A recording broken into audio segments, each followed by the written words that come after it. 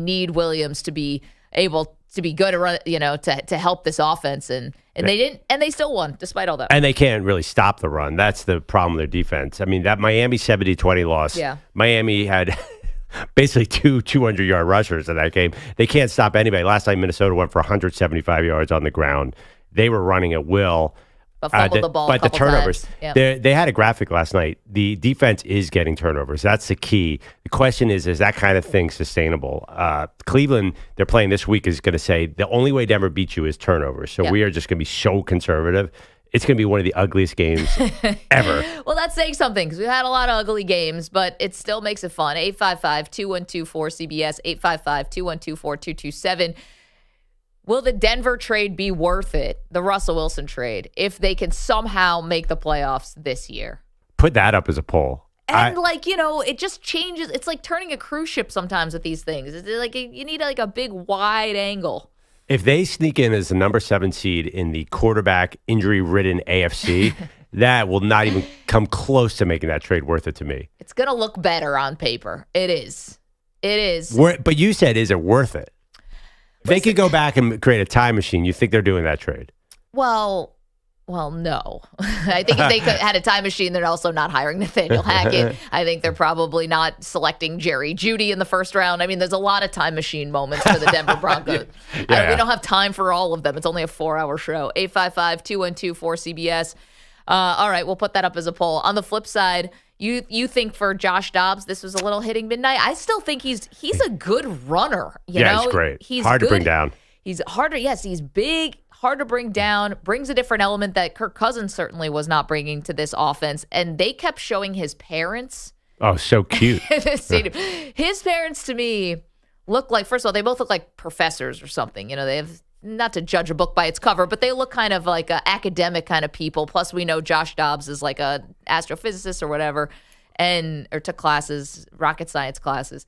His parents look like they are still sending him like job advertisements for things in the rocket science field. Like he's out here starting NFL games and they're still telling him, please, call our friend's buddy's uncle works at the rocket science department at Arizona State. Maybe he can get you an internship.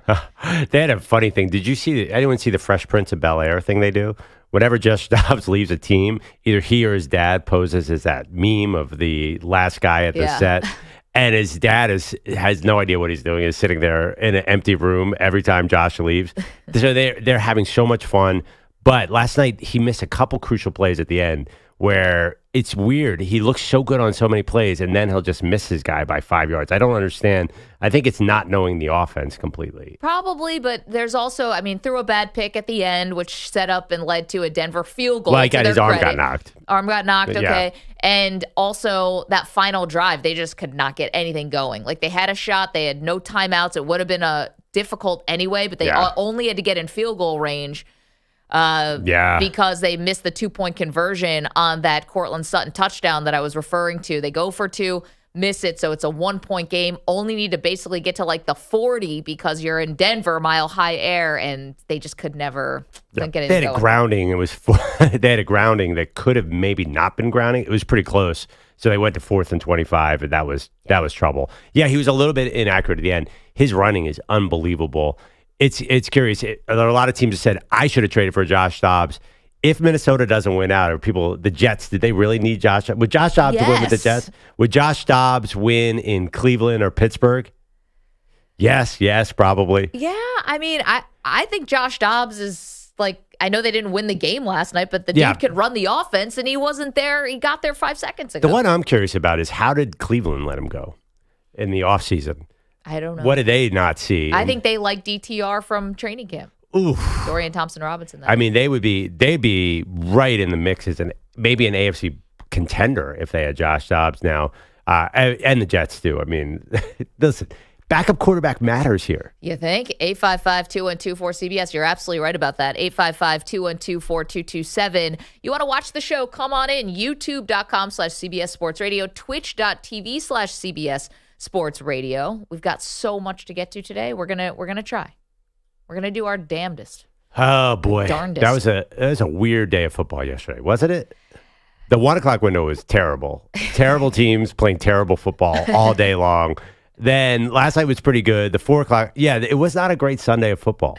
But it was, because every game I felt like was a one-score game with the trailing team having the ball inside of 2.5 minutes. Right, but I feel like good teams played down to crap teams yesterday. Like, why is Oakland hanging around? I'm sorry, Las Vegas hanging around with Miami. What was that game? Well, there were a couple big spreads yesterday, and 2 out of 3 of them ended up becoming really interesting games. You had Miami, Vegas. You also had Tampa Bay and San Francisco. It was a little more snug than people thought. It was really just the Cowboys. No, that one was a blowout. It was just really the Cowboys. It felt like that pillar to post. Wait, you think that there was a moment where the Bucks were in that game? I thought that was a demolition.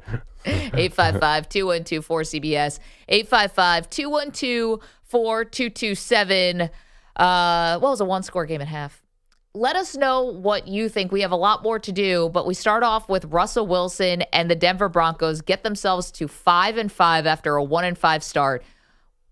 Was the trade worth it? Especially if they make the playoffs. Again, 855-212-4227. Russell, man. Russell's back. Coming up, Pittsburgh Steelers. Najee Harris goes off on the offense in the Steel City. What did he say? Is he right? And are changes finally coming? We'll tell you next. Don't move. Maggie and Perloff, CBS Sports Radio. You're in a 5-minute break.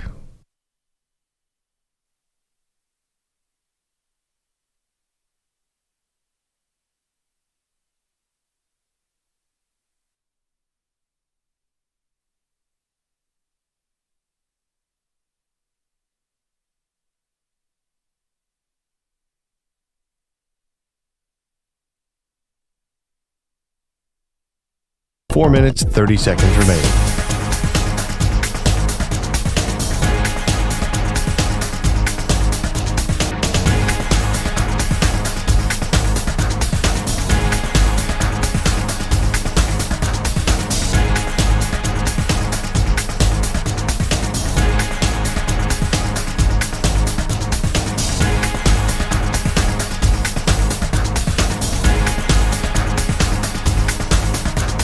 Four minutes remaining.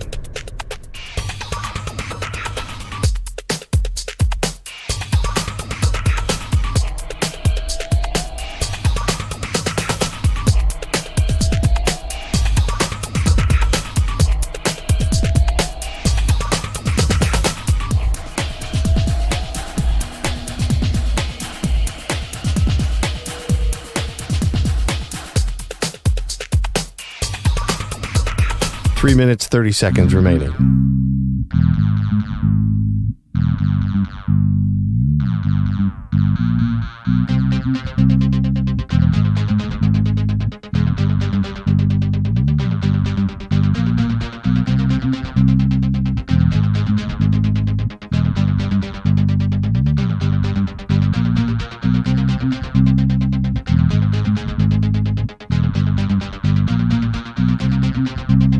Three minutes remaining.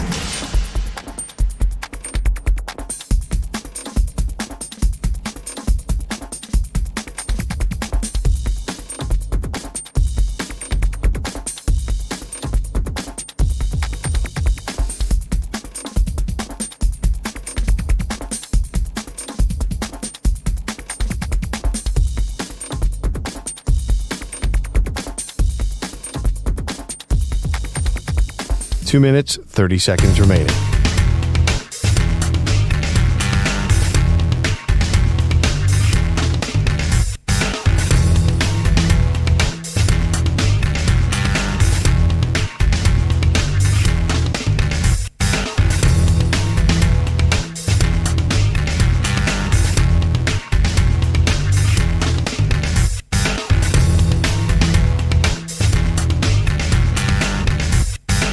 Two minutes remaining.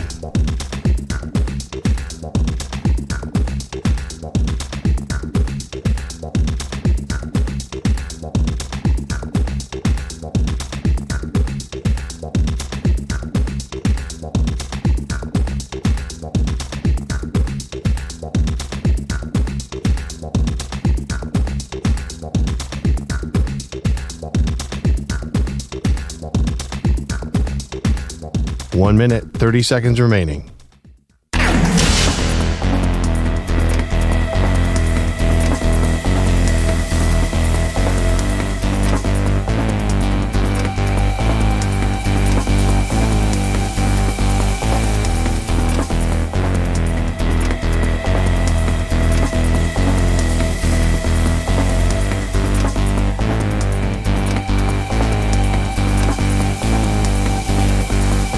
1 minute remaining.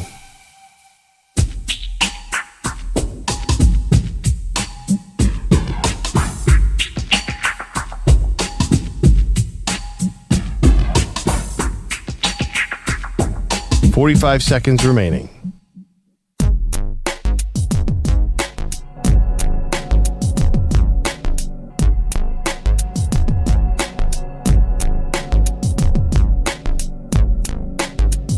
"30 seconds remaining.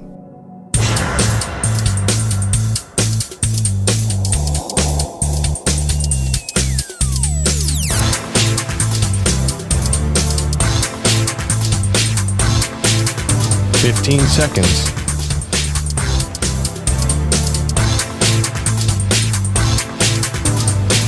Break ends in 5 seconds.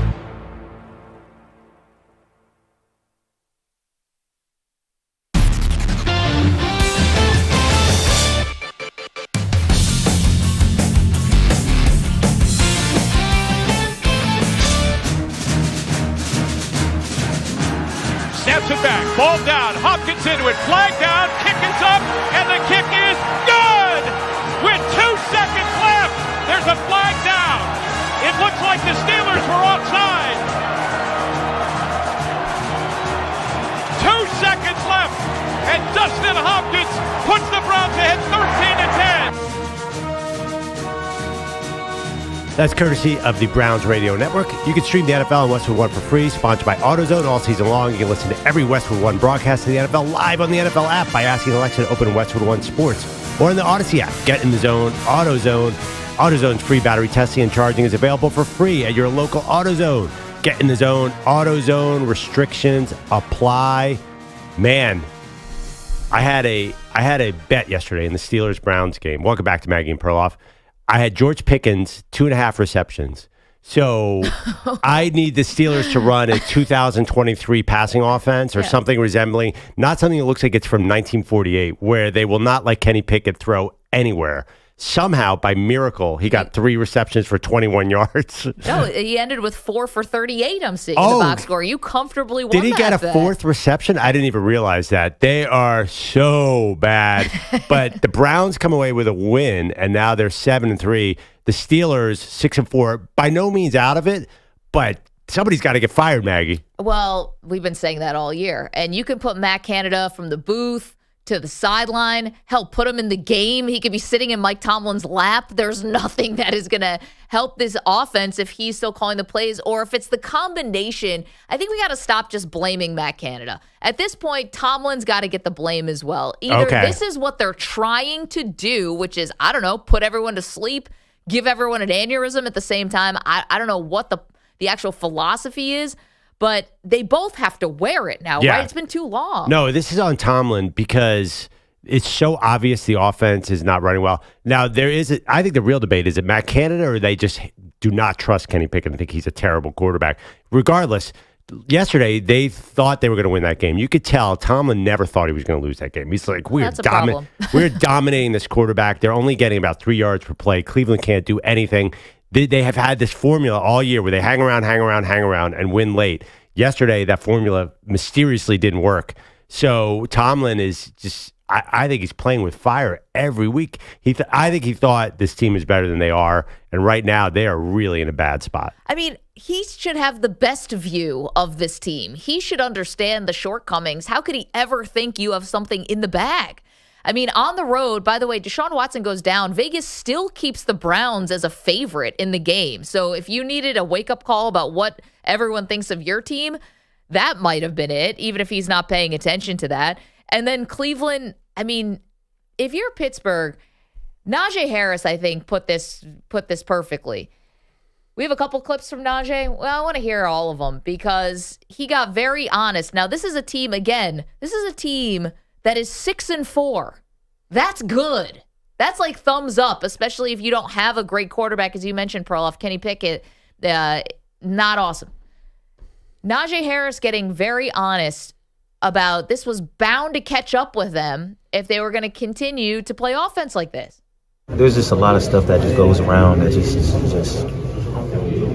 just that you guys don't see. That's a concept. I'm just at a point where it was just like, man, I'm just tired of this. Tired of this. A lot of stuff that we don't see. What else we have from Najee? Do you think everybody has that team first attitude? Do I think everybody has a team first on his team? Yeah. I'd rather not talk about the team, I'd rather just talk about me, my performance. If you want to ask questions about me. Guys, we have to go back to Pittsburgh. Thank you. Yes, if I was the PR person, I probably would have stepped in there too. I would have in the Matrix, just we know jumping it. in front in slow-mo. We know what he's talking about here, right? This has got to be the wide receivers are about to burn the house down. They are not happy with each other. Yeah, Deontay Johnson has got to be, he's a guy who's had 110 catches in his career. He's got to be completely unhappy. We know George Pickens has been wiping people from social media. They are probably furious about this. Do you think he's talking about the players or the coaching staff, or is Najee frustrated with Matt Canada? My sense is that there are a lot of players on the offense who are upset and saying, I'm not getting mine, which seems like a selfish thing, but I understand it because the offense is so slow. Yeah, what do I think they're upset about? Everything. Yes. I think they're upset probably that Pickett has not developed from year 1 to year 2. And maybe they blame Pickett. Maybe they blame the coaching staff. I think the wide receivers are ticked off that they're not getting theirs, like you said, because no one's going to eat on this team, so no one's making the Pro Bowl.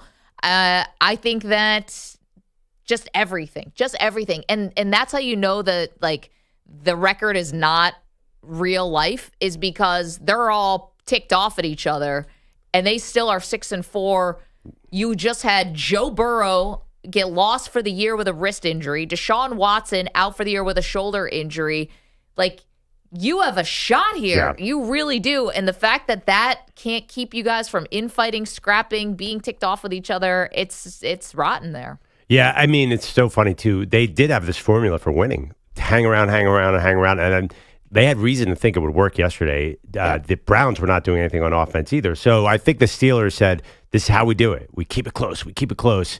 And it just sort of fell apart of them. They're actually underdogs again against Jake Browning and the Bengals next week in Cincinnati, a 1-point dog. Jake Browning. To another backup quarterback. Yes. I mean, that is just bad. Can we hear from Mike Tomlin? Now, you had the play calling on the final 2-minute drive, which ended up becoming, stop me if you heard this, a 3-and-out. Here is Tomlin standing by this play calling. When you're unsuccessful, man, there's a lot of latitude in terms of judgment, play selection, etc. We stand by what we did. Sure. 3 straight incompletions to Deontay Johnson. 3-and-out. Then you give the ball back. Browns go down, kick that field goal, gives it a 13-10, gives them a 13-10 lead, and that was all she wrote. Yeah, I mean, Tomlin's going to keep his streak of non-losing seasons going. I think he still has that streak, right? So where are you as a franchise? They'll probably end up 9-8, maybe 10-7, make the playoffs. This feels really bad in the sense that they got to move on from Pickett. He's not an NFL quarterback. Where are you? When are you getting back to the Super Bowl? Because if I'm a Pittsburgh Steelers fan, that's my expectation. I don't want to be a 10-7 team for 4 years in a row. I want to be a Super Bowl contender, and I'm not seeing that at all. And full disclosure, obviously, I picked the Steelers to win the Super Bowl. Yeah. I feel really about it. In the third quarter, I was tearing my hair out over that pick. I did not like that at all. I mean, listen, they haven't won a playoff game in, 5 years? It's been a long time. I'm talking about Super Bowl. Let's walk before we can run here. I mean, everyone got totally head-faked by some preseason success. And the team here's the thing, they still are having success. They have a winning record, but the roster is very, very good. Except for one glaring position, quarterback. Yeah. I mean, their offensive line is good. Their wide receivers are very talented. They have 2 good running backs, possibly. The defense is amazing. Defense, much like the Browns, is carrying the team. They should be good. If you had just Brock Purdy in there, then I'd be back on the Super Bowl train. Yeah, injured at the linebacker position. At one point, Jalen Warren, who has been an excellent running back for them, and quite frankly, better than the first-round pick, Najee Harris, it looked like benched for a series and only got 9 carries yesterday. Mike Tomlin was asked about it. Here's what he said. They got a really good defense, man. They make a lot of offenses look like that, coupled with their venue. We got to give them some credit. We knew their reputation in week 2. Maybe the rest of the National Football League didn't. But it's kind of been confirmed in the weeks after that, and obviously they're really good today. And here's more. When you're unsuccessful, you can look back and make a lot of those type judgments, man. We don't live like that. We don't live in our fears. We don't second guess, man. We live.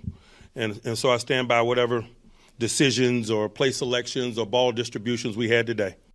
Man, I would love to be friends with Mike Tomlin, like after a big night out when you're like, everyone's out late and then the next day you're kind of rehashing, like, what did we all do last night? Mike Tomlin's like, don't worry about it. No regrets. I get that. Don't live in your fears. Yeah. It was fine when you were up on the table and you were dancing in that bar. Totally cool. That was not embarrassing at all. What's he talking about ball distribution, by the way? Every play I saw, Kenny Pickett threw it about 40 yards away from the nearest closest receiver. There's no ball distribution. You're throwing it either into your lineman's feet or you're throwing it out of bounds. I don't know what Tomlin's talking about here. But that's Mike Tomlin. He never really says anything meaningful post-game. Most coaches don't. He's really good at it. Because even there, you say, oh, he's saying something to me. But what did he really say? No, nothing. Steeler fans, how you feeling? 855-212-4CBS, 855-212-4227. And does Tomlin deserve blame? Everyone loves Mike Tomlin because he has a lot of success and he's been able to be very consistent with the Pittsburgh Steelers. But does he deserve blame for not making a switch away from Canada and for the fact that Kenny Pickett has not developed? 855-212-4CBS. Marco Belletti is with us this morning on Updates. Top of the morning, Marco. Hey, guys, and we're sponsored by Progressive Insurance. Progressive Insurance for motorcycles, boats, and RVs. For protection on the road and on the water, see how much you could save at 1-800-PROGRESSIVE and Progressive.com. Well, it was another big day in the NFL, and of course, capped with the night game. You got the Broncos notching that fourth straight win in comeback fashion. Here's the snap. Wilson back to pass. Wilson under pressure. Steps up. Throws back in the end zone. It is caught. Touchdown Denver. Touchdown Denver. Cortland Sutton. A leaping grab in the back of the end zone. And the Broncos have taken the lead. With 1:03 to go, 21-20 Denver. So that's your game winner and your final score. Broncos, shockingly, are 5-5. They've won 4 straight, and they are right in the mix for a wild card. They're a game back of the Steelers that you guys were just talking about, and that call courtesy of Westwood One. I mean, who the hell saw this coming? I got to be fair. It was looking bleak there for a while. I think it's a credit to Denver and makes this trade look a little more lipstick on a pig. Russell Wilson is 20th in the league in passing yards. Mm-hmm. He's 21st in the league. 19th in the league in yards per attempt between Desmond Ridder and Will Levis. I mean, it is not high octane Sean Payton. It's not Drew Brees offense here. It is really slow. And I think they're in big trouble against Cleveland this week because Russell Wilson, how many little flip plays? He plays like one of those old school 70s quarterbacks who just sort of finds a way to get the ball down the field. It was effective, but the Samaje Perine, they couldn't stop it on the final drive. Effective. They scored 20, how many points? 21 points at home against Minnesota. Is it really effective, though? I guess it's effective enough to win, but it doesn't feel like this is a formula for long-term success. They're here. A game back of the Steelers. It looks innovative compared to what Pittsburgh's doing, no? I mean, that's why the AFC makes no sense right now. You got the Bills outside looking in, same record, and losing the tiebreak to Denver. And you got those two teams fighting for a wild card. It really, a lot of the AFC, where we're talking about little powerhouses, what the hell happened? Well, I mean, never mind the Burrow stuff. I mean, it's wild how some of this is kind of shook out. There's a lot of other games. We're not going to get into all of them. Obviously, Brock Purdy, first perfect passer rating for a 49ers quarterback. Not a surprise here. Since Joe Montana 89. In 1999. Now, I was shocked that Steve Young never... Yeah, 89. That Steve Young never did it because he was like the master of the perfect game. I'm stunned that he never had the... Was it 158.3? Yeah, why do you have to be freaking Einstein to understand about this passer rating? I don't get it. Somebody tweeted me the founder of it had this crazy system back in the 50s or something. I don't even know if this is a true story, but there's a genesis of this passer rating. Because you're right, 158.3 is not a perfect score in my mind. 100 is a perfect score. Why is it the passer rating 0 to 100? Is this the guy that did Moneyball in baseball or no? Is this the same formula? Is this the I'll get the backstory. I think maybe I'm being fed a lie here. This guy's name is Seymour, and he's a statistician. Seymour? Yeah, Seymour. Yeah, I got a call saying Seymour Butts. I feel like you're getting... What are you, Mo? Picking up the phone? Hey. No, my refrigerator's out right away. Okay. But what if are we back on the Brock Purdy MVP train? That's what I want to know. Do we have an official stance as a show? I was never on the Brock Purdy MVP train. neither was I. He looked that was crazy. so good yesterday. He wasn't just sitting back there and handing the ball to Deebo Samuel. He was running around. He looked like, I'm not going to say Mahomes-like yesterday, but he looked C.J. Stroud-like yesterday. He was making plays with his feet. Yeah, I mean, He looked really good. Didn't the Bucks give up 37 to the Texans too a couple of weeks ago? I mean, I know Todd Bowles' defense. Let's not get nuts. Yeah. I mean, it's the Bucks. That's a fair counter right there. I'll shut up. Lions had to rally, able to get the go-ahead score. 29 seconds left, a 12-point deficit, but they get the 31-26 win over the Bears. Dolphins had their issues, but able to hold off the Raiders 20-13. That's the first loss for Antonio Pearson's taking over as head coach. Now, I'm sure you guys saw this. A pipe issue for the stadium left no hot water in Washington after the Giants stunningly, just steamrolled the Commanders 31-19. Now, you got an undrafted rookie in Tommy DeVito. 3 touchdown passes. Yep. He made headlines last week. It's his first start. He's a Jersey kid. He's a Jersey native.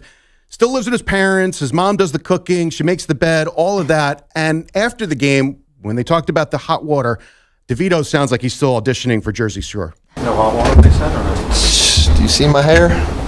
No hot water. This kid is leaning right in, man. Oh, wow. He is That's leaning great. right into the whole, Jersey Italian thing. He's got the chicken cutlet parm sandwich he had all during the week. Yep. He's getting that from all the places. He's not going to have a meal from what? The Turnpike, what? Up exit 12? He's not going to pay for anything. This kid is leaning right in. Man, that hair. I can't imagine, like, Dan Snyder must be somewhere just, like, cackling. Like, haha, you can't blame me this time that but there's it's no not- hot water. It's not like this stadium was built in the 1906. It was built in like 99, right?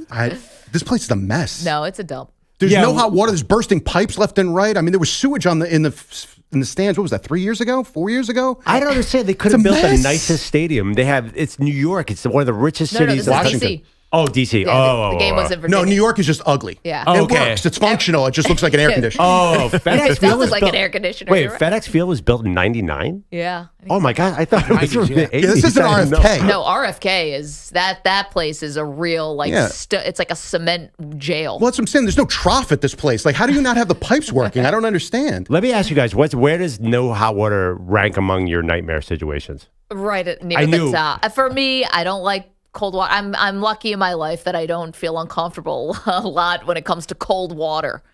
Like I don't want to swim in cold pools or take okay. cold showers. I Yeah. just avoid it if I can. Yeah, me too. Hurricane Sandy. We Yes. didn't have hot water at my place where I was living. I want to say like 2 weeks, roughly in that area. Yeah. Cold showers were probably after like a day or two. It was like I don't even know if I want to do this anymore. I think I'd rather stink. Like I don't even know if I can handle this. That was we had no electricity, no water, 9 days, lived on the 9th floor. Oh Just no! walking up, just in the dark. So Sounds I lovely. hate to get into details, but did you have to carry up water so you could use the? So we had filled up Toilets? the bathtub Oh, okay. because I have family in South Florida who dealt with hurricanes and deal with hurricanes a lot and told us to fill up the bathtub. And then, you really know who your friends are when you have to ask to come over to use their shower. Yeah. Like that's when you really, that's an intimate thing to ask somebody. Can I come over and shower at your place? Yeah. And did you usually get a yes? I hope. Yeah. No, I'm sorry. You can't. No. Take your stinky ass somewhere else. Yeah, I'm sorry. New phone, who dis? All right, a couple other notes for you. Checking a couple games in the NBA. LeBron James, 37, 6 rebounds, 8 assists, along with the go-ahead free throw, 1.2 left. He led the Lakers over the Rockets 105-104. Now, this was after LeBron went to Instagram Friday. I'm sure you saw this. Yeah. 35-point night, and then he said on Instagram, that I'm quoting, "But I just came here to make movies, though. Ain't that what y'all said, right?" Mm-hmm. So they asked LeBron, why now are you retorting this? Sometimes you need to remind folks. Yeah, the graphic said it was my 108th 30-point game with the Lakers, so sometimes you need to remind people. All right, so make it 109 now. It was 109 30-point games with the Lakers alone. Okay, wait, but I'm sorry. Was LeBron getting any criticism from the Laker fans? Like reminding who? I think the national Everyone, media. all of us. Okay, but they made the Western Conference Finals last year. We They get won a it. title. And I everything. want my damn respect, too. What does him have scoring 30 points have to do with whether or not he wanted to make movies? I don't Like know. nobody. Well, thought they he said he chose LA not for basketball right. reasons. That's nothing to do with his skill level. Like, who doesn't think LeBron can score 30 points in a basketball game? Yeah, we've been watching him for 21 years. Right. I find this whole thing annoying because I want to hear LeBron's NFL analysis, and he can't distract us with his NBA takes. Nobody wants LeBron talking about the NBA. Get in there. The Browns are a playoff team. Your Cowboys look good. No. I don't know. Suns. This is interesting. I'm sorry. Uncle Jay's in the chat. YouTube.com/CBS Sports Radio. YouTube, Twitch.tv, /CBS Sports Radio. You mentioned no hot water, the Commanders. So that mean the hot dogs were stewing in cold water? Like the concession stands, all that stuff? No. Because the hot dogs ever here, you have to boil the hot dog water. Yeah, right. Okay. Yeah, I don't think that's right out of the sink. That's an odd thought. There was still electricity. That takes dirty water dog to another level, no? Yeah. Cold hot dog. Blah. With the sewage that comes from Washington. Yeah, that sounds tremendous. Yucky. All right, Suns got 39, 8, and 10 assists from Kevin Durant, able to outlast the Jazz in double overtime, 140-137. One other note for you. First of what figures to be plenty of money thrown around this winter in the bigs, you got the Phillies re-upping with Aaron Nola. It's a 7-year deal. It's reportedly $172 million. 30-year-old remains at Philadelphia, where he's been for 10 years. This was despite last year his ERA ballooning to 4.46. Guys. Lots of money for Aaron Nola. Good for him. Yeah, I had to do the math, and 7 goes into 172. How many times? What are we talking about here, Marco? Exactly. What is that? 20 and then 32. 28. What are we doing? 28? Yeah. My man, I didn't know math was necessary. This is more hazing. I was actually really annoyed by that contract because I had to do math on it. It's not good. Just tell me how many per year with a guy like that. See, then you throw me under the bus with the math. I didn't know math was needed for this. We're getting into Never mind at this time in the morning for me. Yeah. I'm a night guy, remember? It's math season in baseball. That's not going to be good for our show. No. 855-212-4CBS. Love everyone rooting for Tommy DeVito now. We'll get into why that might have been the worst win that the Giants could have had. Maybe in their history. It stinks that the trade deadline already passed because I think the Steelers would trade for Tommy DeVito in a heartbeat right now. Anybody. I mean... He's actually one of the better backups out there. Is that unbelievable? That's am not I crazy? true. Am I crazy? The only team the Giants can beat is the Washington Commanders. Why am I all in on Tommy DeVito? Am I just totally crazy, right? You know I love a good backup quarterback. Commanders, that's why. Yes.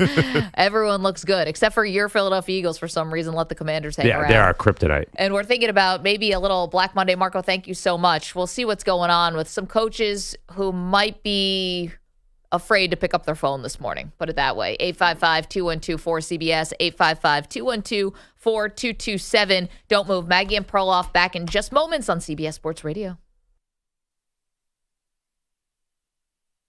You're in a 5-minute break.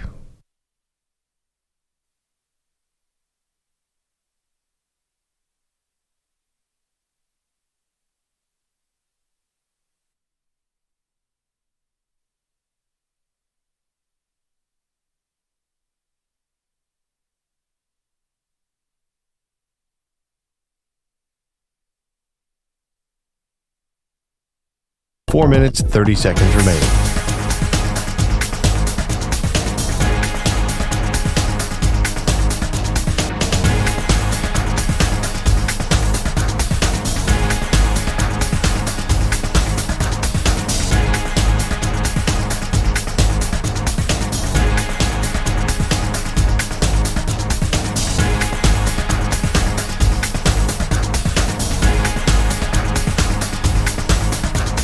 Four minutes remaining.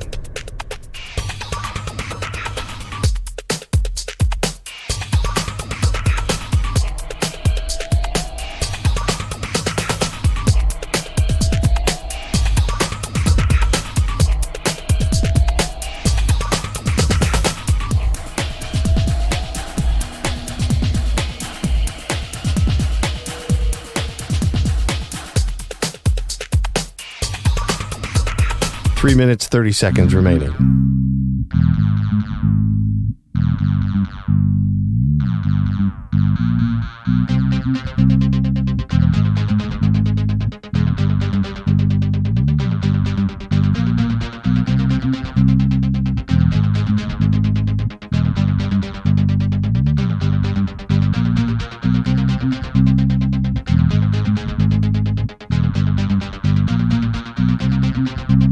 Three minutes remaining.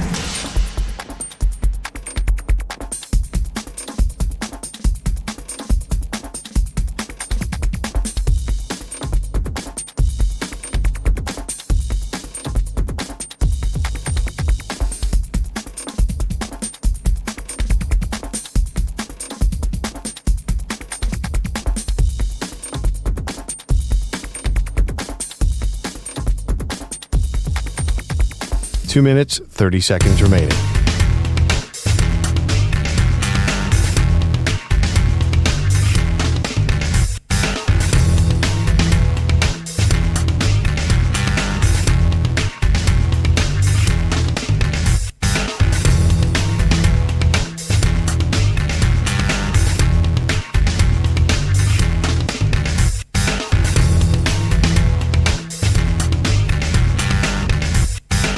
Two minutes remaining.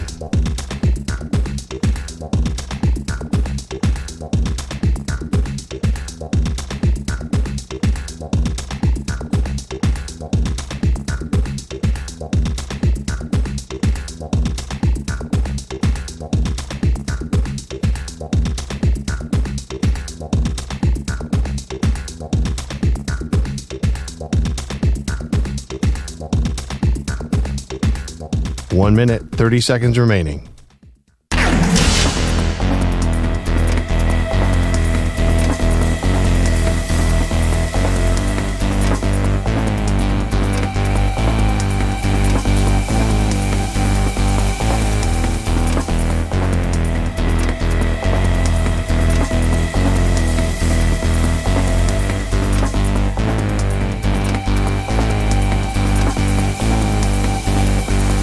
One minute remaining.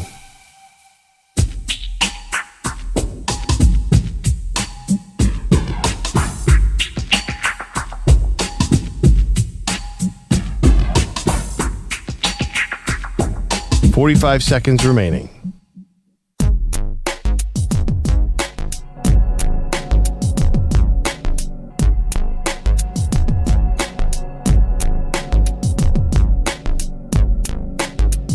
$30 seconds remaining.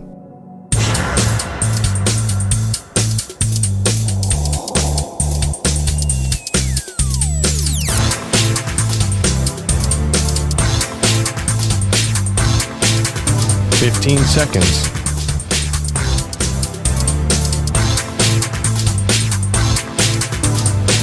Break ends in 5 seconds.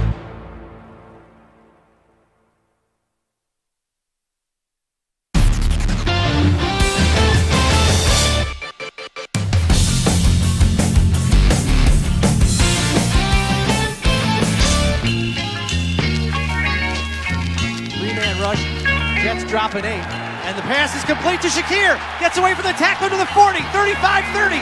Doubles back to the 20. Still loose. He's going all the way for the touchdown. 81 yards to pay dirt. Khalil Shakir. Wow. That was a fun one. Bills win yesterday over the Jets. Welcome back, Maggie Gray, Andrew Perloff. It is Maggie and Perloff, but I was happy, Perloff, my Bills, after firing their offensive coordinator. The offense definitely looked different, that's for sure. There's a lot of short stuff, some underneath stuff. Even that big play to Shakir was really just a intermediate pass from Allen to Shakir. He just took it off to the races over Sauce Gardner, by the way. But really, the story ends up becoming the Jets. I mean, they benched Zach Wilson in the game yesterday. There was like a hallelujah aspect, but that doesn't mean everything is fixed. Let's hit it. What the is Aaron Rodgers up to today? Well, not at this game. Not at this game. Not surprisingly, decided to stay in California, then go to Buffalo in November. I mean, it's beautiful this time of year. Business decisions. It's a balmy 25 degrees at night. No, I'm just kidding. I have a theory. Okay. Because Zach Wilson could have been benched almost at any point during this season, maybe outside of the Kansas City game that they still ended up losing. I think they benched Zach Wilson yesterday because Rodgers wasn't there. And I think if Rodgers was there and if he was on the headset, I don't think they're benching him. And I think it just goes to show how much power Rodgers has in this organization, and too much. Because Nathaniel Hackett as the offense coordinator is terrible, but you can't do anything with him because he's Rodgers' guy. Nope. Alan Lazard is bad. You can't do anything because he's Rodgers' guy. I mean, Rodgers is just his imprint, whether it's explicit or implicit, his power over this organization is just, it's too much. Yeah, but, okay, he got injured at week 1. They were not going anywhere after Aaron Rodgers got hurt. So now you're just rearranging furniture on the Titanic. Now, I think they're 4-6. And this talk about Rodgers coming back, they could lose out the entire schedule, right? I mean, who are they going to beat? They scored. They beat the Giants in a crazy game, 13-10, that they should have lost.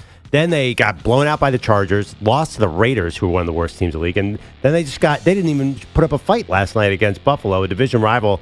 I don't see what team out there can they beat with that offense and that quarterback situation. Well, they're going to play the Falcons. They do have Washington later in the season at New England, but they haven't beat New England in 15 tries, so I don't know how they'd beat them now.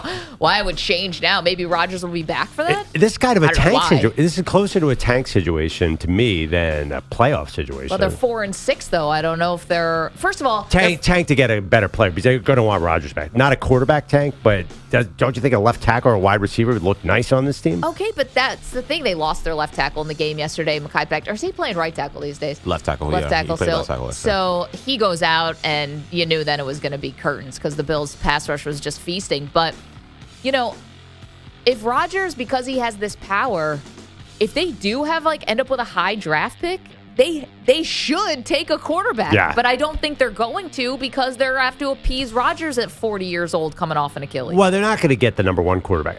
I understand what you're saying. They probably, from a team building aspect, but you might as well give one more shot at Aaron Rodgers. You got to at least take a shot.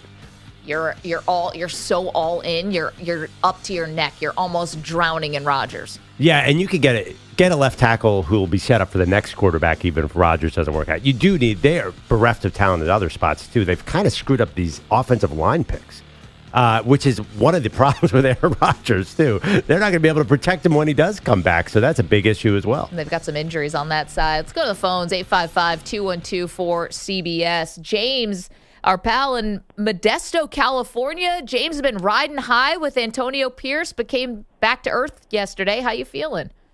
Good morning. I'm feeling great, man, even after a loss like that, But I got to say, Perloff, you're killing me, man. I mean, they're one of the worst teams in football. Come on, man. We played the Miami Dolphins pretty tough.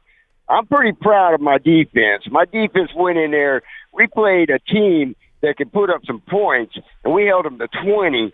And our defense put us in the spot twice last night to win that game. Our coach, Bo, made mistakes at the end. I don't know what he was thinking running that ball after we got that turnoff. Three times in a row he tried to run that ball. The run was not working at all. And then in the last drive, he goes deep.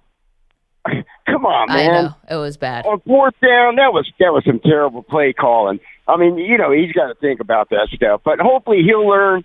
And I'm going to tell you one thing right now. Eagles are beating the Chiefs tonight. I'll be there next week, and we are going to take out the Chiefs.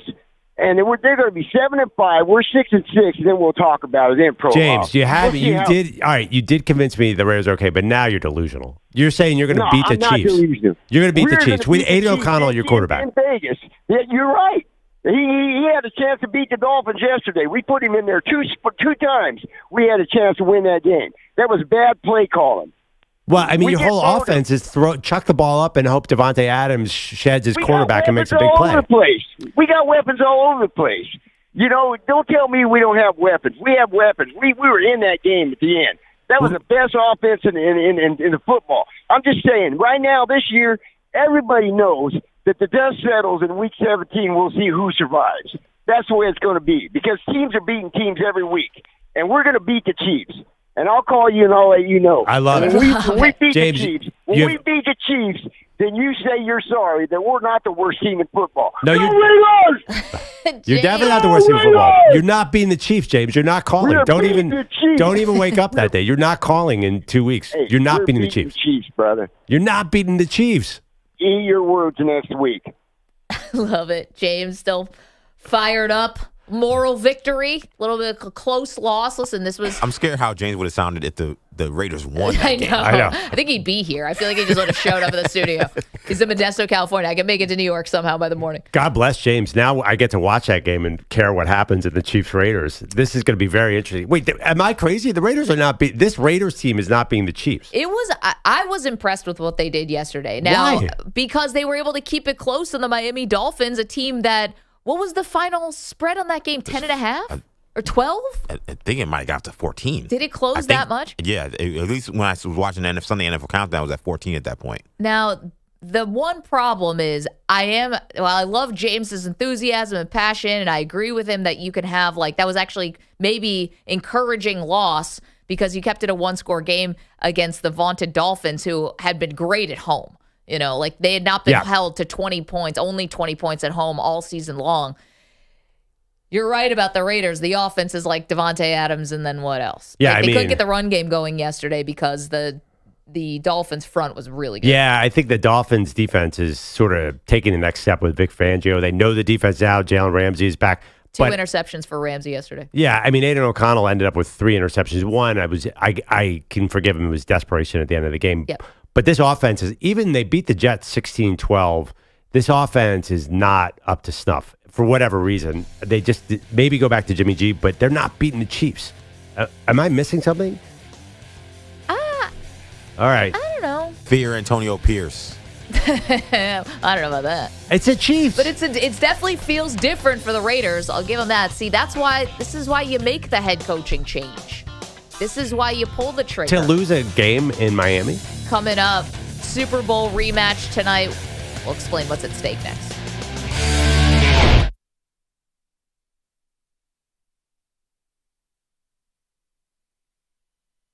You're in a 5-minute break.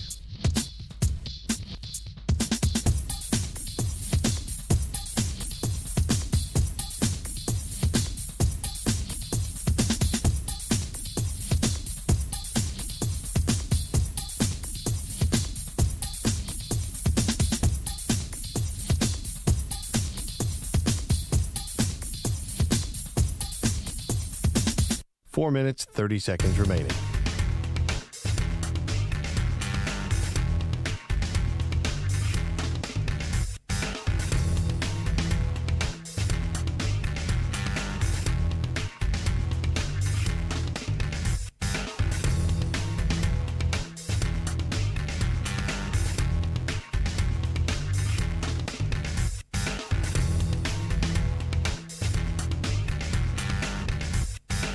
Four minutes remaining.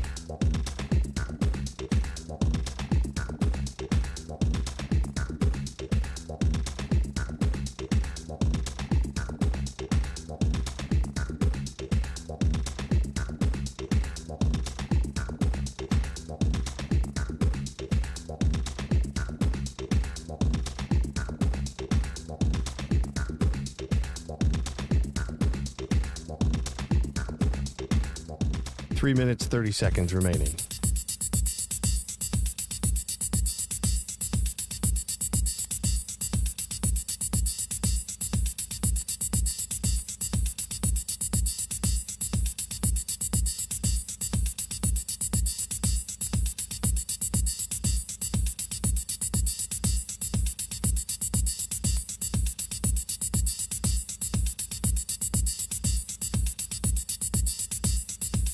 Three minutes remaining.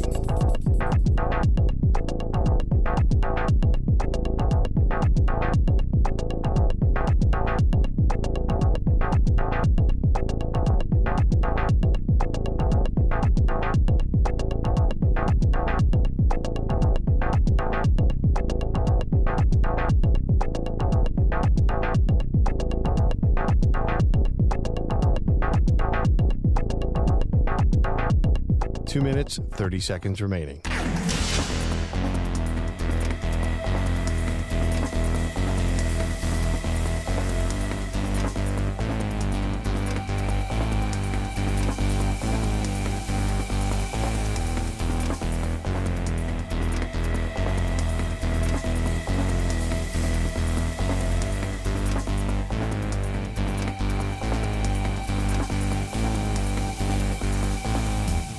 Two minutes remaining.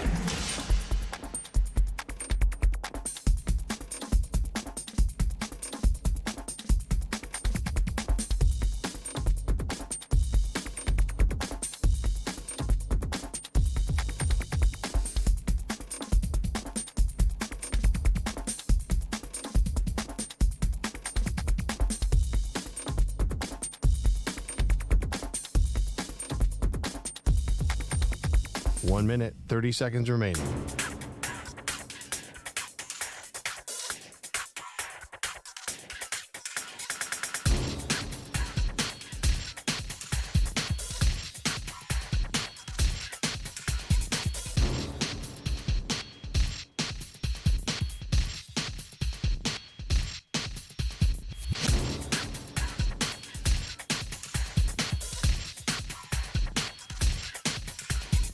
One minute remaining.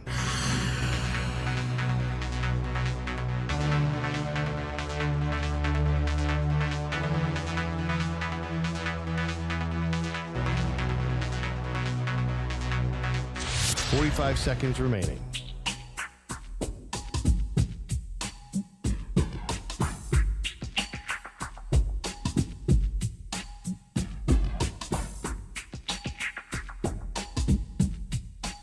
Seconds remaining.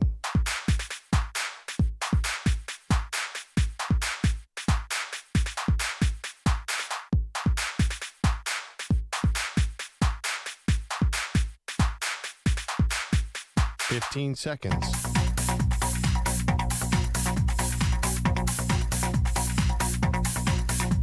Break ends in 5 seconds.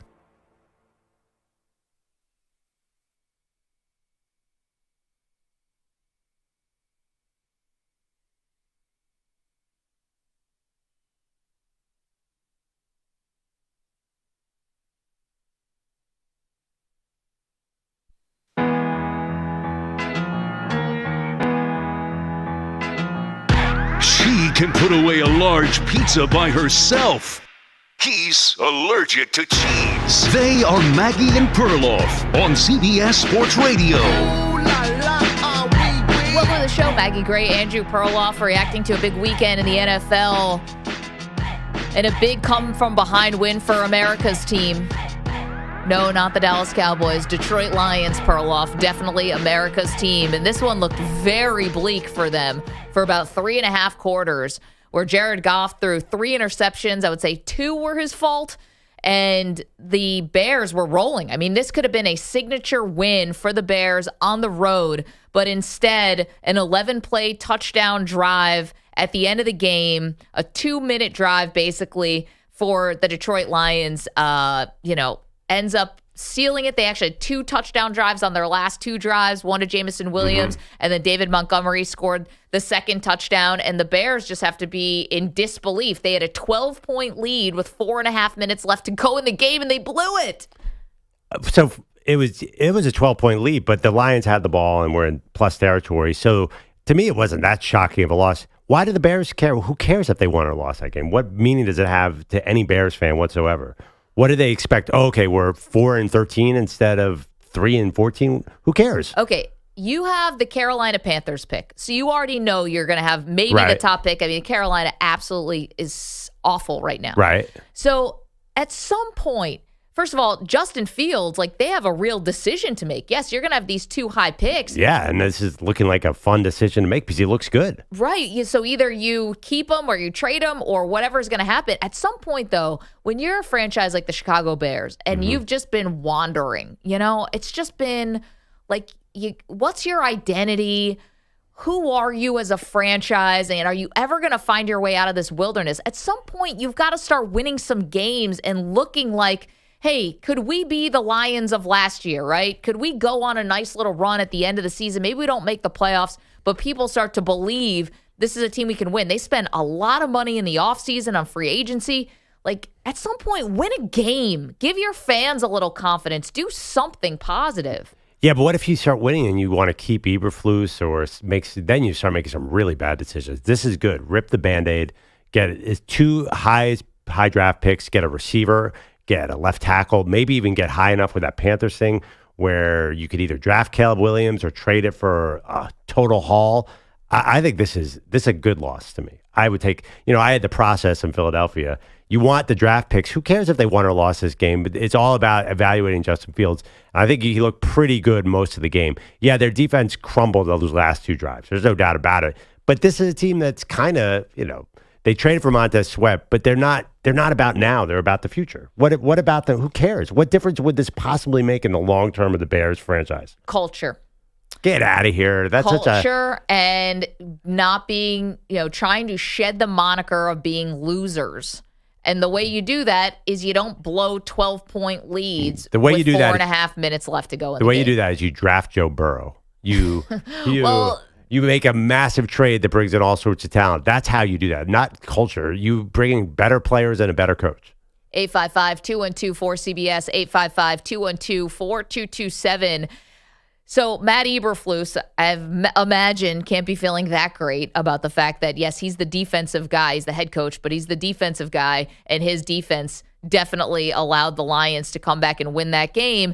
And he's got to be feeling a certain type of way. We could be looking at a little bit of a mini Black Monday today because a couple coaches should be very concerned if their phone starts ringing around, 9:30 a.m. Eastern time. Eberflus would be one. I think that was the game of the year for Eberflus. He almost won in Detroit. Detroit's one of the leaders in the entire conference. I give Eberflus a mini raise off that game. Jesus.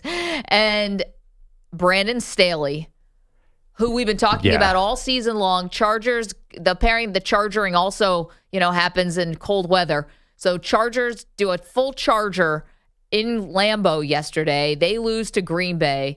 And Ron Rivera, who we've also been talking about for quite some time because the Commanders feel like perennial underachievers, and they now have handed the Giants, two of the Giants' only three wins, this entire season, and they had 6 turnovers. I mean, they were terrible yesterday. Yeah, I mean, it's a short week for them. It'd be kind of weird to fire your coach right now. Right before Thanksgiving? You might have to wait till after Thanksgiving. I don't think there's any point in firing Ron Rivera in the season. What are you achieving here? You're not going to the playoffs anyway. So even if you get a bump from the interim coach, it doesn't do anything for you. Ron Rivera is a lifer in the NFL. I think Ron Rivera gets a lot of credit for being sort of the balance. With Daniel Snyder ruining the franchise, Ron Rivera was always a class act in front of the mic. So for that alone, I let him ride out the season. Well, I don't know. He was always classy, but it didn't mean he didn't have gaffes in front of the mic. Yeah, even going back to earlier this season, sorry, EJ, but earlier in the year when, he was talking about how players were kind of openly revolting against Eric Bieniemy. That's not a great way to start out the season. Definitely put his foot in his mouth last year. Didn't know that the Washington Commanders were still technically alive for the playoffs at the end of the year, which was just a little bit embarrassing. It hasn't been perfect here for Rivera. I'll agree with you. He is definitely a respected person in this league, no doubt about it. But does that mean he's immune from job performance not mattering? Well, he's definitely getting fired at the end of the year, and that's all that matters. What's the point of firing him now? What are you gaining? So Eric Bieniemy could get some head coaching experience down the stretch here. That's why I would. So if you are an advocate for Eric Bieniemy, this is what you want. You want him to take over this team to be an interim coach. If I'm Eric Bieniemy, I would say, no thanks. I'll stay offensive coordinator and someone can hire me next year. You're not putting Eric Bieniemy in a spot to succeed here. This team stinks. They got rid of their 2 best pass rushers at the trade deadline, and Sam Howell is not playing well. He played well early in the year. This is a tough spot for Eric. What if Eric Bieniemy goes 0-5 because you traded your best 2 defensive players? Well, but the thing is, the thing is about trading those 2 guys, Sweat and Chase. You weren't going to pay Chase Young. You weren't going to pay Chase Young, so I understand trading him. You got a 3rd-round pick for him? Right, but you're giving up on this season for sure. See, I didn't see it that way because they have these other great pass rushers. They had just drafted 1 first-round pass rusher after the next, so you still had Daron Payne, you still have Jonathan Allen, you still had these other Those great... are inside guys, though. Okay, but you still have a really good line. I never saw that as, we're surrendering the season now. Really? You didn't see trading Montez Sweat and Chase Young as a white flag on the season? I thought it was smart to trade Young. Sweat, you ended up getting a 2nd-round pick for. You had to. It was a great trade, but it was basically saying, you know what, we're good. Listen. Sam Howell is not going to take you anywhere anyway. Sam Howell's not going to take you anywhere. That was, they're going to have a decision to make at the end of the year. I was also seeing Sam Howell as the next Patrick Mahomes not that long ago. I'm old enough to remember when that happened 2 weeks ago. So, I just think that they lose these games. And unfortunately for Ron Rivera, again, everyone likes him personally. He's a cancer survivor. Everything. But that doesn't mean he's immune from a job that's bad. Well, he's definitely getting fired. I'm not arguing with you about that. He's not going to be immune in any sense. I would just let him take the take the bullets the rest of the season. This is going to be a tough game at Dallas on Thanksgiving. Yep. Dallas is playing really well. Then the way Washington was playing yesterday, I don't see a lot of wins here. So if Bieniemy takes over, this could be the worst thing for him because he's done a really good job this year. I think he could get a head coaching job. Just let Rivera run it out, and then Bieniemy gets out of there next year. Or hire Bieniemy next year, but don't let him coach this team right now. Here is Ron Rivera saying he's not going to make excuses for his record as Commanders coach. How do you defend where this team is at right now? Again, if I answer a question like that, I'm making an excuse. Okay? It'll get out there. I don't need to deal with it. We're just going to continue to do the best we can. We're going to work our asses off. We're going to show up tomorrow. We'll show up Tuesday, Wednesday, and we'll show up Thursday, and we're going to play hard. We'll see what happens. With your experience in the NFL as a player and a coach, where this team and franchise is at right now, do you think there needs to be some sort of change, whether that's personnel or on the coaching staff? I'm not going to discuss those kinds of things right now. What we're going to do is we're going to evaluate everything we do, and we'll continue to do that. I mean, I don't know. I just feel like at a certain point, I know Rivera is a very respected head coach, and he did a really good job in Carolina. But I think if you're the Commander fan this morning, does Rivera being a respected man and a good Carolina Panthers coach do anything for you? I don't think it does. Like, I don't see how that's a reason why you would not fire him. I mean, you got to think about what the Commander fan has been through. You've been through the whole mess with Daniel Snyder. You've been through essentially a coach who's I think he's definitely a below 500 head coach with them. I think when it comes to whether or not you fire him, if you give Bieniemy that runway to kind of change the culture midseason, maybe start to kind of show what he can be as a head coach, I think there's an upside to that. I think to say Look that at they may Antonio lose, Pierce with the Raiders. Yeah, it's changed things. Yeah, it's like to say they may lose the games. I mean, they may lose. They may also win. we won't know until you actually try. Look at these defenses, though. I was looking at Washington's schedule. At Dallas, I mean, Micah Parsons going to feed in that one. Miami is now all of a sudden very good at defense. At Los Angeles, fine. Then he's got at the Jets, the Niners, and the Cowboys. So that's basically 6 out of the last 8 games are against top 5 defenses. This is not a great spot for Bieniemy. I honestly think this is not a showcase for him. In my mind, I think this could go bad because it always does with interim coaches. The interim coach getting a full-time job is such a rare exception. But getting in that position, though, you can't knock what that can do for somebody. I mean, Dan Campbell's experience being an interim coach in Miami, there are plenty of the guys that maybe it won't help him for this job, but him getting this experience, him being able to say, hey, I led a team, and again, maybe they get it. You know how the NFL schedule goes. You end up getting a surprise win somewhere here. They're going to upset some teams, they're going to surprise everybody, and then it's going to shake up the whole playoff race. He does that. He can take that into his next interviews and his next job offer and say, hey, I did have experience head coaching, and, I can actually look at something I did. That's a good point, but I do think it's going to be hard to transition this right into the Commander's job because I think the team stinks. I think Sam Howell has taken a big step back. Honestly, I think Bieniemy deserves all the credit for making him look like Patrick Mahomes in the first place. Ron Rivera, 4 years in Washington, 26-34-1 is the head coaching record, and 0-1 in one playoff game. But that was with Daniel Snyder. Honestly, no coach was going to fix that team. I'm not judging Rivera's legacy based on that. 855-212-4CBS, 855-212-4227. So we'll see if any coaches are going to pay the price. Is it in bad taste to fire someone right before Thanksgiving? Well, also, you only have 3 days to let the interim coach figure all that out. That seems very No, but like for Brandon Staley or for Eberflus. Well, Staley doesn't play on Thursday. Does Eberflus play on Thursday? We got to check the schedule. Monday. Yeah. They play the Vikings. Yeah. So I think it's a different situation with 3 days because the interim coach would have to organize his whole staff immediately. I think that'd be hard. But to Pete's point, it's like you'd get some extra days because the Bears play Monday night. You get one extra day. Right. So Eberflus and Staley are in trouble. Staley, they play Sunday night against the Ravens. Yeah. I think Eberflus gets a raise after last week. Did anyone expect them to be in Detroit in that game? That was a great game for the Bears. The Bears should be fired up after that game. No, but when you have it right there on your hand, like on a platter, that could be a signature win. Gosh, you're talking about getting the second receiver in the draft compared to the 5th receiver in the draft. That is a signature loss. I love it. Way to go, Bears. Do you agree with Perloff?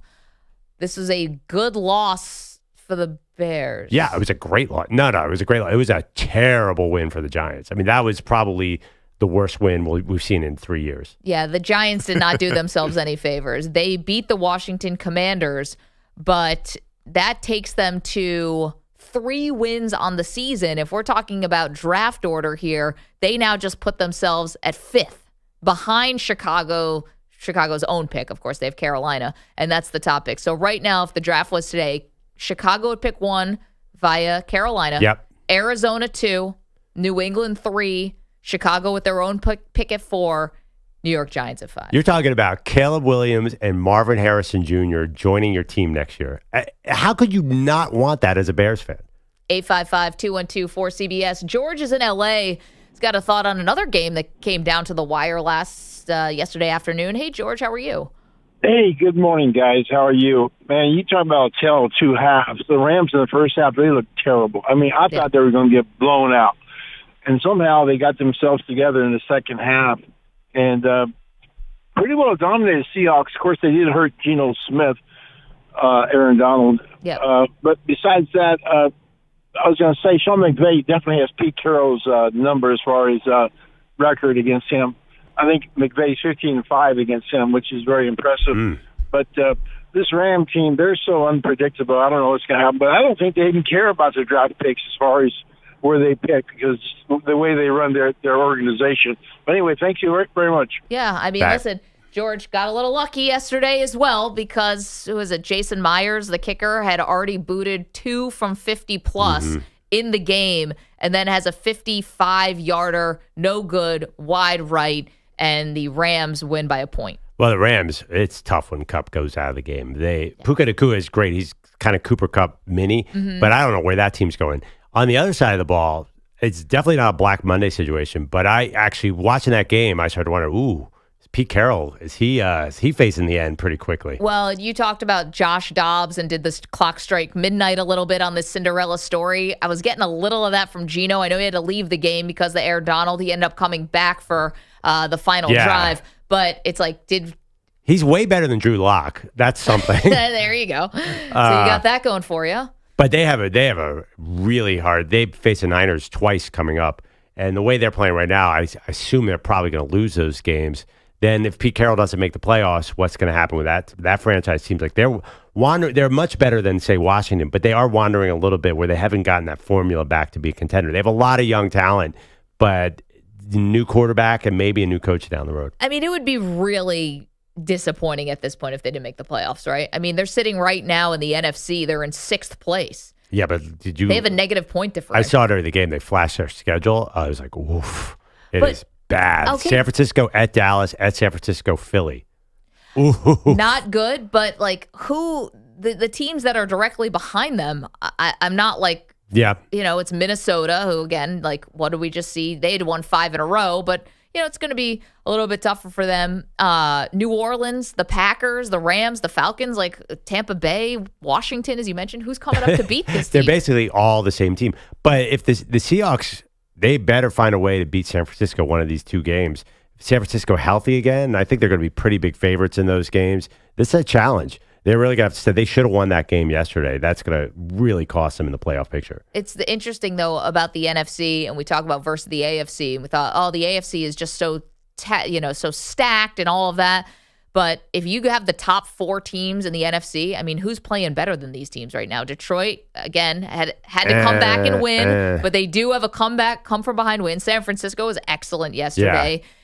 Dallas is on maybe the best heater of any team in the NFL, and your Philadelphia Eagles, we'll see tonight, have the best record in the NFL.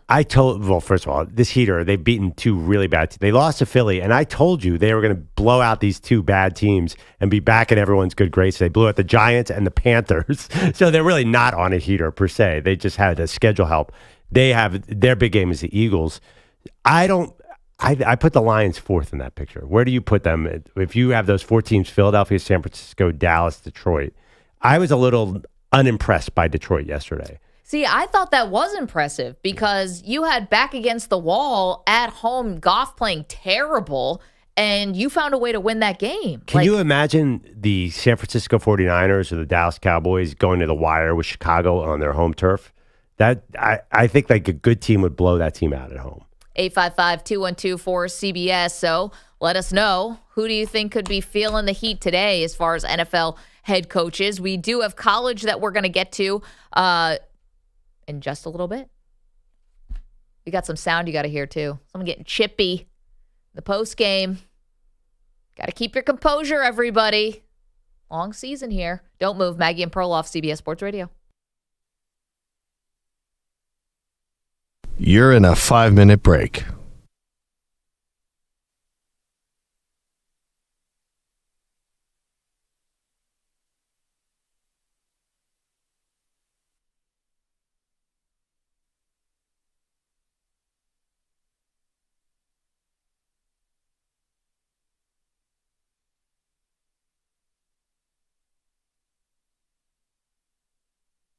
Four minutes, 30 seconds remaining.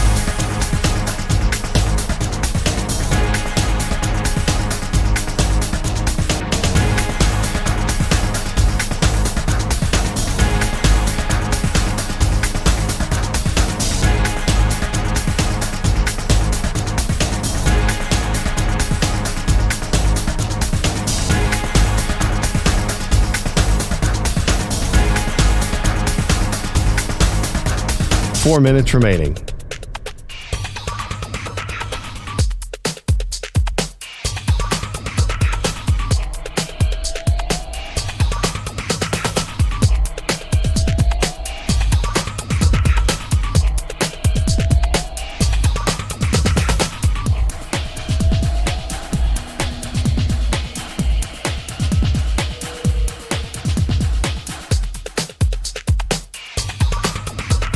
Three minutes, 30 seconds remaining.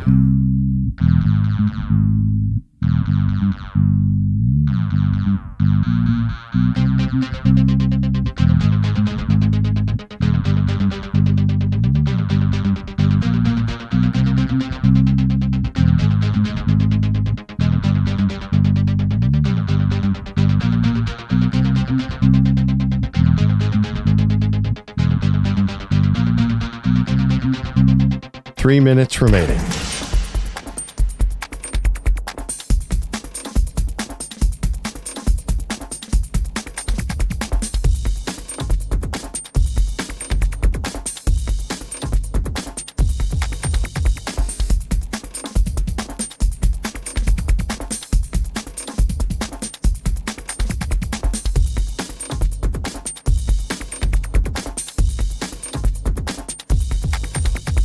Two minutes, 30 seconds remaining.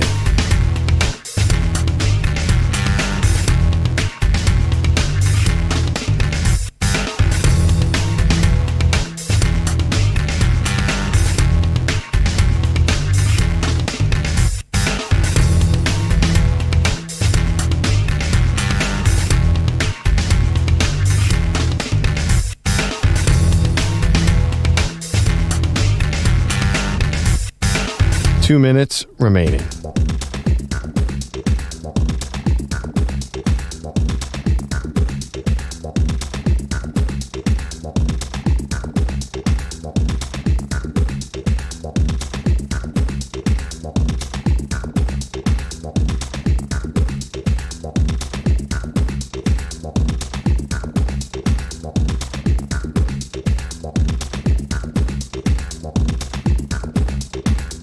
One minute, 30 seconds remaining.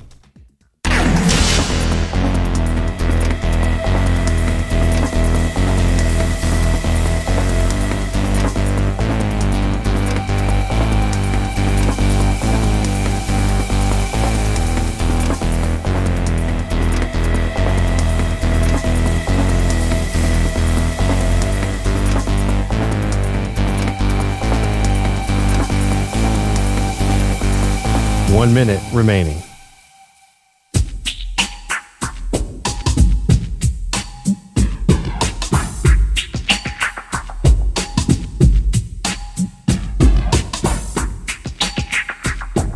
.45 seconds remaining.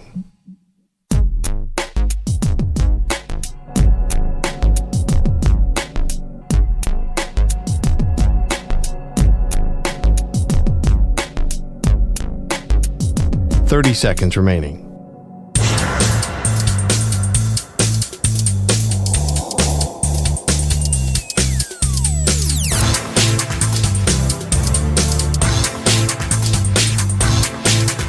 .15 seconds.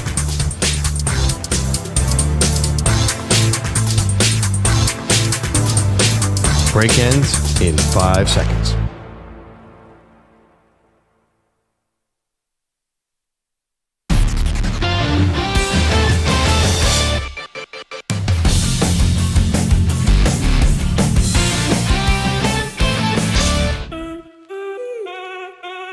Second down snap to Love. Lofts it. Got left him. side of the end zone. Touchdown!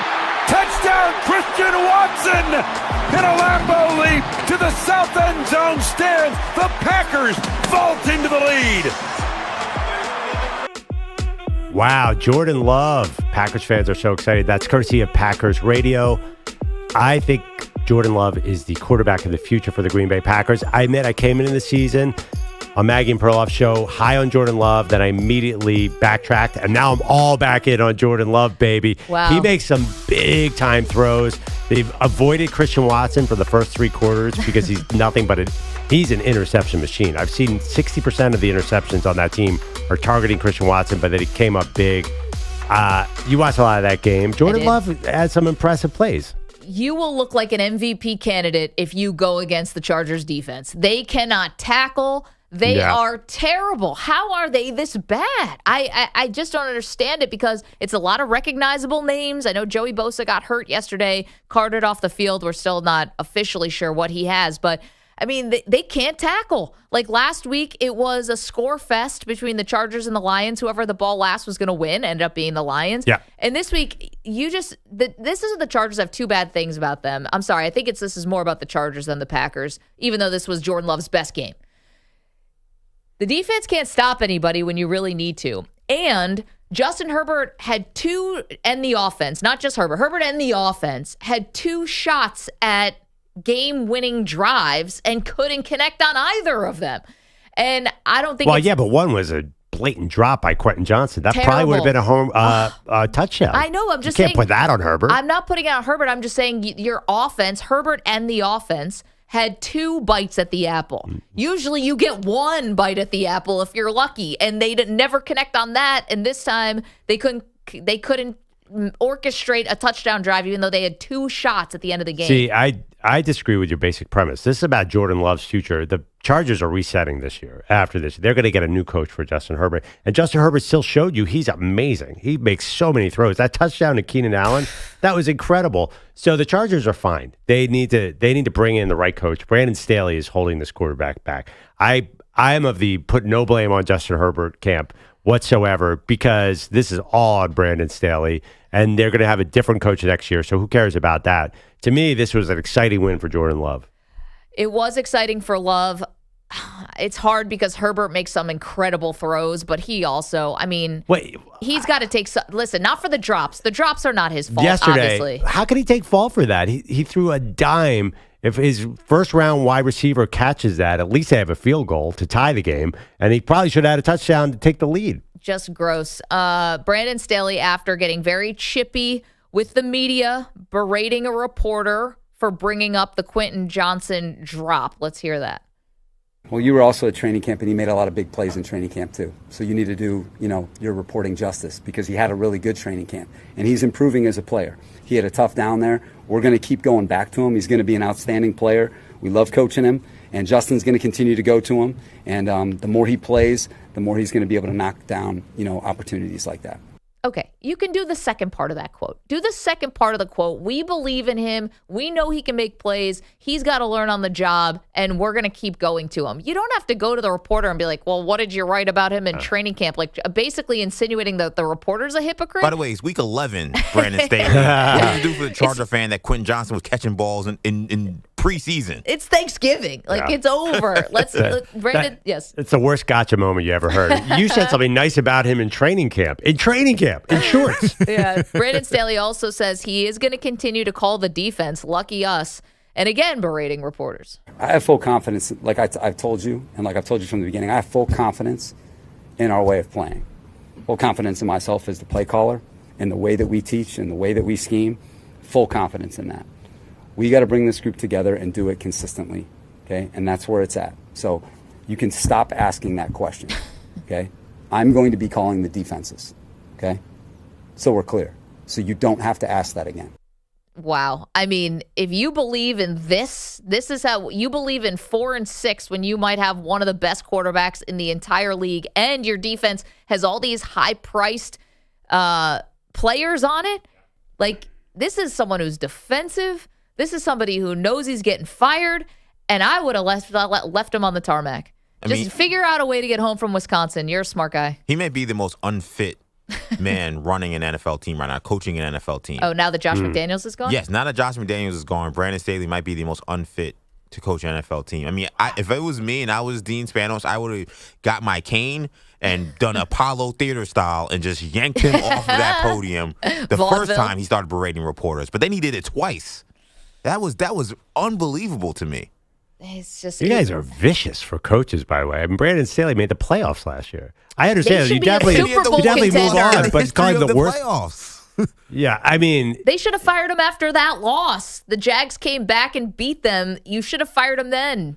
Okay, but he's not Nathaniel Hackett last year bad. That's the bar? No, you've got Justin Herbert. Well, You've got everyone on defense. Did you just call him the worst coach in the league or something? He said most unfit.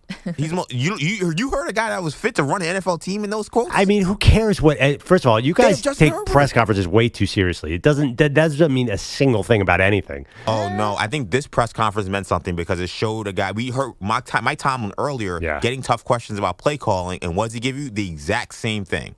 This guy gets the exact same questions about play calling. It's you could stop asking that question. It's were you there in training camp? He's banging the table. He doesn't have the aptitude. He doesn't have the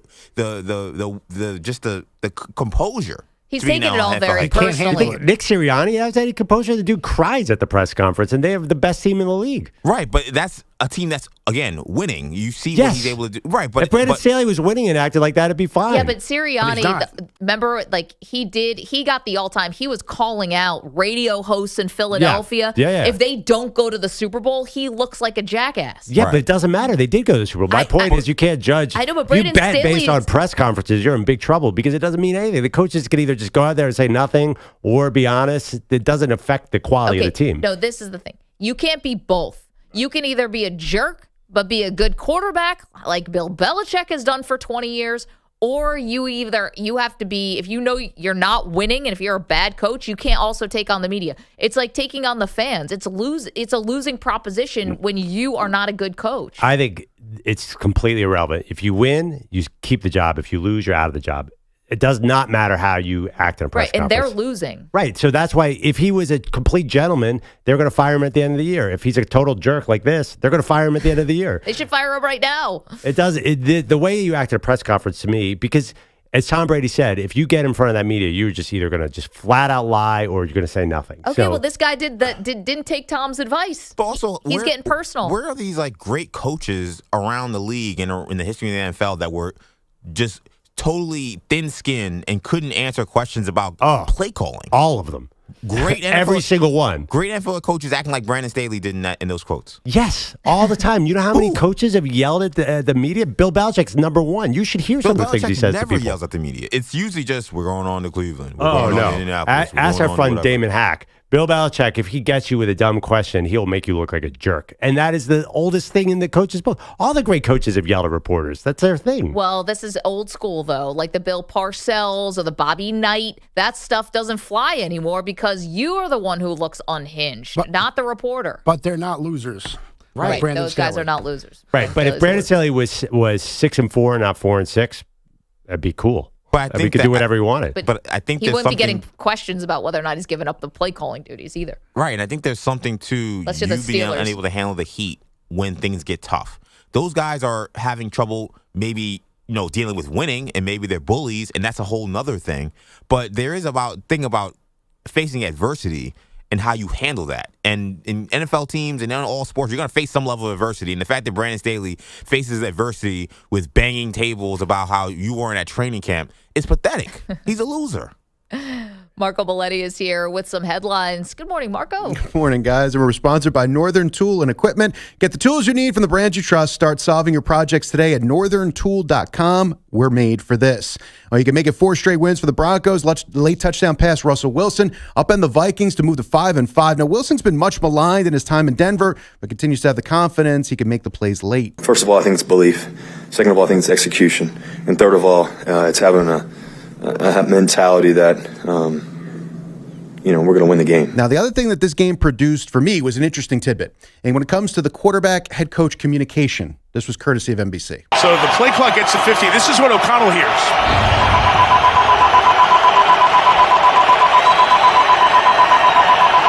That is, if he's still on the button, that's to tell you can't talk to them anymore. And Kevin O'Connell said he was hearing it in his sleep after that first Atlanta game. It was so annoying. So you could put the play call into the quarterback right into his headset. At 15, you no longer have communication. So I always thought that they just cut it. Yeah. They don't. They make it annoying as hell and put that beep to make you nuts. And Kevin O'Connell apparently hears this in his sleep, which I can understand. Wait, how long does the beep, beep, beep, beep, beep go on? 15 seconds. Well, as long as it stops at 15 seconds. That's where so you start hearing it. If you keep pressing the button, you will hear that until the play just is let run. go of the button. Yeah, but let go of the button. Yeah, but coaches are. Why would you sit there holding on to the button to I hear think beep, beep, beep? Hoping that the quarterback comes back on? No, I mean, I'm sure that there's part of that. I think it's also that if you ever talk to, they're little nuts in OCD. They're afraid that they're going to forget to hit the button for the next play call. So they just kind of hold it for the next call. I mean, it's only 15 seconds. A lot of guys do. Yeah, they just hold on to it. Because, I mean, it's something almost like you see the official call the play, personal foul, whatever. If they don't hit the button, we hear nothing. So they're just afraid that if you don't touch that button, the quarterback hears nothing. So he just has beep, beep, beep, beep, beep in his ear the whole time? I mean, I'm sure he lets go of it here and there, but I think they hold on to it because they're afraid if they're called the next play. I mean, you know how fast everything is. Yeah. They don't want to miss it. But how could you? Plus, you have multiple people on the headset, right? You're hearing from the offensive. I know Kevin O'Connell's calling plays, but you're still hearing input from the offensive defensive coordinator. There's lots of guys on the headset. That I don't know. I know after 15, you can't talk to the quarterback. I'm assuming everybody else can still talk to you, so maybe that's part of it too. So you hear. So you have all these people talking to you. I have no idea. Beep, beep, beep, beep. I don't know. I mean, it's hard enough to do some of this. If Bilotti's in my ear while we're doing this, it messes me all kinds up. Never mind beeping. Who's talking from the side? And then I got Bilotti in my ear. Like it's a mess. Beep, beep, it's beep, a mess. beep, beep. Thank you. And the irony they is got better, concentration than I do. I would apparently. The irony is their best play is when Josh Dobbs runs around and makes something happen. Kevin O'Connell's admitted that. He's like, our best plays are scrambles by our new quarterback. I mean, he's lucky he's not in a mental institution right now. I'd need a straitjacket after that. That would be so frustrating. Well, inside radio for you guys, I don't know about you, but the 5-minute break before we had music and this is what we hear when we're in our break. Yeah. That thing in the beginning, before we had the music, I was hearing that in my sleep because it felt like a countdown to, death.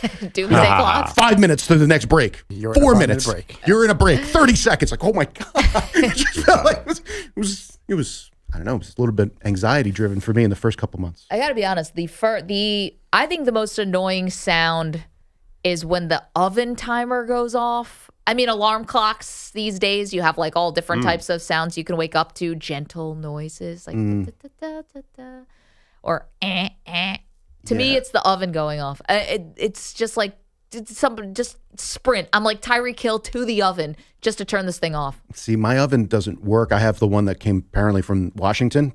Oh yeah. So you can't use, but it sometimes goes off, and then I have to move the entire oven out to unplug it. So that beeping gets louder and louder until I'm able to pull the entire oven out. Now, the problem is it'll go off while the oven's on. Oh, gosh. I can't do that while it's on because it's too hot.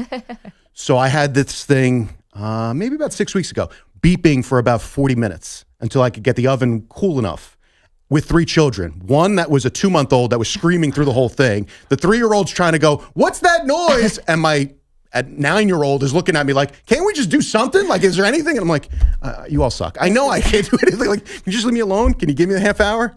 Yeah. I say everyone get in the car. That took an odd turn. I was kind of lost what the hell you guys were talking about. But that beeping. Yeah. What does an oven sound like? That beeping comes for the oven timer, but mine doesn't work. It'll automatically go off sometimes. So why don't you get a repairman? Well, for the timer itself, I mean, Perloff, I'm living in the '06 house that everything's falling apart. The fact that the stove actually still goes on is a half a miracle. The last thing I need is to worry about paying another guy to tell me to turn the button off for the. Yeah, no, it's a mess. It's a mess. It's a mess. Man. It's a mess. All right, speaking of messes, you got the Jets. The worst. Maggie's Bills put a beat down on them. Robert Saleh is non-committal about his starter for Friday against the Dolphins. Zach Wilson was pulled. Of course, now you got Saleh answering this question. Zach did not complete a pass to a wide receiver. What goes into something like that? I mean, how is that even possible? You know what? I don't have an answer for that. Obviously, we'll go back and watch all the tape. I mean, he can't commit on a start. Who does he have to talk to? Remember when he pled the fifth the other week? He literally was like, I got to plead the fifth on why he didn't bench Zach Wilson. Yeah, right. On why he hasn't benched Zach Wilson. Why can't he complete a pass to a wide receiver? I don't know.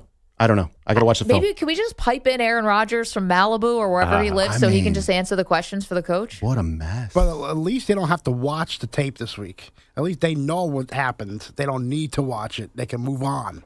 So at least there's a little bright spot. I said he's watching it. What is he supposed to say there? What are you going to say in this press conference to that question? There's no possible answer. Just fast forward. Just say, we got to watch the tape. I like what he said. He said, I don't have an answer. That's as good as he could do. Just pass. That's the worst thing you could say. No, look, guys, nothing worked. Nothing worked. It doesn't matter. Yes, we just got our ass kicked. Yeah. Nothing worked. But here's the thing, right?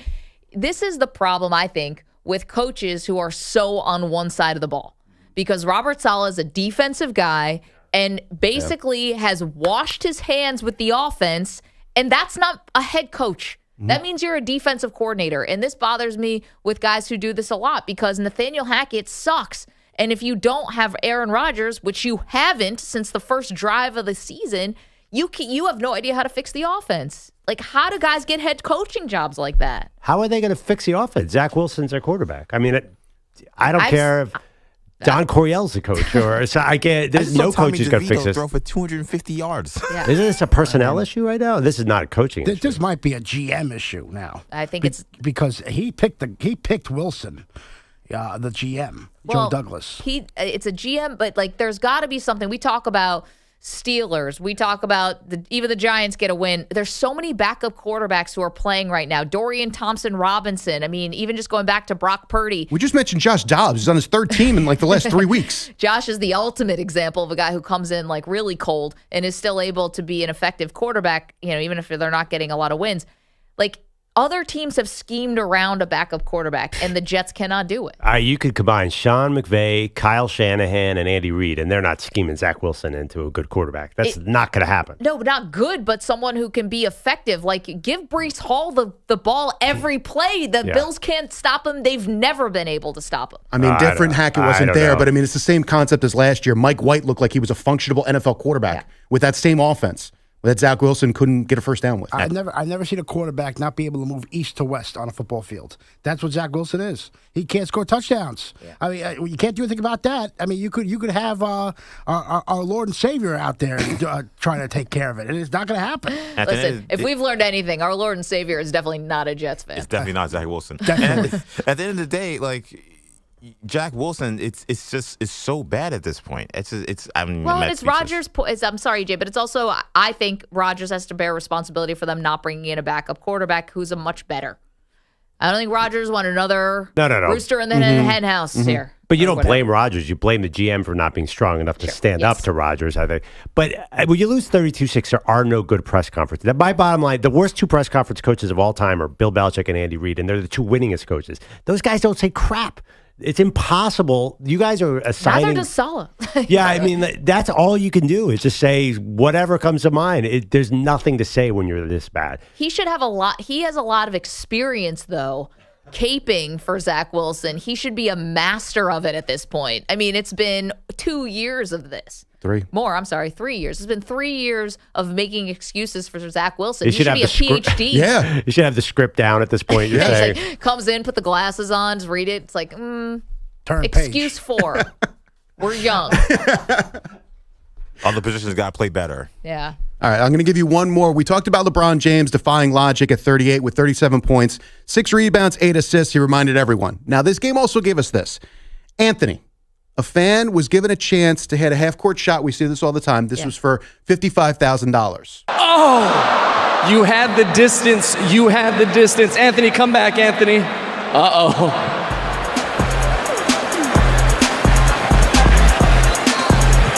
Let's get you up, Anthony. You didn't get it from half court, but we're going to give you a chance to shoot it from the three-point line. Now, the problem was Anthony went down in a heap trying to do this half-court shot with what appears to be an Achilles injury. He looks like he pulled the Aaron Rodgers and popped his Achilles. What? Basically stumbling the length of the floor. So when they picked him up and said, hey, now you could take the three-point shot, oh, no, he can't. So Anthony was unable to continue with his Achilles. Not Kobe, clearly. So now we would imagine that Anthony's probably on the line to every lawyer on the planet to see if maybe he can get something out of the Lakers for popping his Achilles on the floor, shooting the half-court shot. Oh, I bet they make you sign your life away before you do anything like that. Let's see. Wait, I don't know. Who was that guy that threw it 3/4 of the length of the court 30 years ago? And he had the shoes on with the bowls, and then they said you don't get the $1 million because you played in college. I don't know. I feel like there's loopholes. Maybe. I don't know. I feel like Anthony's got a suit here. So he could have won $55,000 if he had hit the half-court shot. He pops the Achilles. Right. If he had hit the three-point shot. I don't know what the money was there. I would imagine $50 and a handshake? Yeah, I think that's pretty much it. Get a photo with the 13th guy on the bench? I don't know. One of the dirty water dogs from Washington? I don't know. I don't think it would have been much. Let's put it that way. Man, Marco, thank you so much. Got a lot to do. See you guys on the phones. We will get to you. We promise. Coming up, bad night in college football. Oh, boy. Who wore the worst of it? We'll get to that in a minute. Don't move. Maggie and Perloff, CBS Sports Radio.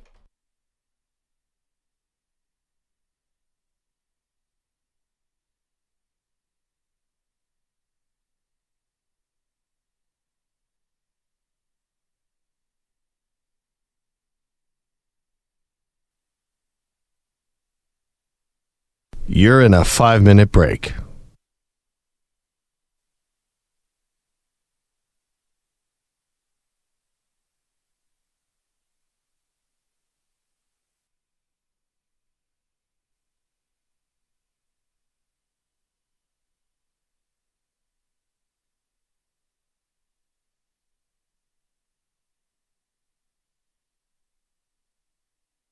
Four minutes, 30 seconds remaining.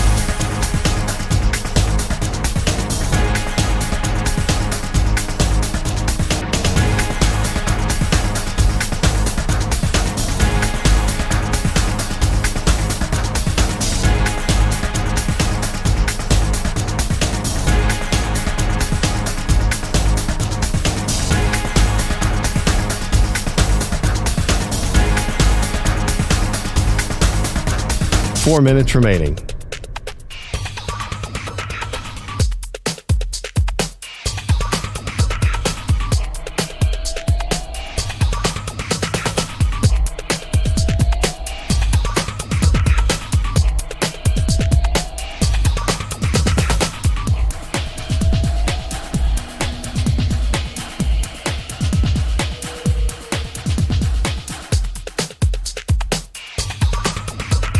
Three minutes, 30 seconds remaining.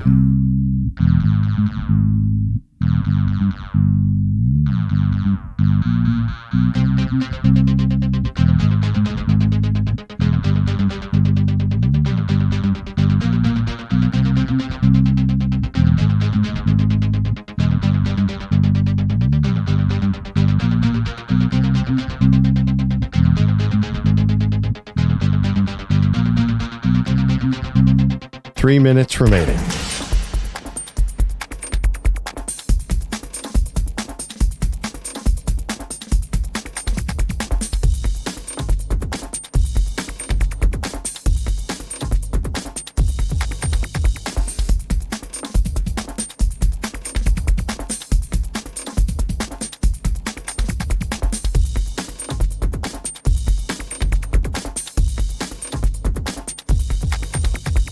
Two minutes, 30 seconds remaining.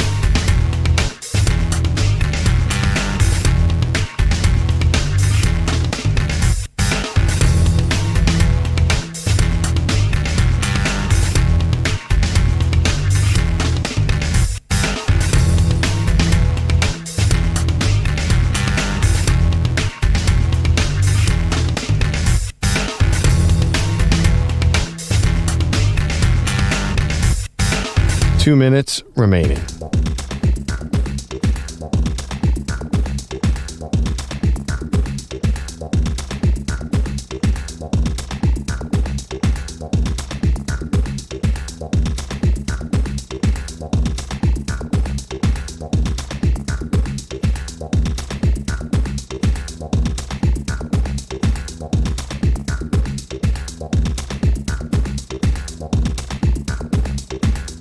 One minute, 30 seconds remaining.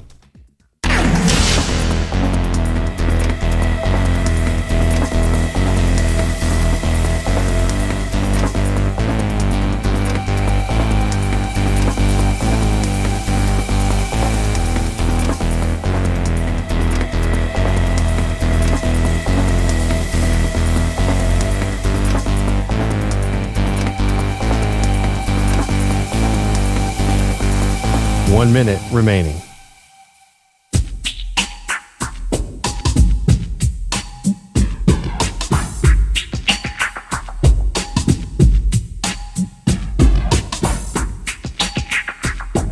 "45 seconds remaining.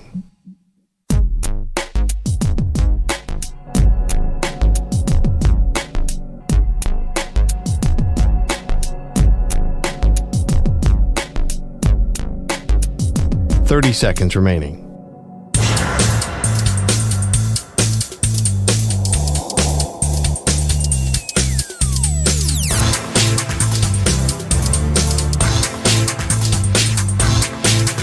"15 seconds.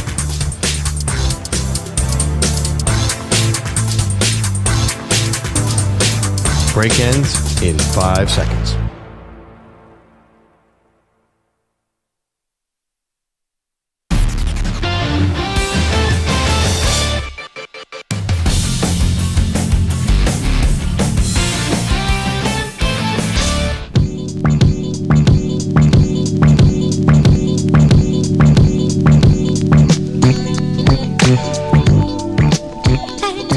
Monday Night Football preview is sponsored by FanDuel Sportsbook. Make every moment more with FanDuel, official sportsbook partner of the NFL. Finally, an epic standalone game. You got the Eagles visiting the Kansas City Chiefs for a showdown with the fighting Taylor Swifts.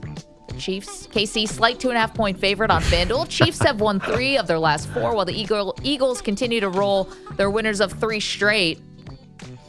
I've got the over in this game, 45.5, and I felt confident about that. I want the Eagles to go vanilla on offense and defense. Don't show anything to the Chiefs tonight. Lose the game because I picked the Chiefs and save it for the Super Bowl.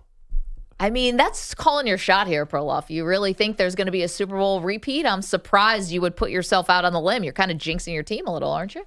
Well, now that you say that, I take that all back. Oh, too late. You already said it. We have it. We've bookmarked it. There you go. We're going to get more into this game in just a little bit. 855-212-4CBS. We hit the phones. Our pal Michael's in Las Vegas. Good morning, Michael. How are you? How you two? How's it going, dude?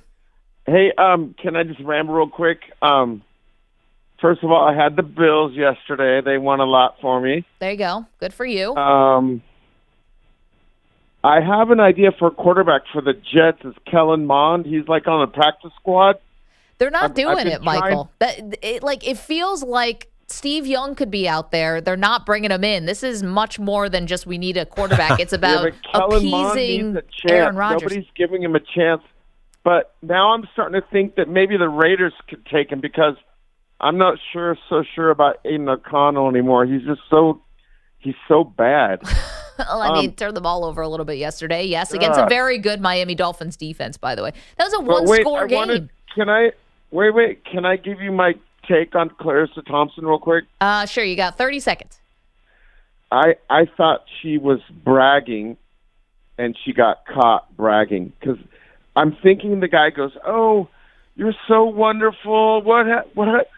Oh, well, sometimes I just make stuff up because I'm so good at what I do." And she got caught bragging and didn't realize what she was doing. On the Part of My Take podcast. Yeah. Michael, thank you so much for checking in. I think that's some truth to that. I mean, she was obviously overconfident. Yeah, see, that's my thing about this story. It was very different when she did admit this 2 years ago. And she admitted it because she said Rod Marinelli from the Lions, she asked him for second half adjustments, and he said, that's incredible perfume you're wearing, kind of insinuating that he was kind of hitting on her, not taking it seriously, whatever, and she had to make something up in the moment. Very different than what she told Part of My Take, which is like kind of insinuated like, hey, I just do this. Like, if I can't get a report, I just make it up. But then she kind of doubled back and said, I was kind of lying about making it up. So Yeah, her statement afterwards was... I do relate to one thing. Part of My great. Take, those guys are basically comedians, Dan Katz and PFT commenter, who was brilliant on game day, by the way, at James Madison University. Those guys are comedians. When you talk to a comedian, you try and up your game and say something entertaining. I remember Artie Lang made me say things that I never thought I would ever say. So I do understand. You start talking fast and you start not thinking. It's no excuse by any means, but I kind of understand that format a little bit.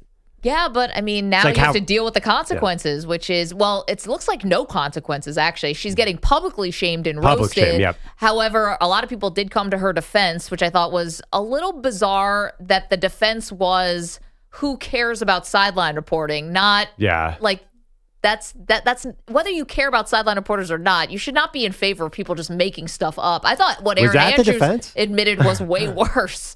Erin Andrews said she gives fake reports because she's protecting the coaches from things they say that she thinks will make them look bad. It's like, you have the information, you're not giving it to us? That's awful. Well, did she say fake reports or incomplete reports? Well, was she making? I'm Lies actually of curious. omission. Oh boy, yeah. It's there were a lot of tweets.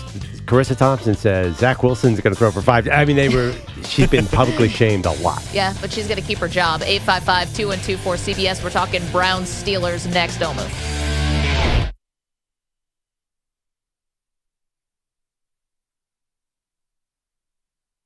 You're in a 5-minute break.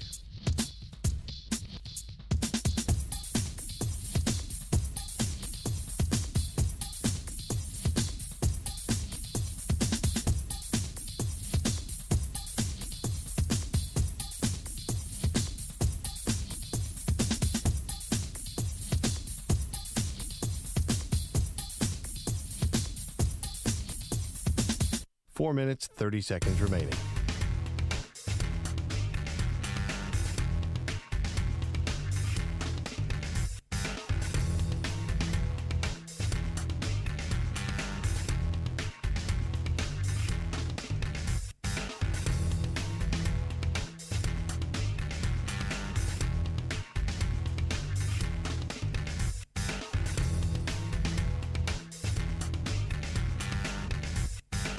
Four minutes remaining.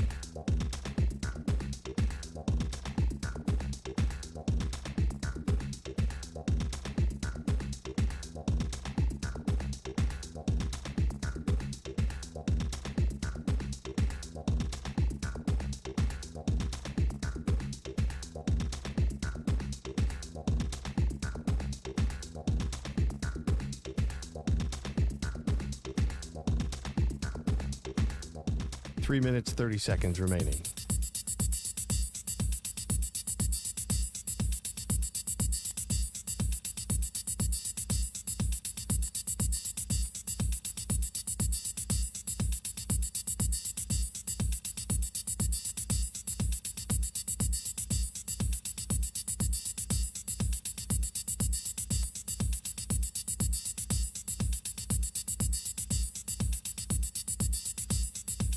Three minutes remaining.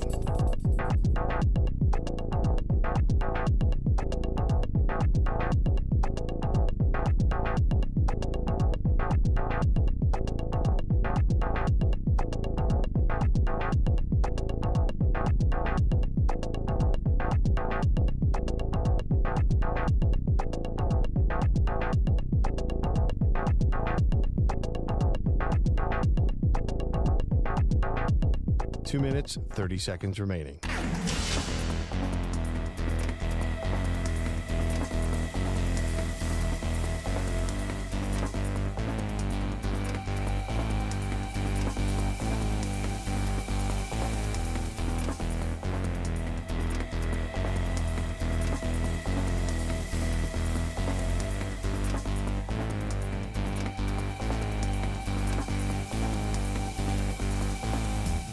2 minutes remaining.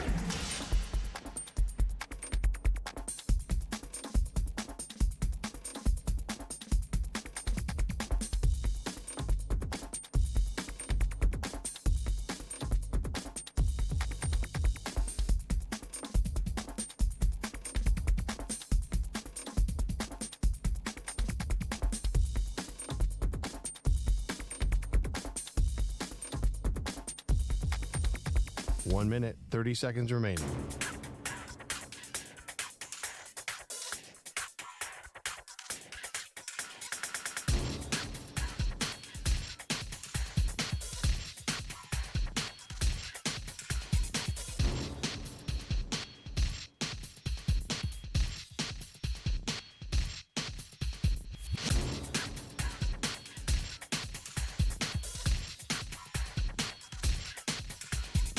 One minute remaining.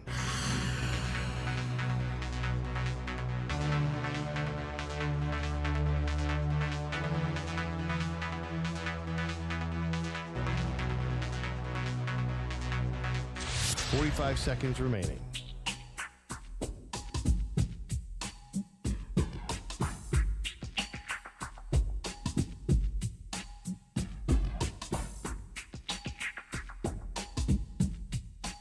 Seconds remaining.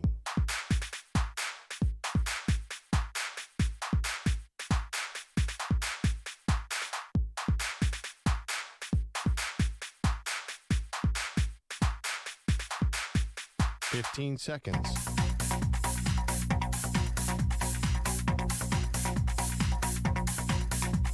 Break ends in 5 seconds.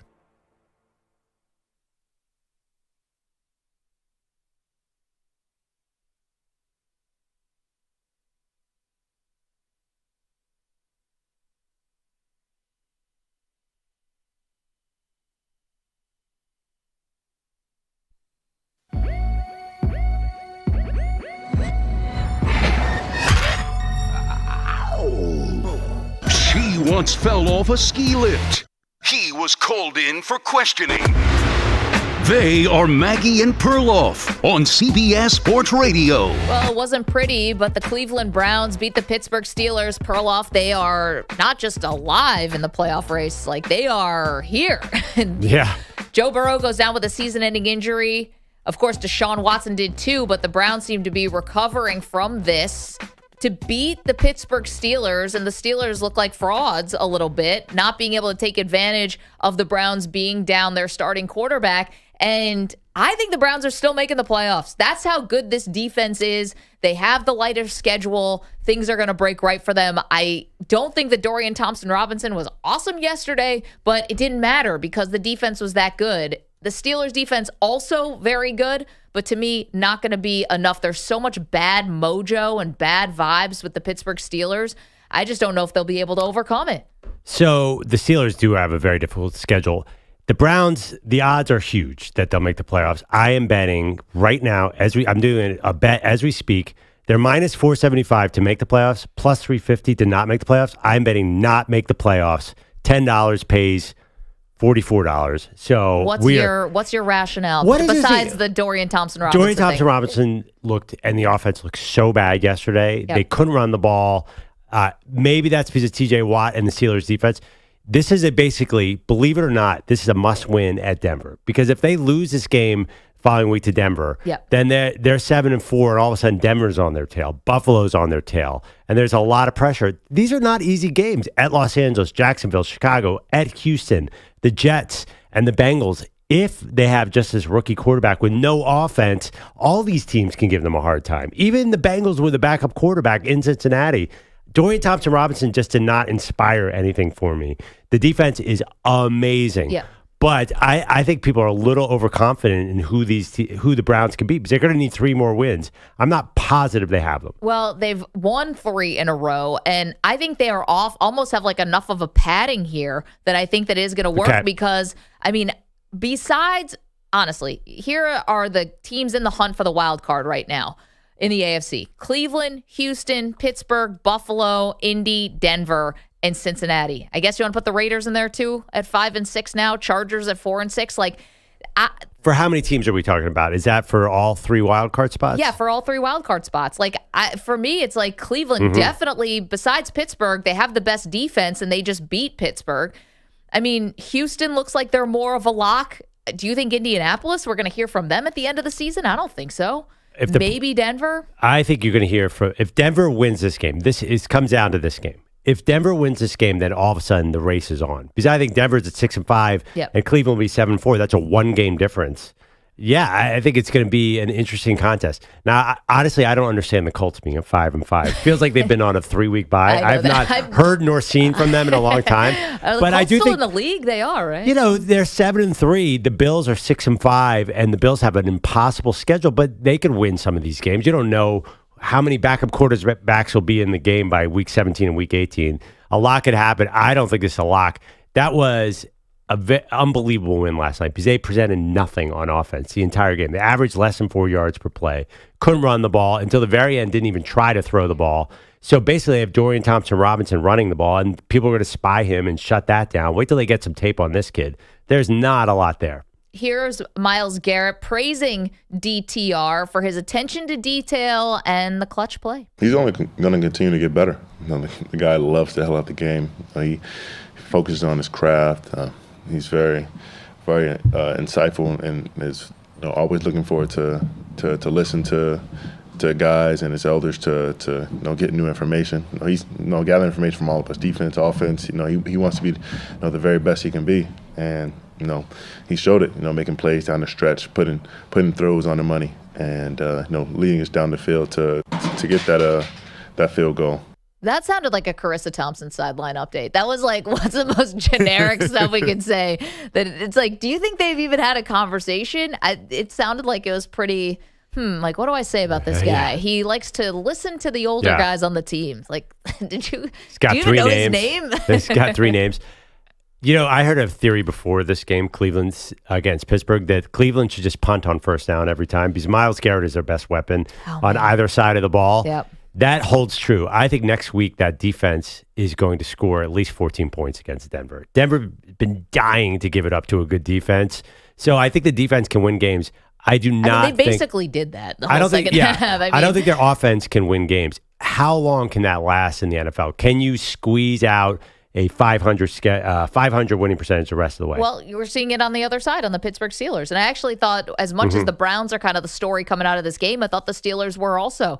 Because the Steelers have been playing with fire here. Everything tells you when you're like, all right, what doesn't add up here about the Steelers? You're getting outgained in every game. You have a negative point differential, yet somehow you are 6-4. Is this sustainable? It's like, no, it's definitely not sustainable. Najee Harris said as much. Can we hear a little of Najee? Because he basically went on like a 5-minute sort of tirade trying not to call anyone out, but he's saying they're frauds. He's saying this about his own team. Let's hear it. There's just a lot of stuff that just goes around that it's just that you guys don't see. I guess I'm trying to say. I'm just at a point where it was just like, man, I'm just tired of this. And him talking about how these wins were not sustainable. Do you think everybody has that team first attitude? Do I think everybody has a team first on this team? Yeah. I'd rather not talk about the team. I'd just talk about me, my performance. If you don't ask questions about me. Guys, we have to go back to Pittsburgh. Thank you. PR person swooping in, like, no, slow motion, like trying to get to the reporters' microphones. Good job, good effort. I think this is the thing about Pittsburgh, right? It's not just like you have other teams like the Browns or whatever who are dealing with a backup quarterback and you're trying to make the best of a bad situation, but at least it seems like the team is all pulling in the right direction. The Steelers have their starting quarterback. Nobody seems like they're on the same page, and they do have a winning record, but like it just seems like things are bad, Yeah. The receivers, you saw yesterday, Deontay Johnson and Mike Tomlin getting into it a little bit on the sideline. I don't like to presume that you know exactly what they're talking about, but definitely something. Yeah, the play calling is not helping the receivers. Look at Kenny Pickett's yards the last 4 games. Lost to Jacksonville, 73 yards. 2016 win over terrible Tennessee Titans, 160. Beat the Packers, 126. Yesterday, 106 yards. Yep. This is modern NFL. How can you have a 4-game stretch where you can't go past 160 yards? Well, I mean, Jalen Warren at 129 yards rushing, so that's what they're trying to do. It was just 75 on one play. I know. If you took that play out, the Steelers' offense was so bad yesterday. Great point. And listen, we compliment the Browns' defense, but I mean, sheesh, you're right. It's modern NFL football, and sometimes it doesn't look like it. It's not like the weather was. This wasn't a monsoon game where you're just happy to escape. And this was going to catch up with the Steelers. Definitely was. Okay, a lot of people think it's Pickett. I think it's Matt Canada. I think they're not making any easy plays for him. Is there ever a time where he's throwing to a guy who's standing wide open? It's never happening. Okay, but here's the thing. At this point, if we in the national media, we know the play caller, we know enough to criticize the play caller, this more minutia of this team, then it's also on Tomlin. And I know Tomlin is Teflon, and he has so much respect, and he's earned it and all of that. But if you're not changing stuff, at some point it comes back to you. I mean, this is not the Supreme Court. You don't get a lifetime appointment to these jobs. And I'm not saying to fire him, but he can't be immune from criticism. I mean, this is crazy. Yeah, definitely criticism. I'm not quite sure what the ownership status is, how old the Brunies are and stuff. They're definitely not going to fire him, but they are stuck in mediocrity unless they want a radical change here. I don't think firing him is on the table, but you better come in the offseason and say, you're going to hire the best offensive coordinator you can find. I don't care how you want to play football. This is how you're going to play football. And they need a new quarterback because it's a combination. Pickett's small hands have finally caught up with him, Maggie. I know the small hands, but here's they finally caught up with him. And you can finally bring that up. Here's the thing that you say, they need a better offensive coordinator and they need a new quarterback. Yes. I mean, this team just did this. These people are new. Kenny Pickett is in his second year. Matt Canada is in a second year too, right? Well, Matt Canada, nobody wanted to hire Matt Canada. This is some bizarre a personal thing going on. relationship thing about Matt Canada, recruited Mike Tomlin's son to play football at Maryland. Pickett wasn't the number one pick. He was the 21 pick. So you missed. It was the second half of the first round. It's time to try something else. I actually would go free agent because I think I think you have a Super Bowl team with a better quarterback. But who? We can barely field enough starting quarterbacks just to get through a season. Kirk Cousins? Who's going to be out there? Yeah, I mean, all these Achilles injuries, they need what the Jets wanted with Aaron Rodgers. The Steelers need their Aaron Rodgers. I don't know where this guy is. Yeah, who is that person? The Aaron Rodgers thing did not work out. I will admit that. Okay. Give me a minute here, Vamp. I'll find this guy. Okay. Kirk Cousins, by the way, is not the worst. Not the worst idea I ever heard. Well, there's not going to be that many guys out there who are going to be a meaningful upgrade. Can you give me a Hall of Fame level quarterback who's available? I mean, do you think Joe Flacco's making the Hall of Fame? I know the Giants are trying to. Browns. The delusional Giants fans are trying to pry Josh Allen away from Buffalo. Oh my gosh, please. Yeah, that Josh Allen they're gonna trade him to Buffalo. I'm like, on what, or trade him to New York? On what planet do you live on? Can I sell you Geno Smith? I got it. Bring in Stafford. Great. Stafford was banged up yesterday. Stafford is so much better than Kenny Pickett. Okay, Stafford, he's gonna hold up in the cold Pittsburgh. An AFC North where they kill each other every week. Going to Cleveland where Miles Garrett's just gonna maul you. Cincinnati, where it seems like everyone gets hurt. Even Baltimore's defense puts a mollywop on people too. Jimmy G will probably be out there. I don't know. Maybe Jameis shows us some stuff in New Orleans. Anybody not named Kenny Pickett. Imagine Jameis. Jameis would be great in Pittsburgh. He's a Hall of Fame quarterback. This is a Hall of Shame list. No. Jameis would fire it up in Pittsburgh. You don't think Jameis Winston would be great in Pittsburgh? Great as in better than Kenny Pickett? You're going against usually three of the best defenses in the entire NFL, in the Ravens, Bengals lately, and Browns lately. Jameis, you think, is not going to turn the ball over against those teams? It's going to be awful. I'd rather have Jameis throw for 4,500 yards and 45 interceptions than what's happening now. I cannot stand this. George Pickens is a very good receiver. Deontay Johnson is a very good receiver. Get someone who's going to throw the rock to them like Jameis did last week. I'm telling you, look out for Jameis Winston in Pittsburgh. It's better than Kenny Pickett. I mean, Derek Carr is better than Kenny Pickett. I could go down this list. Bring Josh Dobbs back in the building. Anybody. Yeah, they should never let Dobbs go. I mean, this is now way back in the day. That's the team that originally drafted Dobbs. I'll quote the great Chevy Chase when I say, if the Steelers brought in Jameis Winston, if I woke up with my face sewn to the carpet, I wouldn't be more surprised than if they brought in Jameis Winston. Next year? Why? Because I think, ego gets in the way. They're probably going to stick with Pickett because if you fire the offensive coordinator, the new guy is going to tell you, I can fix Kenny Pickett. How else do you think he's going to get the job? I thought actually Jameis I know he threw a couple picks, but he brought some life into that Saints offense last week. They actually woke them up. At least he'll throw the ball downfield. They need somebody who has sort of Terry Bradshaw was a famous Steelers quarterback. He would throw into any crowd. Big Ben, he would throw the ball downfield. What is this offense they're running back? If they it's like not Jameis Steelers Winston, like. they could have had him a million times as a backup, and they did not want to bring him in because they wanted Mason Rudolph and now Trubisky. Well, it's time to think differently. I was going to ask, the question with Jameis would be, does Tomlin want to play that way? I mean, that's what I'm saying. That's the problem. I think right. Tomlin's got to try something new. I'm half kidding about Jameis, but don't you think you want to go back to the Big Ben glory days where you're trying to throw for 300 yards a game or something? This formula right now that Tomlin's got going is driving me nuts. Well, Bring Bruce Arians. What happened with Bruce Arians in Pittsburgh? We were talking about this. Did Tomlin push him out? Why not get a Bruce Arians, no risk it, no biscuit kind of long thrower? They never let Kenny Pickett even try a long pass. Yeah, I mean, that's why I think you have to look and say, are they protecting Pickett from himself? Like, is he really this bad? Is he, because he can operate the 2-minute usually, not yesterday against the Cleveland Browns, but like he shows an ability or a flash every now and again. So is he just so bad they're like protecting him? I don't know. Yeah, it's very confusing. It's actually interesting looking at the Arians situation. So the year that he got let go or he moved on, Does Todd Haley have something to do Ben with it? Roethlisberger took a massive number of sacks that season. And Got the it. front office was unhappy about the hits that Ben Roethlisberger was taking because in a Bruce Arians offense, as you noted, they throw the ball down the field. Right. So that means, and Ben is a big guy, so he had no problem taking those hits, but it led to a lot of sacks, and that's why they let him go after his contract expired. I don't know. I thought Todd Haley was in on this too. No, He got in there at some point. Some point. Give credit to Cleveland's defense too. That's a real factor. Kenny Pickett did not have a lot of time yesterday, and Tomlin, I think, said that he's like, I don't want Kenny Pickett to cost us this game. He just got way too late to get aggressive, and once he did, there's no rhythm with this offense. 855-212-4CBS, 855-212-4227.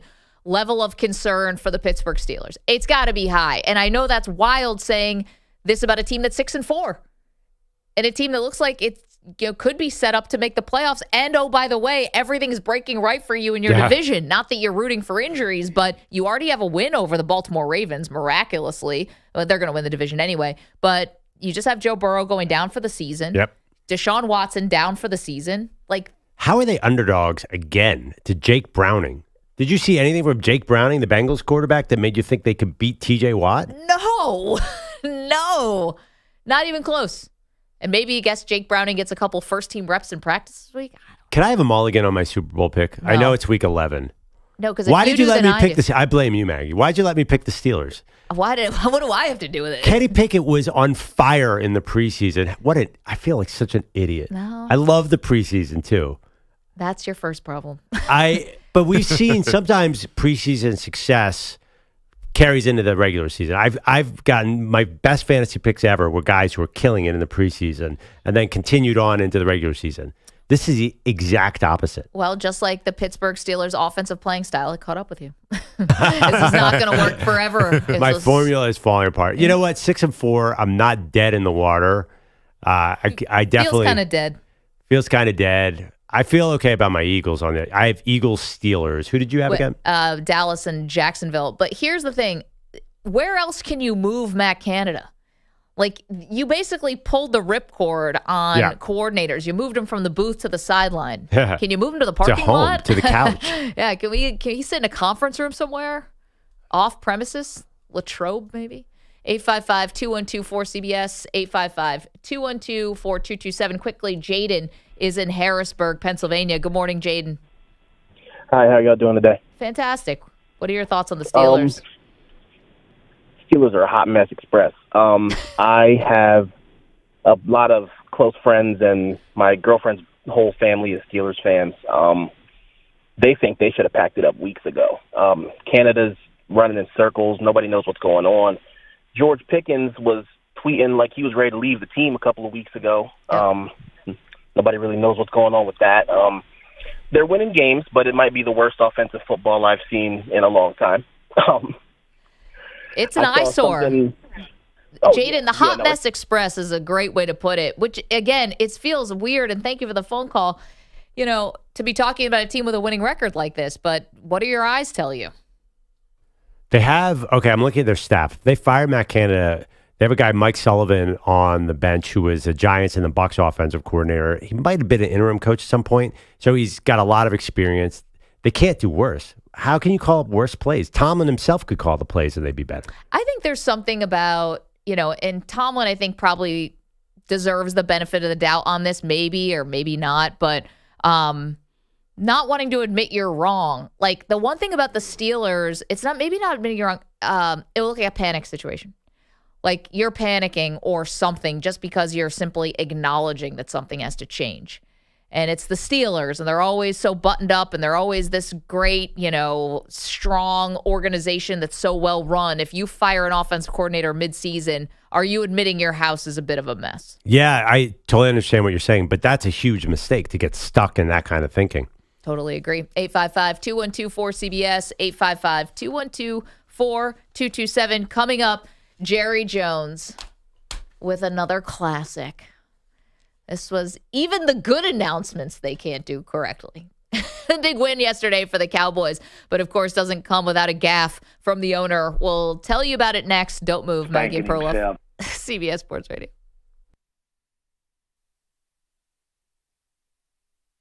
You're in a 5-minute break.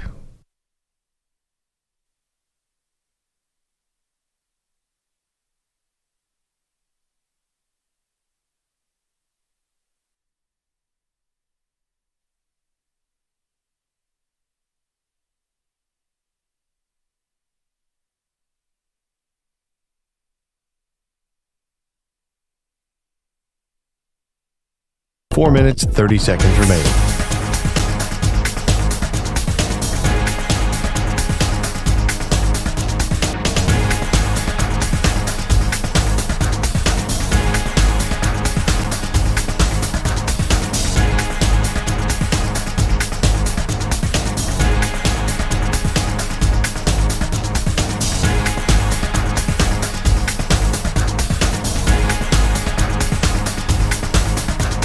Four minutes remaining.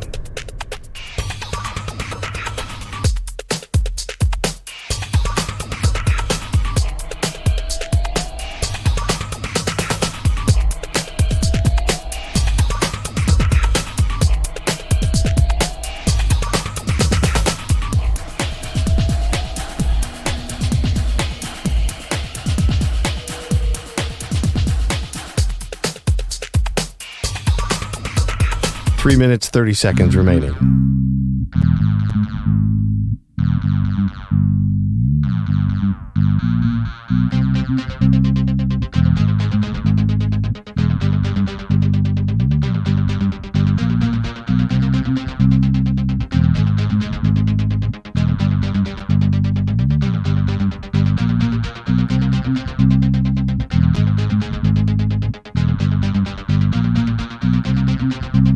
Three minutes remaining.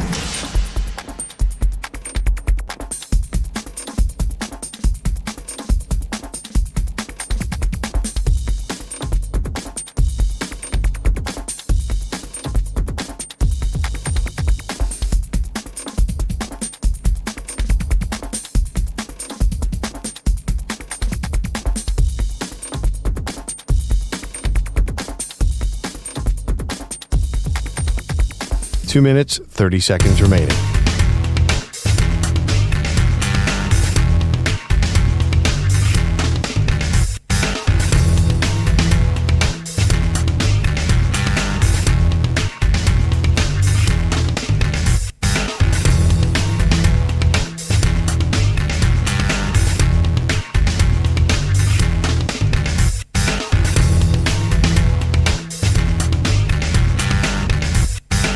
Two minutes remaining.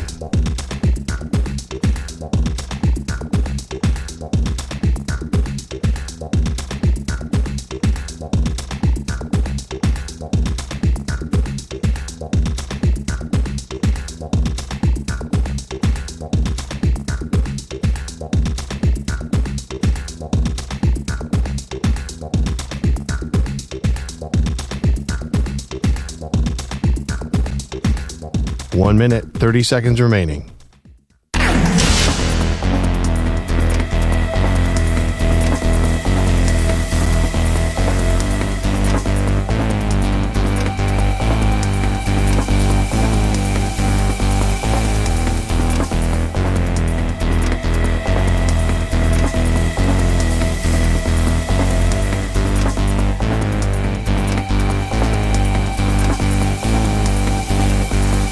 One minute remaining.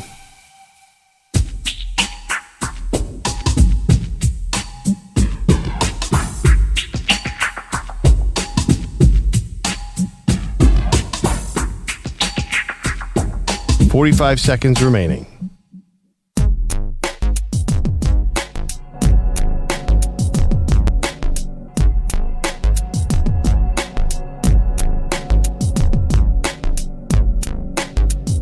"30 seconds remaining.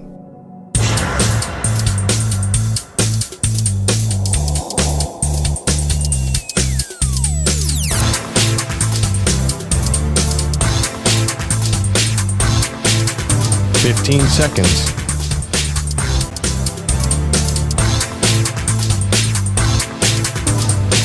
Break ends in 5 seconds.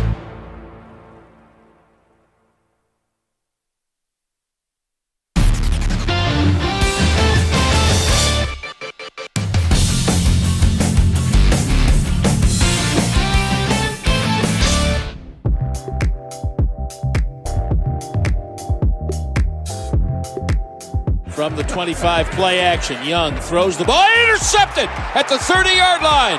Coming down the left side is Bland. Touch at the 5. He did it again. He did it again. Oh, boy. That's courtesy of Cowboys Radio. What a bizarre game, that Dallas-Carolina game, because there were a lot of good teams that were letting teams hang around. Felt like the Cowboys could have turned that on anytime they wanted to and just sort of played a low-key game to beat the Panthers, who are as harmless as an NFL team as I've seen in a long, long time. Yeah, you're so right. I mean, they're going to give the Chicago Bears that number 1 overall pick because they're getting that number 1 overall pick. And I know Arizona lost too, but they look totally different with Kyler Murray. Carolina, like, Frank Reich's going to be gone, right? I would think so. And meanwhile, it turns out, was he the guy who was trying to tell them, no, take C.J. Stroud over Bryce Young? And he's the one who's going to get fired. Like, I don't know what actually went down, but... Well, I don't think C.J. Stroud would have saved this team because the team around, the receiving core is awful. The offensive line is awful. They've missed every pick at every position on the field, and they've given away some good defensive players. And here's the thing. They're not playing for a draft pick, so they might try really hard in week 17 and 18.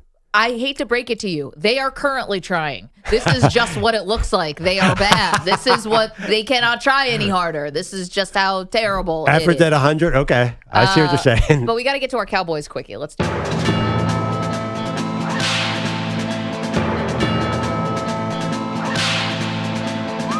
And this portion of the show is brought to you by Wesley Financial. Stuck in a timeshare and want out? Contact Wesley Financial Group now and get a free timeshare exit information kit at wesleyfinancialgroup.com. Well, for the Cowboy fan, this one's been a long time coming.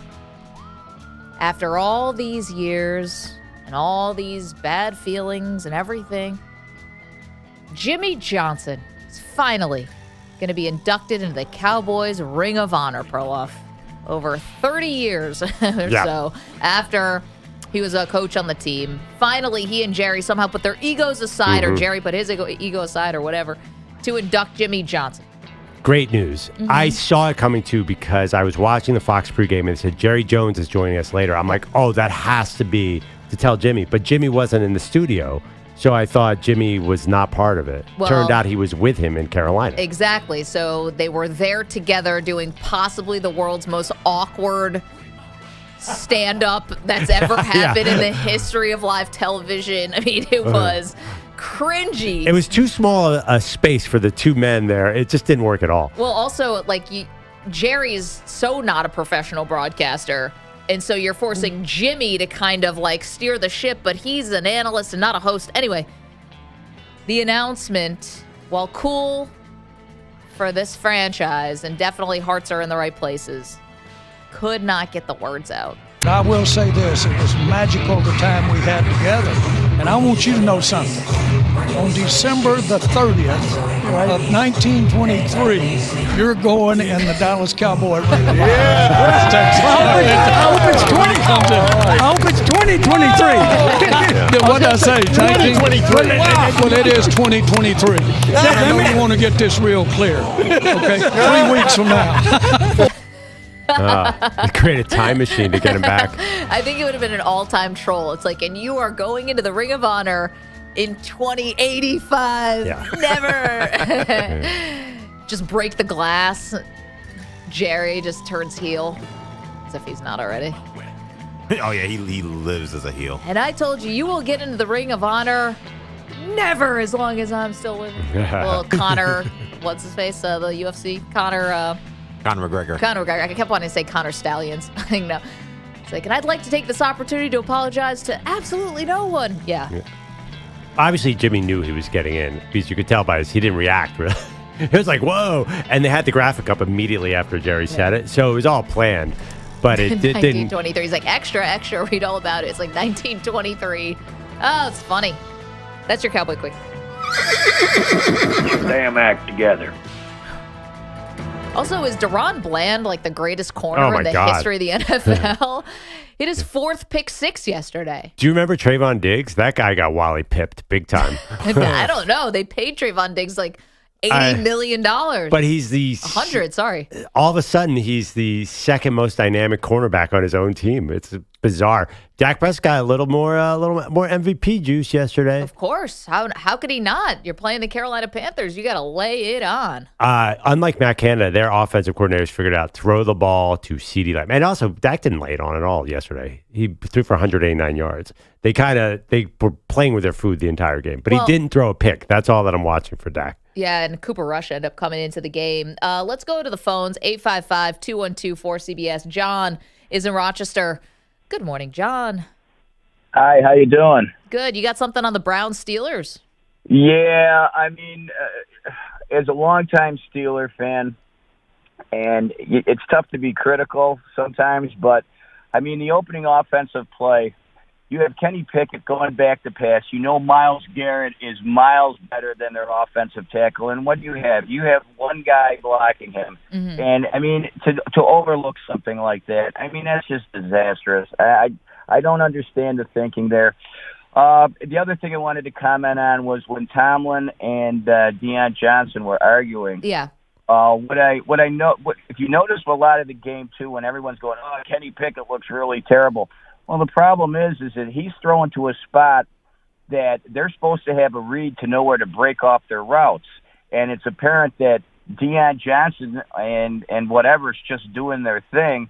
They've got to know that the heat's on Pickett. I don't think Pickett's is going to be a Super Bowl franchise quarterback, although in fairness to him, he needs a little more time.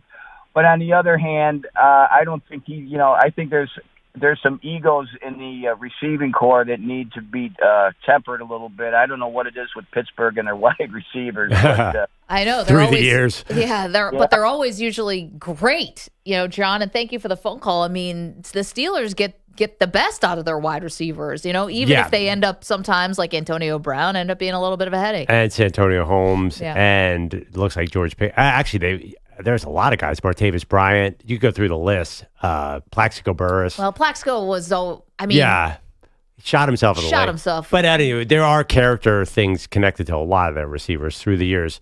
But that's how you to get their credit. Those guys always succeed. It's not credit. That's how you get good players. You take the character guys. It's the way the Patriots won 6 Super Bowls. Yeah, fair. I think they were drafting based on. Anyway, the issue with Matt Canada, John didn't even bring up when he runs a Sean McVay type sweep.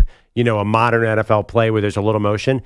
It's usually between a 9 and 14 yard loss. The guy, when he tries to do something that's inventive or something, it's a huge loss. He's the worst offensive coordinator in the league. He's as bad on the running as he is on the passing. I'm sorry, I don't mean to be this. I hate being the fire coach guy, but this is the one guy I want fired. It's okay. You're the 1 millionth person who said this guy cannot be the coach. Don't worry about it. Marco Belletti is here with headlines. Good morning, Marco. Good morning, guys. And we're sponsored by Northern Tool and Equipment. Get the tools you need from the brands you trust. Start solving your projects today at northerntool.com. We're made for this. Well, the Bills have struggled to say the least, but they found the right elixir and a lopsided win over the Jets. Comes, of course, on the heels of firing Ken Dorsey. So Joe Brady, Sean McDermott, pleased with what Brady brought thus far. First of all, Joe picked up where we needed him to right away. When we made the switch, there was no hesitation. He went right to the offensive staff. The offensive staff really came together. Now, we know just the one turnover, and that was a Hail Mary at the half, so really no picks in general for Josh Allen. Did it look, and I'll ask you, Maggie, because you watch every play more intently than the rest of us do, did it look that much different? It did. A lot more in the middle of the field, a lot more, a couple of the design runs for Josh, like in the right spots. And they had such a big lead. Right. He didn't have to do a lot of improvising and stuff, but a lot more middle of the field. And you notice, like, almost nothing to Diggs and, like, nothing to Gabe Davis. So I'm curious how this is going to go forward. We mentioned, personalities. To Diggs' credit, I think if they're winning, you're not going to hear anything. He just didn't want to lose and also, I think, not get the ball.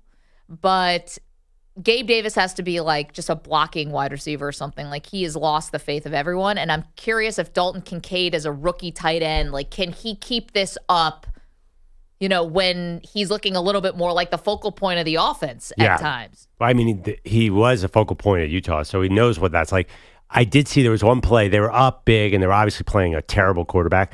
Why are you doing any design runs for Josh Allen? Because I got to tell you, the Eagles are going to take shots at Josh Allen. No, I know. He didn't look like he was in distress in any of these. These are like the wide open ones where it's just like there was the one on the fake a handoff and you're just like, you're running to open space. Right. There was that quarterback draw that I think, Perloff, you're talking about. Wasn't that like a third down on a quarterback draw when you're already up by like 16? Yeah. Against the Jet team that obviously can't score 16 points in a game, never mind doing it in a quarter and a half. I thought the same thing. That is stupid. The one thing I did not have a problem with was in the first half, they had like a 4th and 2 kind of deep in the Jets territory, and they kicked the field goal, I think, to make it 9-0. And like some of the crowd started to boo. I'm like, have you guys been in a coma for the last 6 weeks? Like, this is what it was going to be like. They don't want to take a lot of risks. It's also your opponent. You're playing Zach Wilson. Yeah. Like, field goals are okay in a game like that. Well, speaking of the Jets, they're a hot mess. And Zach Wilson was benched for Tim Boyle, who knows who's going to get the start on Friday against the Dolphins. We don't know. And then Breece Hall basically echoed what every Jet player has been saying for, 40 years. I don't know what to say. I'm sorry to the Jets fans. They don't deserve this. Offense has got to be better. So Hall's apologizing, and just Zach give Wilson. it to Hall every time. Yeah. He's so He's good, tough. and the Bills cannot bring this guy down. He's a bane of their existence. Yeah, but at a certain point, I think the opposing defense is going to realize Doesn't matter. They can't stop him. They've never stopped him. I feel like that was the Jet-Giant game. Did you watch that disaster a few weeks ago? They just gave the ball to Breece Hall every down, and the Giants stopped it. It was a disaster. Speaking of Zach Wilson, he had a little message to the fans. I promise we're just as frustrated as everybody else watching. That game was ugly. It's not the standard. It's not the expectation. But all we can do is try and improve and get better, and that's the first thing I'm going to do. I don't believe him.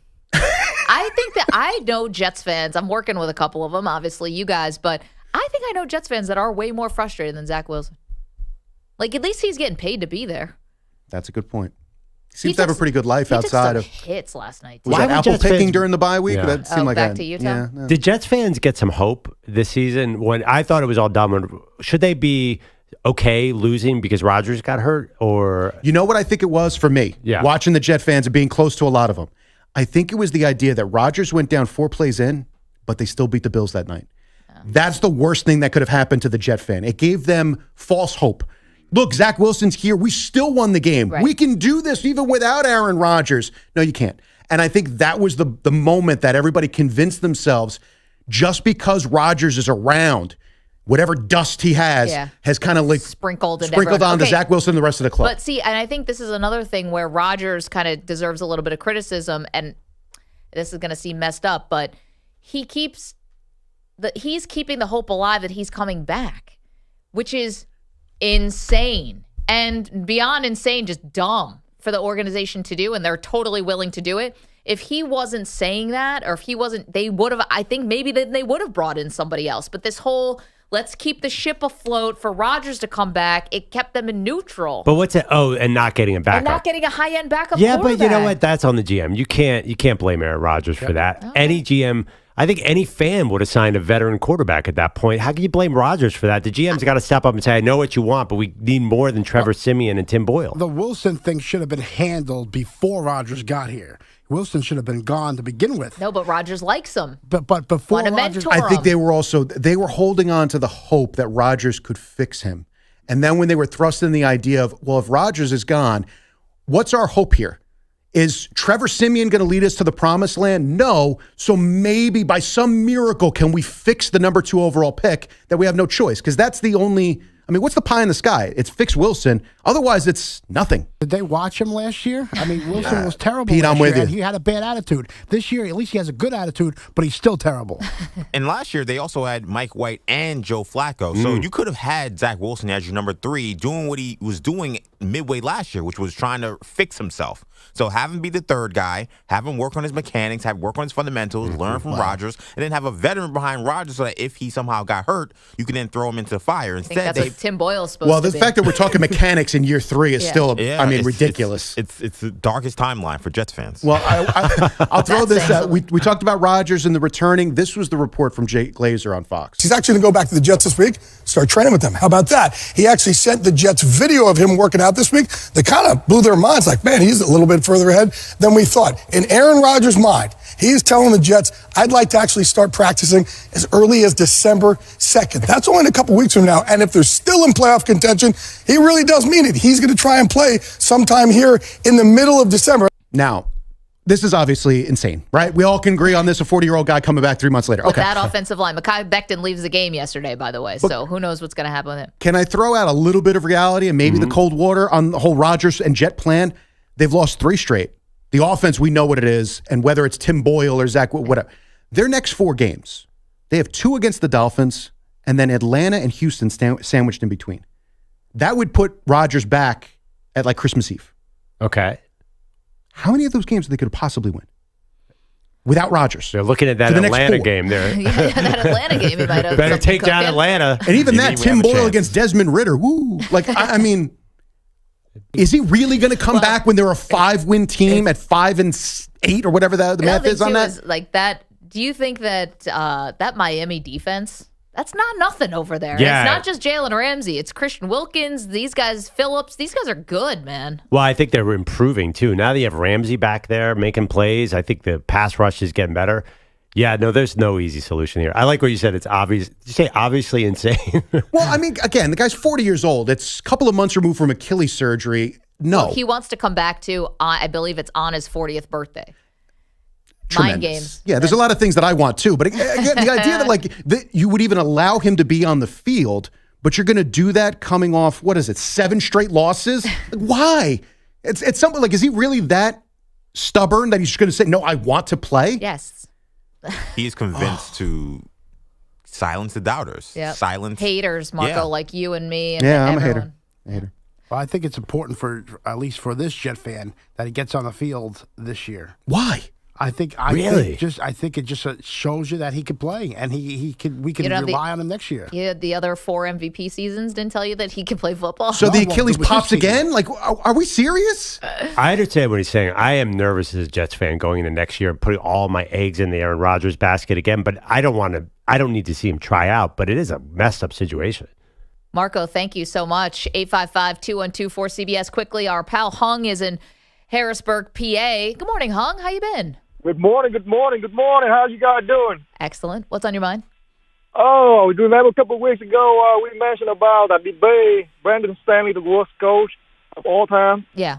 I'm going to go back today, and I say if they don't fire Brandon Stanley today, Georgia don't gonna go nowhere in the future, because you know what? All the talent that Georgia's roster had, they should be the same level at Kansas City, because he's the top 5 quarterback of all time, in my opinion. And the defense, you got Khalil Mack, Joey Bosa, they got all the talented roster. You can be like 9-1, 10-2, whatever, you know what I mean? Yeah. But the coach, the difference between the Kansas City and the Georgia is the coach. Kansas City had a good coach. And Georgia doesn't have a good coach. Hung, different. You're right. I mean, it's so frustrating, and thank you for the phone call. Good to hear from you, Hung, is you see the talent and the fact that they would lose this game in Green Bay. Like, the Chargers should be a good team, and Green Bay is a rebuilding young team that's not great right now. How can I be nice about this to Green Bay? Like, maybe Jordan Love shows you a little something yesterday, but I don't even know if I'd trust it if I'm a Green Bay fan because the Chargers defense is that horrific. Yeah, I mean, Bosa, obviously the big problem with Joey Bosa, their best player, is not staying on the field at all. Second year in a row that he's only going to play about half the season. So, and Khalil Mack, they knew he was old. Injuries are a factor with this team. I mean, we talked about it coming in the year. Something's wrong with their medical staff. Everybody goes out. Yesterday, now we haven't seen any news on Joey Bosa, but that had to be season anyway. Who's crying going off in the cart. I think they kind of, when a player's crying like that, I think it kind of tells you. So I think Hung's going a little too far, saying they are basically a coach away from being Kansas City, because I think their roster is not perfect. They went for these big swings, and most of them have not worked out. Yeah, I mean, think about it. J.C. Jackson, not even on the team anymore. The GM had to apologize to the team for even bringing him in, but there's still plenty of talent. Yeah, I mean, well, Derwin James, we're talking about guys who are great at what they do. And yeah, I mean, they lost Mike Williams. Keenan Allen is still brilliant. I don't understand why you don't just put 4 guys on Keenan Allen. It feels like that's the way to stop the Chargers. Their run game has been nothing. Eckler is back, but they have no run game. So I'm not quite sure that they're that close to the Chargers. I mean, sorry, to the Chiefs. 855-212-4CBS, 855-212-4227. Coming up, the one team that lost, but maybe it feels like a win. We'll get to that in a minute. Don't move. Maggie and Perloff, CBS Sports Radio. You're in a 5-minute break.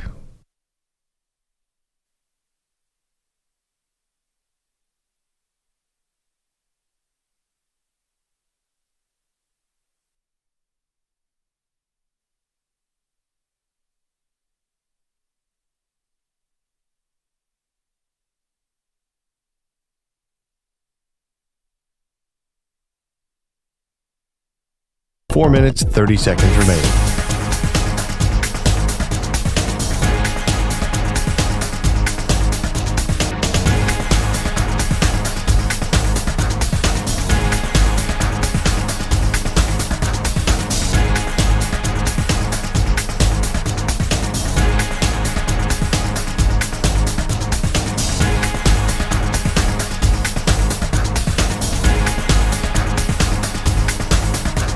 Four minutes remaining.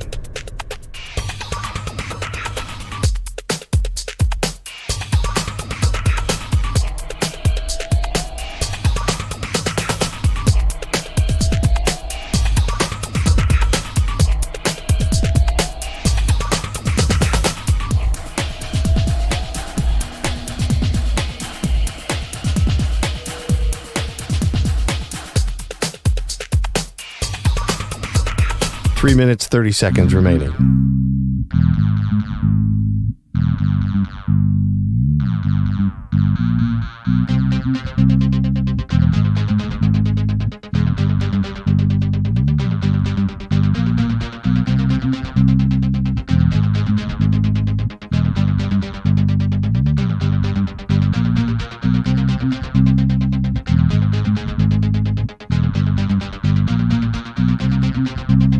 Three minutes remaining.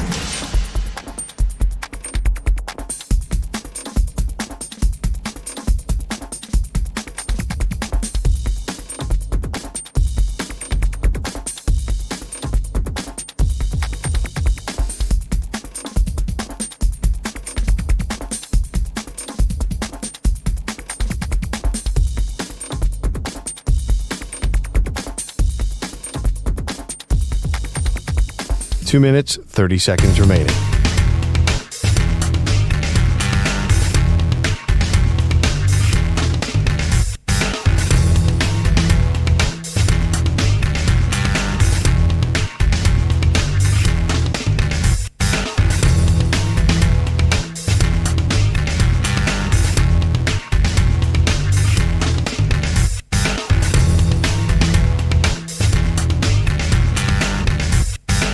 Two minutes remaining.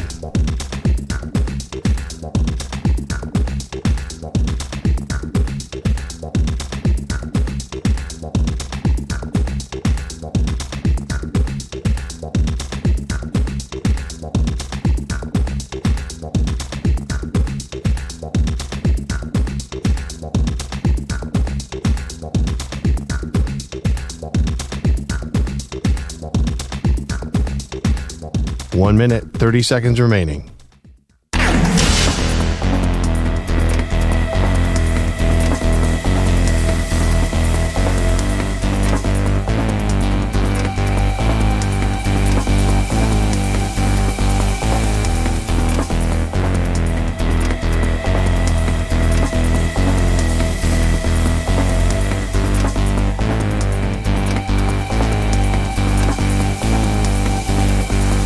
One minute remaining.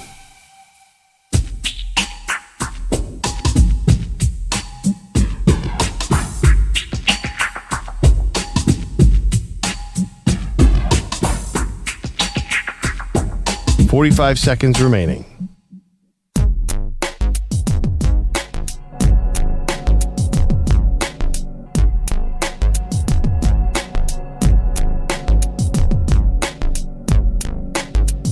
"30 seconds remaining.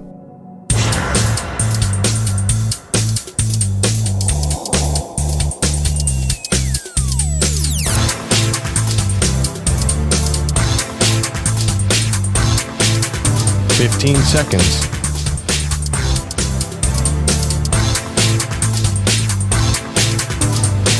Break ends in 5 seconds.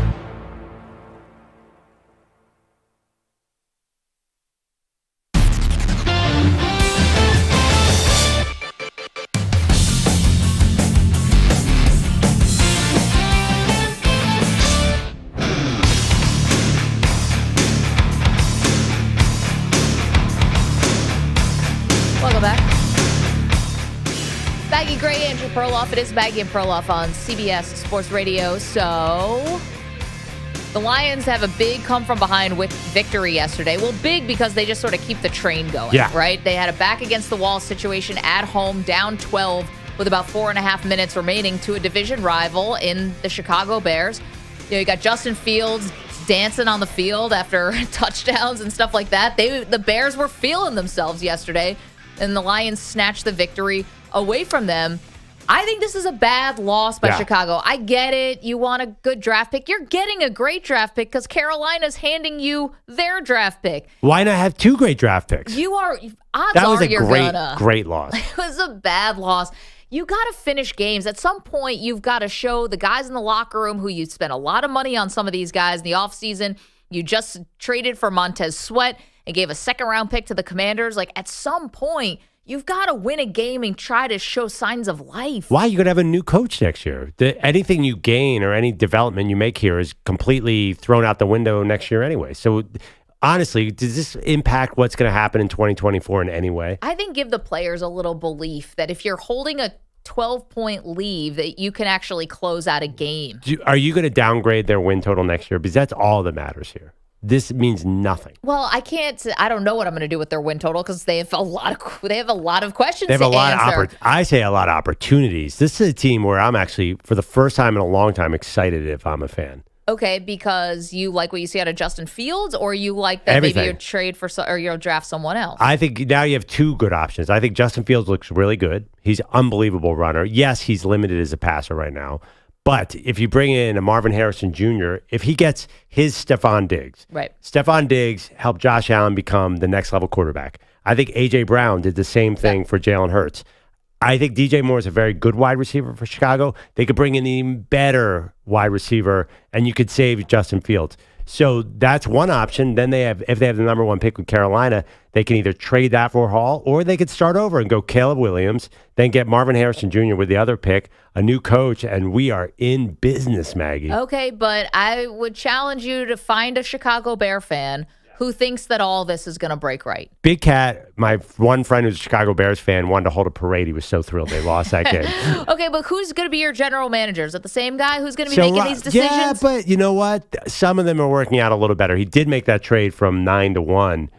So he made the trade that netted them this 1-9 that netted them this Panthers pick. That was a good trade. Montez Sweat, he did trade a second round pick. Chase Claypool. Yeah, he made one terrible play in Chase Claypool. But the Montez Sweat, at least he re-signed him. It was going to be hard to get a guy like that in the building. So I don't think it's been quite as disastrous as it looked like it could have been. It's not as disastrous. I just don't know if I don't know. This is a tough one. Yes, you like to have the optionality, but I would be hard pressed to find a general manager who would trade the number 1 overall pick unless they really see something in Caleb Williams that they don't like, to trade it and forever be the guy who passed on Williams. Now, Caleb Williams is getting a little blowback, at least in the media. The season is really not gone the way anyone had hoped at USC, but the defense was getting all the attention, and rightfully so. They fired the defensive coordinator. Their defense is not good. But Caleb Williams, after a loss this weekend, still did not go speak to the media, not really showing any accountability publicly for the losses. Yeah, I mean, I think if you're a team in the NFL, you say, okay, everyone's saying this guy has a character issue. I'm sorry, you're out of luck. He's not falling off one. He is number 1 overall. It doesn't matter if he talks to the media. Why does it? First of all, a college kid shouldn't have to talk to the media if he doesn't want to. He's not getting paid. He's getting paid by marketing, but he's not getting paid by the team. So I say do whatever you want, kid. Well, he's not just any college kid. Can we also acknowledge that? Like, he's the reigning Heisman Trophy winner, and he's the presumptive number 1 overall pick and captain and leader. So the coach, yes, should be out there to take the slings and arrows. I'm not saying every college kid should have to talk, but I think for Caleb Williams to show that he can handle the losing, I would probably want to go out there and show that I've got my team's back. I'll speak for us, because I know that I'm the face of the team, and I want to be as accountable in losses as I am for wins, because all those wins last year, I remember Caleb Williams at the podium quite a bit. Fine. So are you not taking him number 1 overall? I didn't say that. Yeah, that's what I mean. Who cares? But there's no impact to that. Again, he is a once-in-a-generation. He's so good, Maggie. Even this loss, it doesn't matter if he talks or doesn't talk. I want him on my team. How are you feeling about Caleb Williams? It's been a tough season at USC. 855-212-4CBS. We're on the Hurry Up Offense next.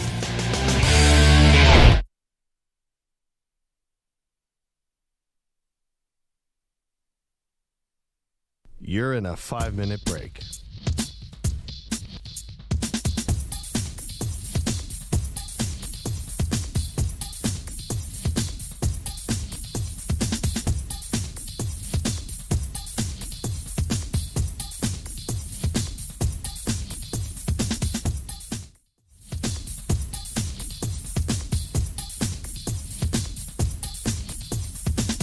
Four minutes, 30 seconds remaining.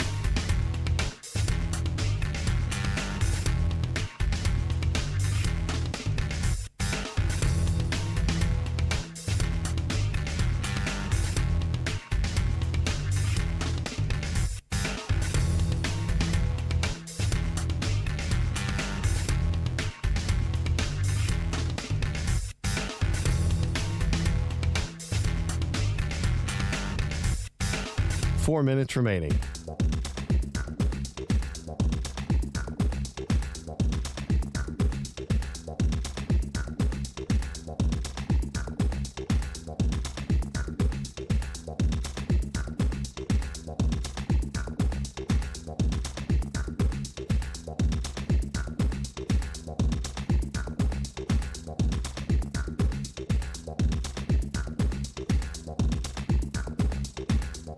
Three minutes, 30 seconds remaining.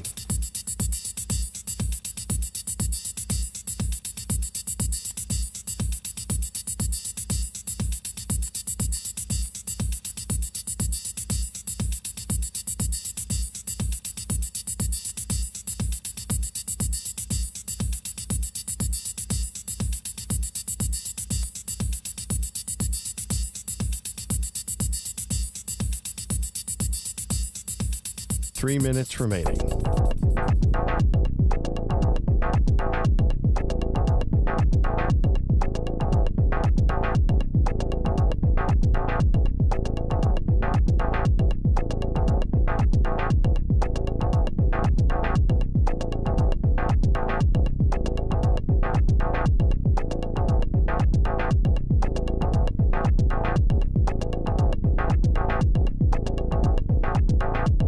Two minutes, 30 seconds remaining.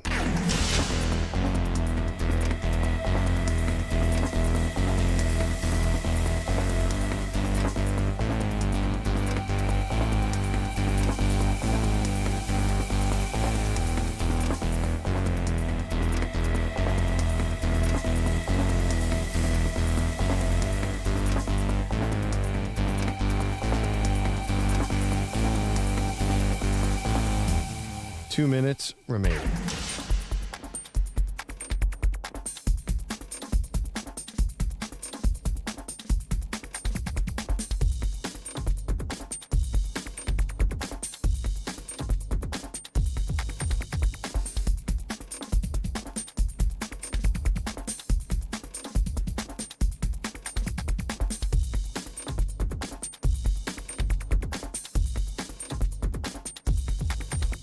One minute, 30 seconds remaining.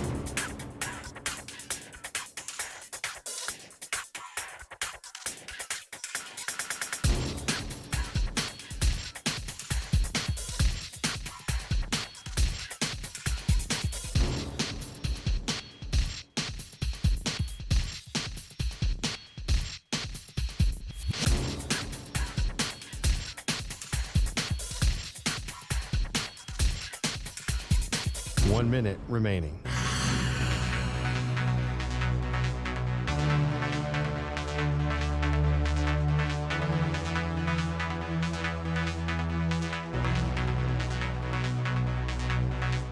Forty-five seconds remaining.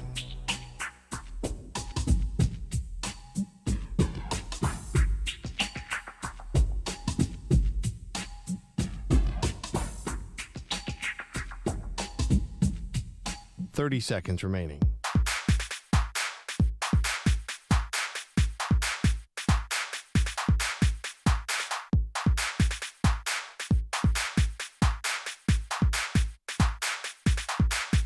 Fifteen seconds.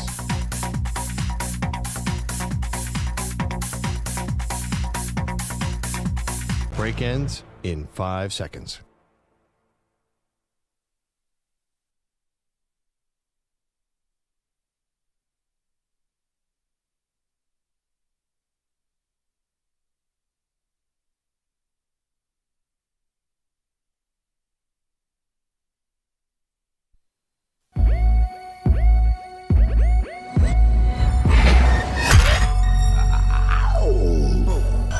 He thinks Frisbee golf is the sport of the future. She's sticking with football. They are Maggie and Perloff on CBS Sports Radio. Well, if you missed it last night, the Broncos are back to respectability. Hey, welcome to the show, Maggie Gray, Andrew Perloff. After a 1-5 start, Perloff, the Broncos win last night, and they're now back to 5-5. And here they are in the playoff hunt in the AFC. But their 5 wins are by a combined total of 8 points. They are just squeaking by teams, and there's something wrong with that offense. Russell Wilson runs around, 3-yard pass. And it's just way too hard right now. I'm a little worried about them that this is sort of a mirage.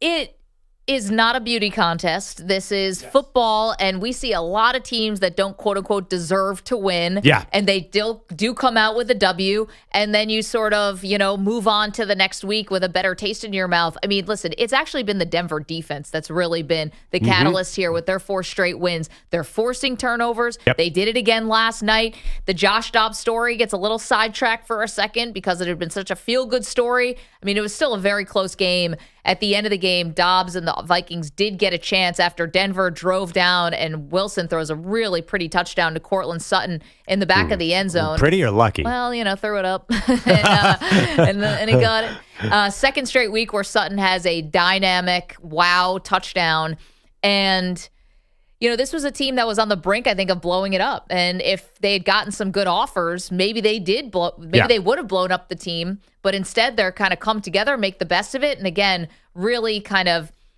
capitalizing off the defense coming up with a lot of big stops and turnovers. I mean, okay, I don't want to be that guy, but it is a home win in Denver against a backup quarterback.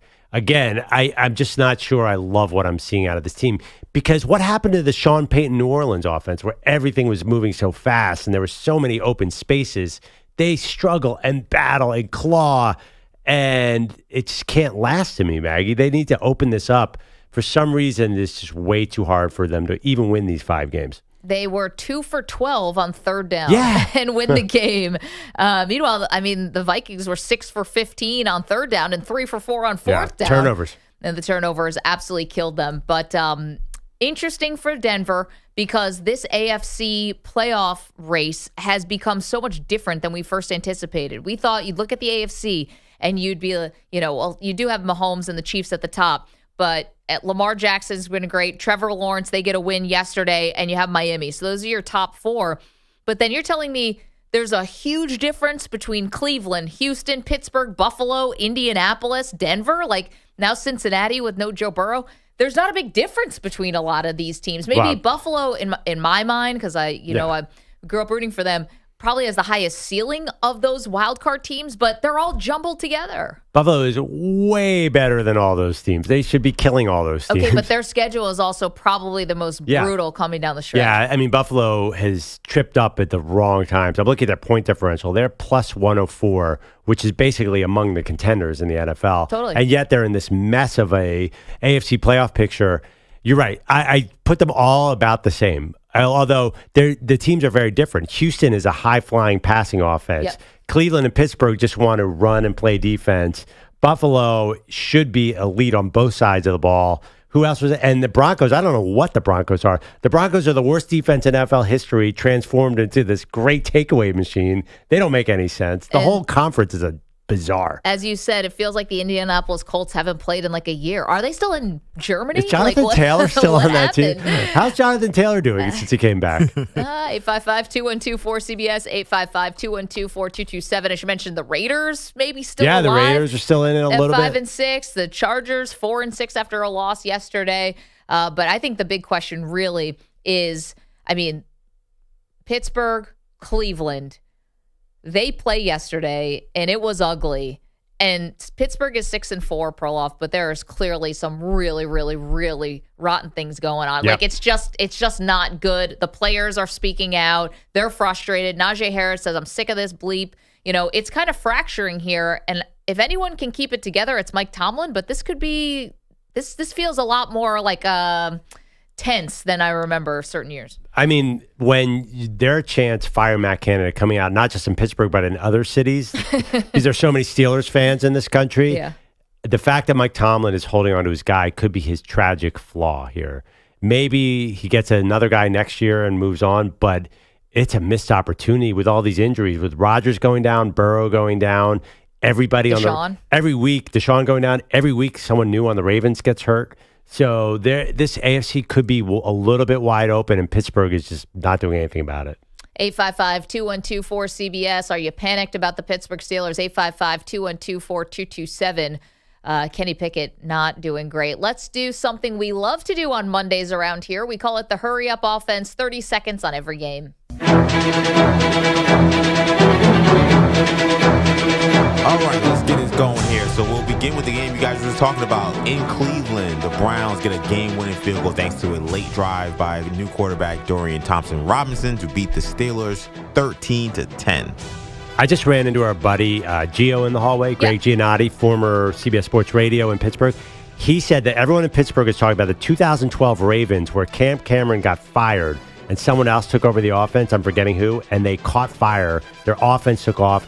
So maybe there's a change here that could happen. Maybe. Possible, maybe. That's what they're talking about in Pittsburgh? They're hoping the 2012 Ravens are inspiration. Is there a chance that this team turns it around? I don't know. I think they're being stubborn about this. They showed that they don't want to make a change. Meanwhile, they punted 9 times yesterday. Let's head over to Detroit, where the Lions came from behind to beat the Bears 31-26. How about Detroit? Best record that they've had at this time of the year since 1962. What's funny is you had some Lions fans who were booing Jared Goff because of the turnovers. Yep. They had 3 interceptions, but then they overcome a 12-point deficit with about 4 minutes remaining. You had a Jamison Williams touchdown, a David Montgomery touchdown, and then that Aiden Hutchinson safety at the end of the game. He has 15 sacks and 4 interceptions in 2 seasons, the first NFL player ever. So you guys are in on Amon-Ra St. Brown by now, I hope? He is. First of all, he's cool, but he's also a great player. And the only reason Jamison Williams is ever open is because 3 guys are on St. Brown. Let's head over to the Green Bay, where the Packers beat the fighting Brandon Staley's 23-20. Jordan Love, it's not consistent at all, but man, does he throw a pretty pass. I do not like Christian Watson at all. I think they need their A.J. Brown or their Stephon Diggs, a big-time receiver who's going to take Jordan Love to the next level. I'm so happy right now if I'm a Packers fan. I think we got it. I think we nailed it. I think we're going to go from Favre to Rodgers to Love and be happy. Okay, maybe they're Devontae Adams. Maybe someone who's Devontae. Devontae was just, Rodgers was already an MVP before Devontae got there. They need someone who'll make Jordan Love a Pro Bowler. Aaron Jones tears an ACL, which is a bummer. Chargers, 5 of their 6 losses have been by a combined 14 points. Yikes. The Miami Dolphins stave off the Las Vegas Raiders in South Beach. Final score 20-13. The late Jalen Ramsey pick sealed the win. Yeah, 2 picks for Jalen Ramsey. You had Tyreek Hill with his 8th touchdown, what leads the NFL, still on track to break the record for most receiving yards ever. We talked about Devontae Adams. He's the offense for the Raiders. They could not get Josh Jacobs going yesterday. Yeah. This game was a lot tighter than anyone expected, but Miami still wins. Miami looked super rusty coming off the bye. Tyreek Hill back in that MVP race for sure. 146 yards yesterday. Don't count him out. All the quarterbacks are kind of evening each other out. Maybe the voters see him as a different kind of vote and also, put him in there. Achane. Oh, that stinks. Achane leaves again early in the game, right after he had already come back from a knee injury. Yes. No hot water, no chance for the Washington Commanders as they lost to the Giants 31-19. A pick 6 from the Giants sealed the win for them. A 6th takeaway for Big Blue. This is probably a good loss for the Commanders, who might have been fooling themselves into Sam Howell a little bit. And I like Sam Howell, but I don't know where you're going with Sam Howell because he feels exactly middle of the pack. Kind of, he's a Taylor Heineke clone. Maybe this loss is a bit of a wake-up call. And, just in case they thought, we're going to hold on to Howell and we're going to hold on to Rivera. Now it's clear they have to change. Terrible win for the Giants. This is awful. You have to be losing as many games as humanly possible. You could have possibly maybe an outside shot at the number 1 overall pick. I mean, Carolina. Not that outside. I know, they have 3 wins. No, it would have, if they had lost this, it would not have been that outside. It would have been right in the mix. Also, hate it when your sweat dries on yourself. You can't take a shower. Oof. So gross. Let's head over to Carolina, where there was another house call for Deron Blaine as the Cowboys thumped the Panthers 33-10. Yeah, this one, Dak, 3rd straight game with 300 or more yards passing. I mean, my bigger takeaway here is Bryce Young. 16 for 29, 123 yards. His 3rd pick 6 in the last 3 games and 7 sacks. Yo, that is bad. I know the team's not good, Come but on. Whoa. What on earth is Bryce Young supposed to do with this? The play calling's terrible, the line's terrible, the receivers are terrible, the run game is awful. Okay, but is Bryce Young going to be the kind of quarterback where everything has to be perfect around him How about anything, to be good? How about anything is mediocre around him instead of all bad? Another 3-pick win for a quarterback. We had Jared Goff earlier. Here we have C.J. Stroud throwing 3 picks in the win for the Texans over the Arizona Cardinals, 21-16. So those picks were not his fault. I'm great at excusing quarterback interceptions. One was through his hands. One, I don't know how it was like there was a jetpack in the Cardinals defensive back. So I think actually C.J. Stroud, his first half was awesome. He played a lot better than people they thought. I think Kyler Murray's winning that job. He's going to be the quarterback again in Arizona. Yeah, I'm gonna tell you, I was really surprised when Kyler Murray had the ball, about 5 minutes left to go, and they were down by 5, and they could have scored the touchdown to win. I thought they were going to win. It's hard. It's easier to get a field goal in that spot. I know, obvious, but you can protect the end zone if you're Houston. Brock Purdy throws 3 touchdowns in a win for the 49ers over the Bucs at home, 27-14. Yeah, what was the spread on this game? Listen, this is a great game. San Francisco, for them, you go across the country, beat Jacksonville last week in convincing fashion. Now you're beating Tampa and never really felt a threat from the Tampa Bay Bucs. San Francisco is just back to being who we thought they were. The only reason we're not noticing that Brock Purdy's one of the top 5 quarterbacks in the NFL is because he's Mr. Irrelevant. The stuff he was doing yesterday was number 1 overall stuff. He was moving around, hitting guys on the head. They suck. Even in that, when Brock Purdy fell down to earth, he was still darn good. I think he's the most underrated quarterback in the NFL. In a game that was earlier, by a caller said a game of 2 halves. You had the Rams beating the Seahawks 17-16. Yep, lost a bet on this, had the over. And I'll tell you, there's 4 people, I don't know how many people, 7 people who cost me this game. The officials said from moment 1, we are taking over this game. 12 penalties against the Seahawks for 130 yards, 9 against the Rams for 92 yards. Neither offense, most of them were on offense. No one had a chance to move the ball. I don't know what that officiating crew, they were all ticky-tack, terrible game, made it the most unentertaining game. The NFL stinks. Well, Geno Smith's numbers here don't look terrible. 22 for 34, 233 yards, a touchdown. Did get knocked out of the game briefly by Aaron Donald, but it just doesn't look the same when Geno and Kenneth Walker got hurt in the game. I'm worried this is all kind of falling apart a little bit for Seattle, a team that I think people like. Yeah, their schedule gets impossible. Just broke a 200-minute touchdownless streak in this game, but they still lost to the Bills 32-6. First game for Joe Brady as interim OC for the Bills. Really proud of how the Bills bounced back here. I thought you'd be able to tell whether they'd quit on Sean McDermott right at the beginning of the game, and the first play was forcing a fumble and a turnover on the kickoff, and they were off to the races on this. Listen, it's probably going to be too little too late. The Bills have dug themselves in too much of a hole, but if they play like this, I mean, it's not always going to be against the Jets and Zach Wilson, but everything about this felt better.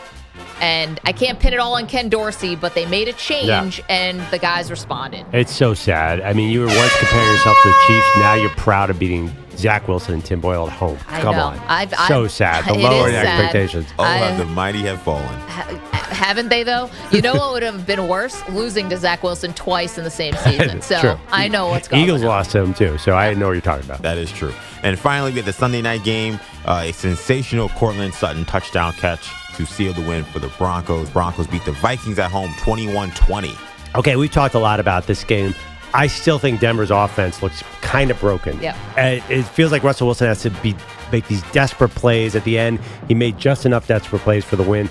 I worry about that moving forward, and I am also sad that my guy Josh Dobbs lost. Yeah, that's a bummer. We love the Pastronaut, but the story's not over. It just takes a little bit of a coffee break for Josh Dobbs. But I mean, here's the thing: nobody really does that autopsy. Very rarely do we go back and comb through wins and losses. It's going to go down as a win for the Broncos. It's 4 wins in a row. They're on the fringe of the playoff race, and they were embarrassing a couple weeks ago. Like 70-20, they lost a game. They're far from that, even if it doesn't look great. So they play the Browns next week. I am fascinated by this matchup. How do you hide Russell Wilson against Myles Garrett? Just hope that he's too short for Myles Garrett to see him. Yeah. Honestly, both teams are going to want to punt on third down because you could break down the music. This is our last game, right? This is such a crucial AFC playoff game. I do not know how Denver's offense is not going to cough the ball up 10 times against that Cleveland defense, which is all time. Okay, but the Denver defense has also been forcing turnovers. But so Cleveland's not going to let them do that. Cleveland can't put the ball in the air against that Denver defense. Well, I mean, at some point, Dorian Thompson-Robinson's going to have to make a couple throws. Yeah. And that's exactly what happened against the Pittsburgh Steelers yesterday. DTR was doing not much, played a pretty bad game, but on that final drive, 4 completions, I believe, to 4 different receivers, and they got him field goal range. Made me wonder, could Cleveland been doing that all game? Why were they not throwing? He looked great on that last drive. Yeah, maybe the kid's got an arm. Both, it's interesting, this sort of conservative coaching style is now a thing in the NFL. With all the quarterback injuries, it's almost like let's try and get a 7-0 game and then turtle up for the rest of the game and hold on to the lead. It's a precarious way to coach, a precarious way to play, and it stinks as a fan. I don't like it. 855-212-4CBS, 855-212-4227. Speaking of quarterback injuries, we did have a big one over the weekend, and it could have major, major college football playoff implications. We'll get to that. Don't move. Maggie and Perloff, CBS Sports Radio.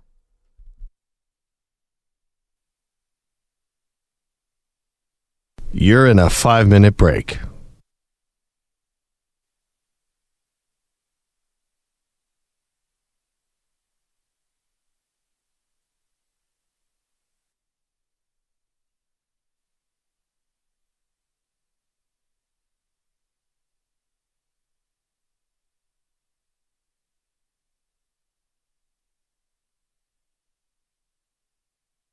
Four minutes, 30 seconds remaining.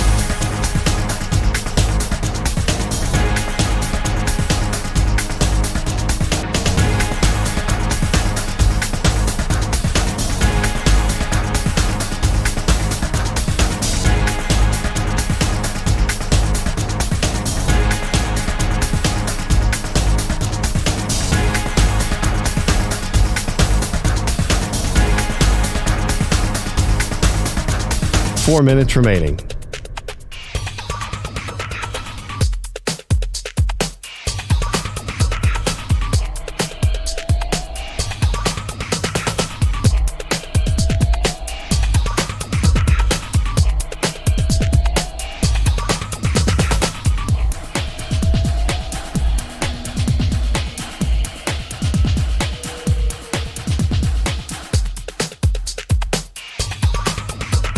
Three minutes, 30 seconds remaining.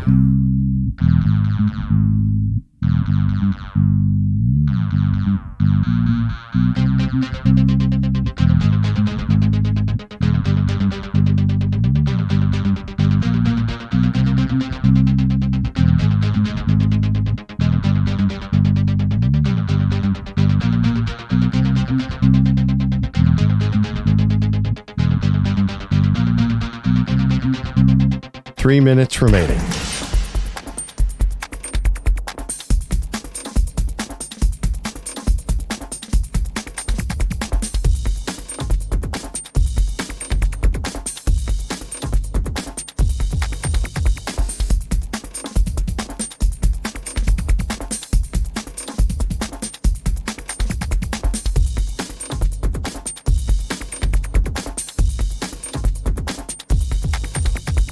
Two minutes, 30 seconds remaining.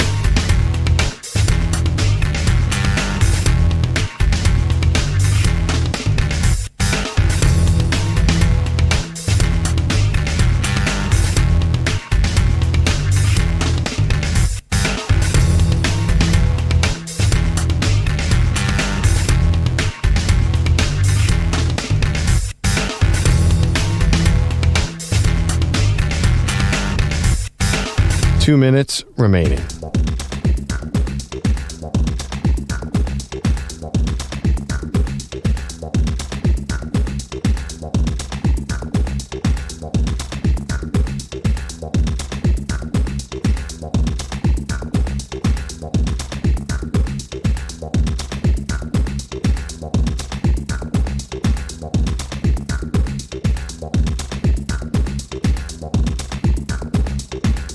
One minute, 30 seconds remaining.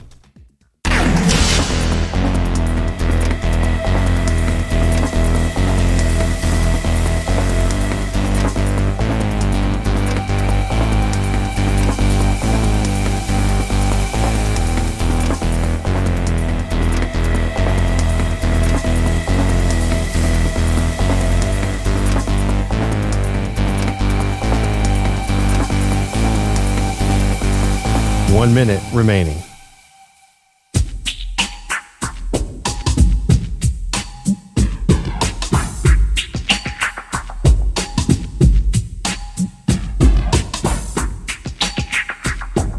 .45 seconds remaining.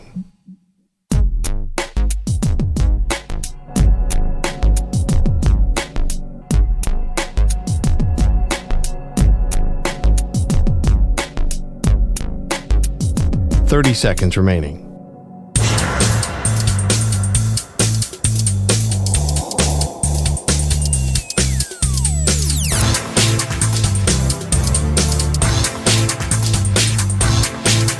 .15 seconds.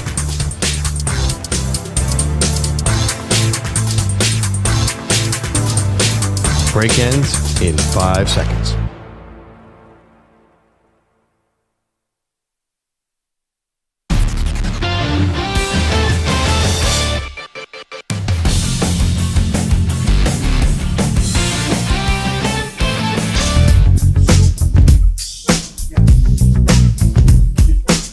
Stream the NFL on Westwood One for free, sponsored by AutoZone. All season long, you can listen to every Westwood One broadcast of the NFL live on the NFL app by asking Alexa to open Westwood One Sports. Or on the Odyssey app, get in the zone, AutoZone. The free AutoZone Fix Finder service can help you find a fix for free. Get in the zone, AutoZone. Restrictions apply. Filing a complaint in advance here on the Maggie and Perloff Show. At least I am. Maggie, you cannot keep Florida State out of the Final Four because their quarterback is hurt. If they are undefeated and they are ACC champions, then they deserve a spot, and deserve is the key word here to me. Do not keep the Seminoles out, and if anybody wants to be a class action lawsuit in Florida State, I'm with you. I will take up that cause. I feel terrible. We love Jordan Travis. Yep. Gruesome leg injury on Saturday. This should not keep Florida State out of the mix, Maggie. Okay, but here's the question. So you're going to keep Washington out if they win out? No. If they're 4 undefeated teams and keep all the 1-loss teams out. There's not going to be more than 4 undefeated teams. Right, because Ohio State and Michigan have to play each other. I can see the committee putting Washington 4 over Florida State because the Jordan Travis injury, number 1. Right. And 2, because let's be honest, Washington has the better resume right now. Who have they beaten? Oregon, ranked 8th at the time, 20th USC at the time, 18th Utah at the time, and then just beat Oregon State in Corvallis in a very difficult weather condition game where it was definitely wet and gross. Oh, definitely. And they have a better resume. But it's a total non-issue because the showdown is 1-loss Alabama against Florida State. If Alabama beats Georgia, you're not going to have more than 4 undefeated teams. So if you're the committee, do you think about, well, this team has lost their quarterback. They're not going to be a quality team. It's not going to be the game we want to see. Would you take? I don't think you can, especially Florida State, because they beat LSU, who's now a pretty good team, and they've played everybody in front of them, and they've had some close games. They haven't been perfect. But I just think you have to reward the undefeated conference champion. Yeah, I think this injury cracks the door open where if they wanted to, they could say, okay, yes, you beat LSU. Phenomenal game, but first game of the season. Then you beat Duke, but, well, Duke's no good. Kind of no good because their quarterback got hurt. And you're going to have Florida, and then you have Louisville for the ACC championship game. Which is going to be really good now, if they could beat them, because Louisville has moved up. Right, but again, is that going to be enough to say, oh, we're going to keep out Alabama? I don't know. This just cracked the door open. I feel terrible for Jordan Travis. Like, this is awful. But he seems to be in good spirits. At least yesterday was posting some positive stuff on social. I understand your logic. I totally get it. But I think to actually sit there and say, no, a 12-0 undefeated ACC champion is not going to be in there, that's a tough call to make because there's going to be a lot of blowback. And it's not TCU who they actually let in. This is Florida State, one of the premier programs in college football history. I don't think they have the guts to do this. 855-212-4CBS, 855-212-4227. That's, by the way, assuming that Florida State wins out with a backup quarterback. Marco Belletti is here with some headlines. Good morning, Marco. Good morning, guys. Well, the Chargers are in a world of trouble, 4-6, lost on the road to the Packers, and it left Brandon Staley full meltdown. I'm not here to talk to the fan base. I'm here to talk to my players, the locker room. I know that we give ourselves a chance to win every single week with the game plans that we have. Yeah, he wasn't done. You guys act like we've never played good defense. That's not the truth. That's not the truth. You act like we haven't made any improvements. Today, in the run game, we played outstanding. We're rushing the quarterback well. What we got to do a better job of is in the passing game. And that's where our full attention is. Okay, so full attention's on the pass defense. But make no mistake, everybody sucked, not just that. There were a lot of other things that caused us to lose today. It certainly wasn't our defense. It was the way we played as a team. We didn't play well enough on the red zone on offense. We dropped too many passes. Okay, we gave up a few killer sacks. Okay, we did this as a team. So keep in mind, start spreading the blame around. Stop making it about one unit because that's not what happened out there today. Our team lost, and I am fully responsible for it. And just to put a little bow, Staley will continue to be the play caller on the defensive side. You can stop asking that question, okay? I'm going to be calling the defenses, okay?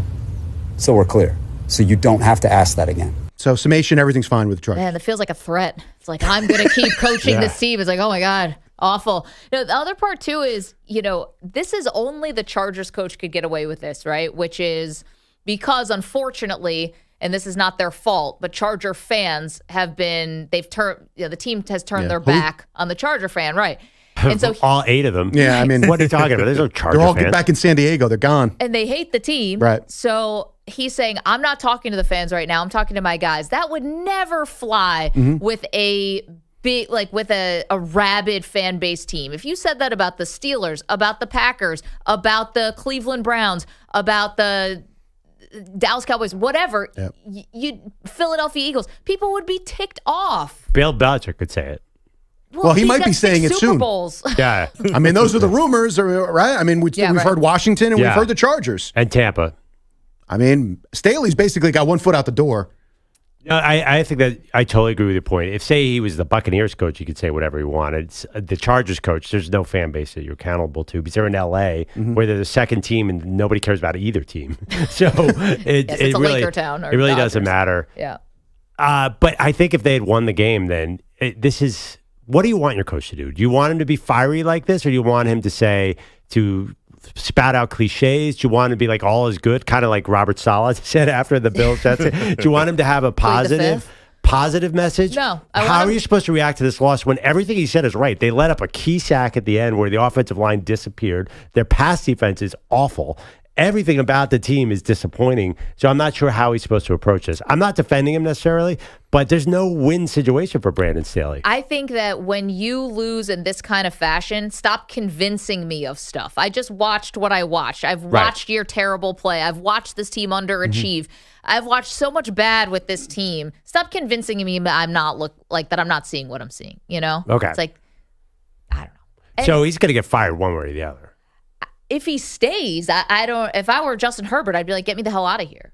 No. Staley's he's gone at the end of the year if he makes it past today. I mean, there's no. I thought leave him in Wisconsin. 100% chance that who should coach Justin Herbert then? Do you guys like Belichick? Ben Johnson. Ben Johnson would be my coach. Not really. I got to be fair. If I'm the Chargers, I'd go all in with Belichick. I'd roll the dice that I can get 2 years with him with Herbert. As much as this has been a colossal disaster since Brady has left and the Mac Jones has not worked out, he's 71? He's got one shot to prove that he can do this without Brady. He's got Herbert there. He gets, a 2-3 year window? I'm going to get the best out of Belichick. I'm so with EJ. Ben Johnson. Justin Herbert, it'd be nice if he could just throw a normal pass instead of having to thread it between 4 defenders at 80 miles an hour. It is amazing how he's able to do that. True. But here's the I also fix the defense if I get Belichick. Yeah, and you have guys who are good on defense. He could fix it. The other thing, though, about Ben Johnson, he's going to be the hot coordinator candidate because he's the offensive coordinator of the Lions, and they're amazing. But never been a head coach. Like, you get all that first-time head coach, like, just with Brandon Staley. What is he going to be able to handle it? Or he could be Nick Sirianni. That's okay. I think every owner should look at young offensive coordinators. It's just a trend right now, and the old retreads just are not generally working. I agree with a lot of spots. I think the Chargers would be one of the few places for a small window that Belichick would work. The Washington makes no sense to me. Why if I'm Washington, what do I want Belichick for? To fix Sam Howell? What am I doing? I got a garbage team. I'm going to redo this with Belichick in charge of personnel. That's been the downfall in New England. So to me, it's only small places that it would work with an older guy. I think the Chargers would be a good spot for me. How about Tampa Bay? Because it worked for Brady, it could work for Belichick. That's my only logic there. It worked for Brady. Belichick and Baker Mayfield. That's a match made in heaven. Oh, that would be fun to watch. That'd be great for us. Well, guys, see those press conferences. We did have the Cowboys with an easy win over the Panthers, but despite the lopsided game, it provided us a first. So officially a horse mask on Xavier Woods. I can't. I'll be honest. You know how they have like scorigamis. Weird. I'm not sure if I've ever seen simultaneous face mask horse collar called on the same guy at the exact same time. That might be a first. We might have to have Dean check that out. Yeah, we'll look into that. So it's Kevin Burkhardt and Greg Olson on Fox. Carolina penalized for a face mask and a horse collar tackle. Same player, same play. It's a horse mask. I never seen that before. It's kind of like what the Eagles fans were wearing, before their Super Bowl run. You see, like, is that Mike Trout wearing a horse head on the side? You mean the dog heads, man? Oh, was it dogs? They're dogs. They're German Shepherd. Yeah. Oh, yeah, I guess it was German Shepherd. Who was wearing a horse head? Nobody. I was thinking about wasn't it Shannon Sharp who in the Super Bowl with him and with a Broncos hat? Broncos hat. Yeah. Oh yeah, that was dogs that whole time, wasn't it? Oh yeah. I'm sorry. As in underdogs. Well, horses would have made no sense. Yeah, I guess so. Yeah. I guess like if a coach said you bet on the right horse, then maybe everyone can wear a horse head. Maybe that'll happen someday. Colts could wear a horse, and maybe Jonathan Taylor. You know what's funny? Jim Irsay would come up with something like that. It's like your mind plays tricks on you. I bet I could have passed a lie detector test. It's just like, what were the Eagles fans wearing leading the Super Bowl? I'd be like, a horse mask. In my mind, it was a horse mask. Yeah. Did Trout wear that horse mask? Oh, yeah. He wore the dog. Now I think it's a horse mask. I'm going to put on my horse mask. Someone ate horse poop. That's what it was. Yes. I got it mixed up in my brain. Was that an Eagles parade? Or yes. Someone at the Eagles parade ate horse poop. That sounds familiar. That's why I thought it was a horse mask. I guess it was a horse poop. The greatest after they went down the grease pole. Do you guys remember when the Eagles fan was interviewed after a 4-alarm fire in Philadelphia? Yes. And said that somebody actually caught. Yes, do you remember the story exactly? Yes, there was a house fire, and sad, but they were throwing. They had to throw at one point a young child out the window, and the guy telling the news said, and he caught him. Unlike Aguilar, who had dropped passes in the game earlier that day. Yeah, and the fire is going on. I think actually, I hope nobody was hurt in that one. The baby was caught. He said, unlike Aguilar. Yeah, Eagles fans are great. One way to put it. We joked earlier about Tommy DeVito and the hair comment and the no hot water in Washington. Undrafted rookie, 3 touchdown passes, easy win. Brian Dable asked how much he thought the rookie had grown from the performance. I think he's the same height. Oh, no. Yeah. So Dable's working on his stand-up. He's the same height. Yeah. That's like a dad joke. I love it. I mean, really. He added more, though. He was apparently in a very jovial mood. How much does it help the morale to win a game like that, though? Because, we've talked about it the past few weeks, the frustration. We were seeing it at times. When you're able to win like that, how much does this help? Yeah, winning's good. Yeah, losing's not. I mean, I guess when you win, that's okay. Yeah, he's being smug. Yeah. He went to the Belichick school, so he gives a lot of like 2-word answers. But again, it all seems so. It's like that Caleb Williams not speaking after a loss when you're more than happy to talk after a win. Brian Daboll last year in front of every microphone, coach of the year, and that la-di-da with the media. And now he's got to be smug. Like it's just so transparent. I worry about the Giants repeating history and thinking that they can add weapons to Daniel Jones and build a team here because they're going to have a high draft pick. Yeah. What if they already have top 10 picks at both tackle spots. I don't know what are they going to draft besides a quarterback? A quarterback. Wide receiver. No, I think they're not going to draft a quarterback. I think they're going to say, we got to help Daniel Jones. We got to pay off that investment. I think it depends on where they are. I mean, right now they're at 5. They were at 2. Yeah. The win pushed them down to 5. They wind up getting another win or so. I mean, they play the Patriots next. Who knows? Yeah. With both of those teams. So where are they? Are they 8 or 9? I don't know if they get a quarterback If they're there. not 1 or 2, then there's a good chance they go another position. Probably, but I mean, I don't think that means you've solved anything at the quarterback position. That's my point. I think they should draft a quarterback. I think that they're doing that Eli Manning thing. We can bring in the right weapon and make Eli Manning have 3 more good years, and you just can't do that. No, you can't. Then they should learn this because Saquon Barkley is someone they just had a franchise tag, and he was the poster child for this bad decision because they took him second overall. I think that with this quarterback class, I wonder if there is maybe not a Jalen Hurts, but something like that in the second round. Because you do have a lot of good QBs in college right now. A lot of experienced quarterbacks, a lot of guys. Yep. Maybe you get someone in the second round or something, and they end up being a diamond in the rough. That's still, I mean. They have 2 second-round picks, by the way. History does show you a large majority of second-round pick quarterbacks do not work out. They're backups. I get it. But still, someone to compete with Daniel Jones. Anything else, Marco? Just to let you know, I'm sure you guys are aware of this. I'm sure Perloff is aware. The Eagles play tonight. They're playing the Chiefs. It's a big game. Big game. Swifts are going to be there. And I did have one more for you, Perloff, because you made me do math before. Just to let you know, you were wrong. 7 years, 172. It's 24 and a half. It's not 28. I had to bust out the calculator. It took me 3 hours, but I busted out the calculator. It's like, was that yesterday's show? Yeah.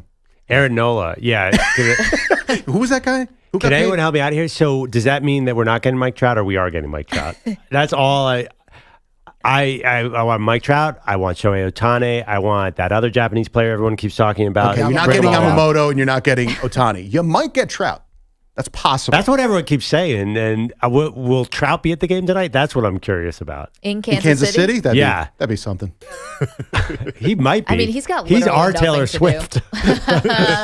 Just without the, She's supposed to not be there again now tonight? I have a hard time keeping up with this. I think the parents are there. But she's in Brazil doing a concert? Does that sound right? I don't know. I think she's back. I don't know. EJ, you're cooler than me. Do you know this?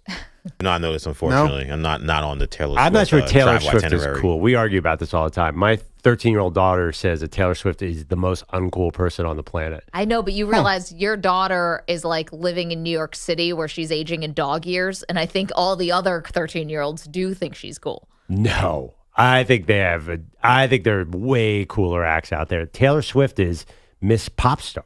I think Taylor Swift is Miss Americana. 13-year-olds don't like pop stars. They No, but she could be old. I mean, she's been around for a while. I don't know. I don't think she's the hot. I think they like the rebel. They like there are a lot of 13-year-olds who like the bad girl or the bad guy. Yeah. Like I think that Taylor Swift is clean, and like your parents like Taylor Swift. So I wonder. That's what I mean. There's a rebellion that's not there. You know, it's so funny. The one music festival that I went to this year, which was over the summer, there were a lot of the female acts were like a lot of defiant, kind of like aggro, a little more. I don't know. When the concert is filled with 8-year-olds and their parents, I just don't think at a certain age, teenagers are not going to like that. Yeah, you might be right about By the way, Taylor Swift not attending the game, a change of plans due to issues with her rescheduling a show in Brazil. Hey, I was right. I'll say Mark on the money. for the win. I just found out a Taylor Swift song like 3 weeks ago. I had no idea. Also, great life hack and good job by Taylor Swift. If the parents are going to meet, just be in a different continent. Like, here, you guys can meet my boyfriend. I'll be in Brazil. See, this is why this is Travis Kelce's worst nightmare. Like I said last week, like you show up to your job and this is where your parents are meeting. Like distracted, right? Mom. And now your girlfriend can't even help kind of piece this thing together. No, he's going to be on the sideline right before the game, texting the future in-laws saying, no, you got to enter this entrance, like gate C. Yeah, all those logistics he's got to handle. Like this is a nightmare. It's okay. Totally. It's okay. Brittany Mahomes is there. I'm sure she'll. Oh, gosh. She might have to really help. Who knows? Maybe if she's doing a choreographed dance with Brittany Taylor's Mahomes. mom, Oh, boy. then we know she's really reaching. Brittany Mahomes is the angriest person in this entire country about this Taylor Swift, Travis Kelce thing. Why? She's getting such a bump. Oh, No, have you ever seen the gifs of her, how sad she is when the camera's on Taylor? She's trying to get in there, but it's not working. Well, that's why she had that handshake thing. I think that's why she, Oh, that was able to so nudge her way awful. in. Yeah, Oh. but that's the way she gets herself in. That's Perloff, that's it's FaceTime. awful. She's been having dinners with Selena Gomez and Sophie Turner. Brittany Mahomes has? Yeah, Yes. this is the most exposure she's ever had. Oh, I just saw that earlier in the year when she was looking sad throughout. Even after he scored a touchdown, she had this complete frown because everyone was paying attention to Taylor. And Taylor brought us to some A-list parties, and now they're good, I think. Okay, That's I missed the second half of that story. My Just bad. her face. 855-212-4CBS. Brittany's face. That's just how she looks. 855. I watch quarterback documentary. 855-212-4227. Okay. Thank you, Marco. So much to do, including a very unique interview that we did not see coming. It's hilarious. You're going to hear it next. Don't move. Maggie and Perloff, CBS Sports Radio. You're in a 5-minute break.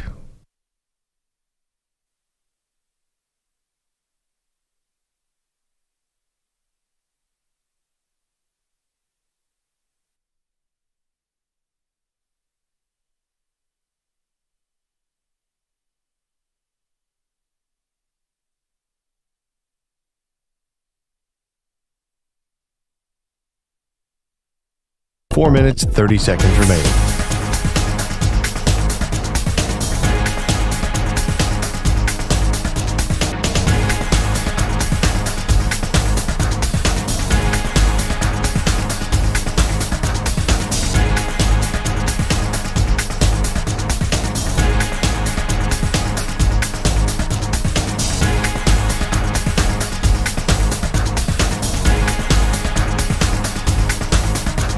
Four minutes remaining.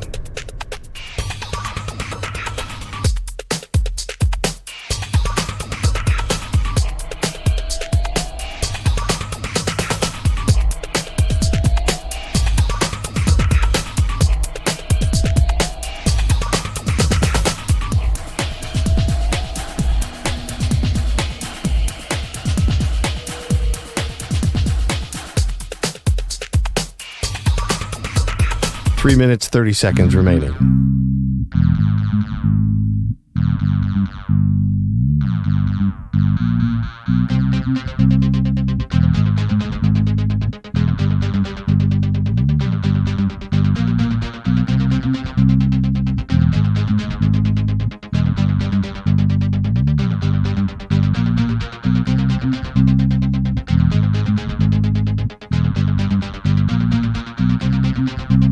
Three minutes remaining.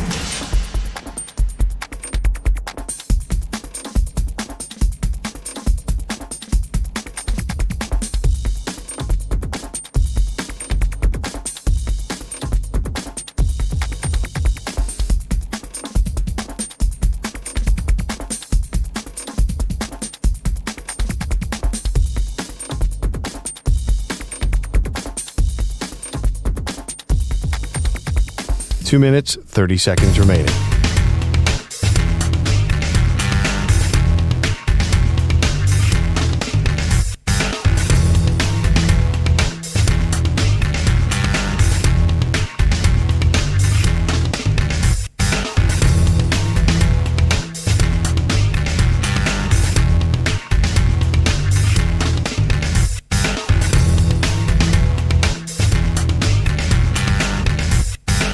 Two minutes remaining.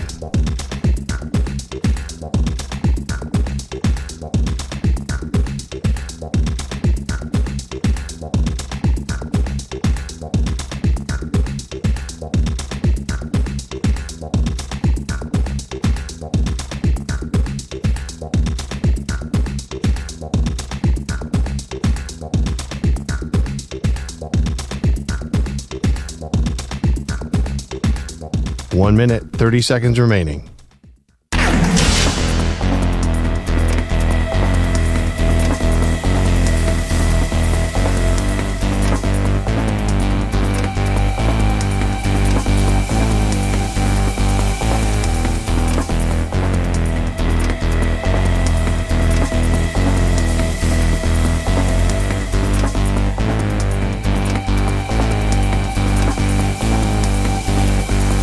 One minute remaining.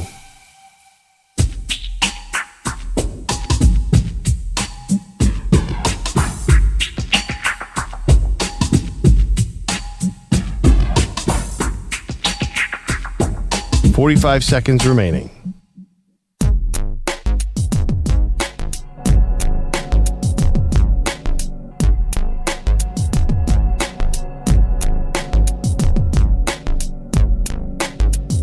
.30 seconds remaining.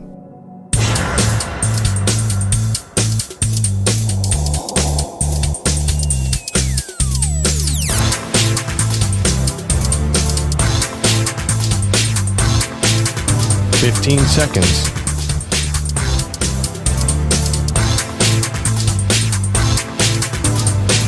Break ends in 5 seconds.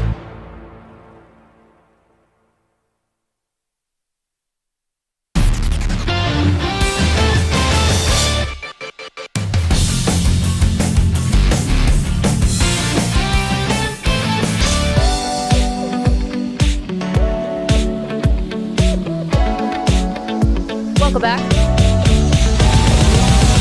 Maggie Gray, Andrew Perloff. Perloff getting very excited about Eagles-Chiefs tonight. I said, wow, I said on the break, I'm expecting, I think we're going to get a good game tonight. You go, yeah, because the reigning Super Bowl champ. And it's a Super Bowl rematch with the number one seed in both conferences. And you think, I judged you tremendously there. This should be a fun matchup. It's not the Tampa Bay Buccaneers going against the Carolina Panthers. Yes, it's the Chiefs and the Eagles, Maggie. It better be a good game. If this is not a good game, then we're never getting a good game. Listen, I've had a lot of primetime stinkers, including last night, which was fine. At least we got like a drive at the end of the game, which was exciting, with the Denver Broncos scoring a touchdown and then the Vikings trying to answer. But, I mean, the football's been like, Yeah, but you have the two front runners for MVP. You have if this is not a good game, then I don't know what happened. It should be a battle. Is there a scenario where this is a bad game? You want the Eagles to basically lay down. Yes, I want them to play completely vanilla on defense and offense. Don't show any exotic blitzes. Don't show any trick plays because this is the first of two. See, you're part of the problem here. They're playing in the Super Bowl. You're rooting for a bad game while the rest of us just want something fun and high-flying. But in all seriousness, I really... You can never predict what's going to happen in the NFL. This should be a battle because Andy Reid never loses after the bye. He's 28-4 in this situation. And the Eagles seem to be playing their best football right now. It feels 50-50 to me. It's a 2.5-point spread. Or is it up to 3 now? It might be up to 3 for the Chiefs.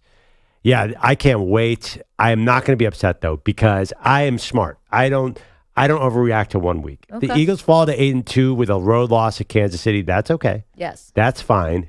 As long as they beat Dallas coming up, we're in good shape. And I can't wait until we get to the Dallas game. And if the Eagles lose, somehow you'll be like, nope, it's fine. Yeah. Everything's okay, because in Perloff's world, nothing matters. Know who is really scaring me on Sunday morning? I was watching all these features on the Detroit Lions offensive line. I thought they were going to maul the Eagles.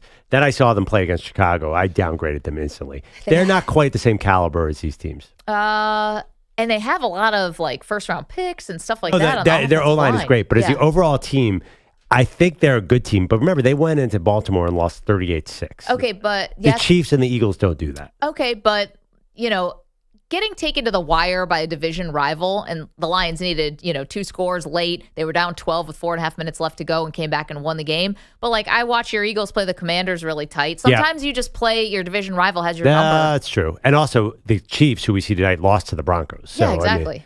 So there is that thing in division. Detroit, though, is not. I know. Listen, people are trying to say they're a Super Bowl contender. I just don't see it yet. And by the way, I'm completely jinxing the Eagles to lose in Detroit now in January. Well, good for you. But I also think that maybe the defense, I think everyone had thought had really turned this corner for Detroit. And it just hasn't, Well, yeah. And also their weapons. Amon-Ra St. Brown is great, but I feel like if the ball doesn't go to him, then it's kind of up in the air. Sam Laporta. I mean, Laporta is good too. Good point. They're still America's team. Let's get to our shot of the day. America's 1 p.m. team. And the shot of the day is brought to you by Casamigos Tequila. Casamigos is brought to you by those who drink it.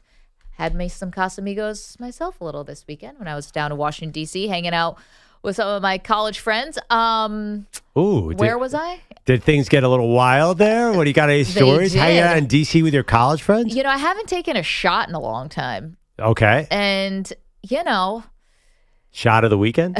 I took a couple of Casamigos, my shot of the weekend. Are you a reliable narrator on what actually happened here? Yeah. I mean, I wasn't blackout. But the thing is that, Perloff's disappointed and he get totally blackout drunk. No, it's just that, as you get older, the shots, I love a Casamigos cocktail. So I always go into Casamigos.com and looking at all the recipes, and they're super fun, and I love it. They're festive. But the shot is what's tough for me. That's when I start to feel my age a little bit. So the shot just hits a little heavier than it used to? It's a little harder. I can tell my face probably looks like I just sucked on 15 lemons. Like Brittany Mahomes. I do. I get Brittany Mahomes' face when I take a shot of tequila. What was the shot of? Oh, tequila? It was Casamigos. Yeah, tequila's pretty smooth. The Casamigos is great. I'm telling you, it's not them, it's me. I just can't take shots anymore. Got it. Could I ever is the question, but you guys didn't know me back then. Can you shotgun a beer like you used to? I haven't tried that in a while. Yeah, it's funny when you have a 4-year-old kid at home. It's Sunday afternoon. The Bills are beating up the Jets. Hey, honey, let's shotgun a Miller Lite. Doesn't happen a lot. Maybe we should. You just lose all your shotgunning powers, like those guys on Space Jam. Lost all their powers. Who's the last person in this room who did a keg stand or anything crazy or a beer funnel? Oh man, never done any of them. What? I'm not. Never done a keg stand. Live a little. Like Will Ferrell in old school. Once it hits your lips. When's the last time I did a keg stand? I mean, probably college.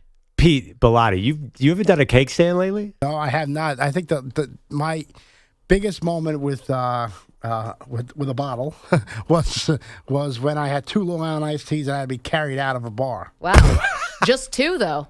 I mean, they're pretty potent. Do you know goblets? Oh, jeez. When I was a bartender and people used to order the Long Island iced teas, you know what it is, right?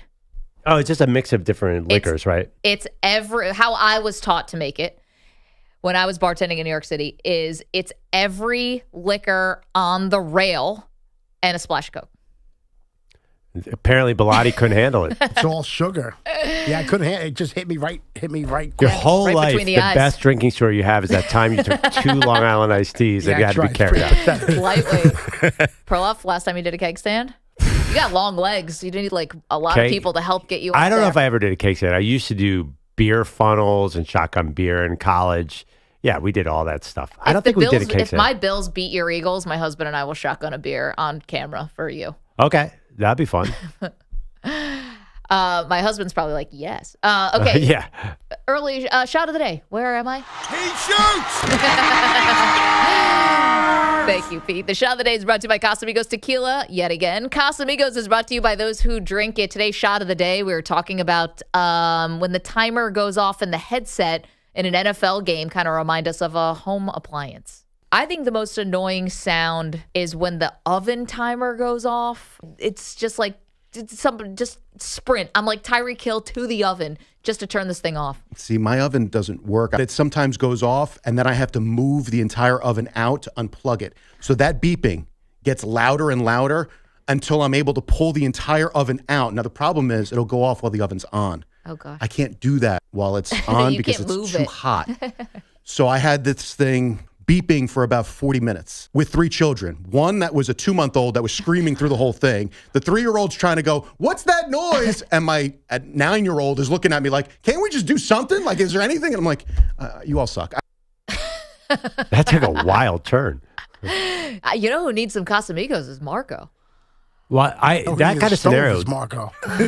Smoke alarm. That sounded like a smoke alarm. So you know when you can't get the smoke alarm off, that is very scary. So annoying. And also you have to like find which smoke detector it is. Because sometimes it beeps and you're not like, I don't have a huge house, but I can't tell exactly where it's coming from. And what's the deal? When does the fire department come? Do some smoke alarms trigger the fire department? I think and I live in an apartment building. If the outside apartment, if the outside fire alarm hits, that means the fire department has to come, which is a disaster. Yeah, mine's never has. And I have a problem where in the home that my parents live in, if you open the bathroom door after taking a shower, the steam does the smoke alarm. So then that becomes a thing where you can't even open the door after you take a shower because the steam will set off the fire alarm.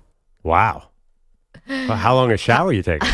No, I mean it's a regular shower, but like you build enough steam in the bathroom, you open the door, and like our alarm is right there. I thought you were gonna say if someone else is like blowing up the bathroom. And I was just saying. When you said shower, I didn't know what word you were gonna say there. After some nice teas. When someone takes something else that starts with an SH. Man. That's not their Taco Bell breakfast. Classy show we are. Alarm fire breakfast. Yeah. Thank you for hitting the music on that. We got to go. Go Birds. Thank you, EJ Stewart. Thank you to Pete Pilati back on our board. Thank you to Marco Belletti. Thank you to Andrew Common Sense for you saying that it's going to be a good game tonight. I think it's going to be a good game tonight. Oh, really? Guidos, coffee drinkers. We'll see you tomorrow.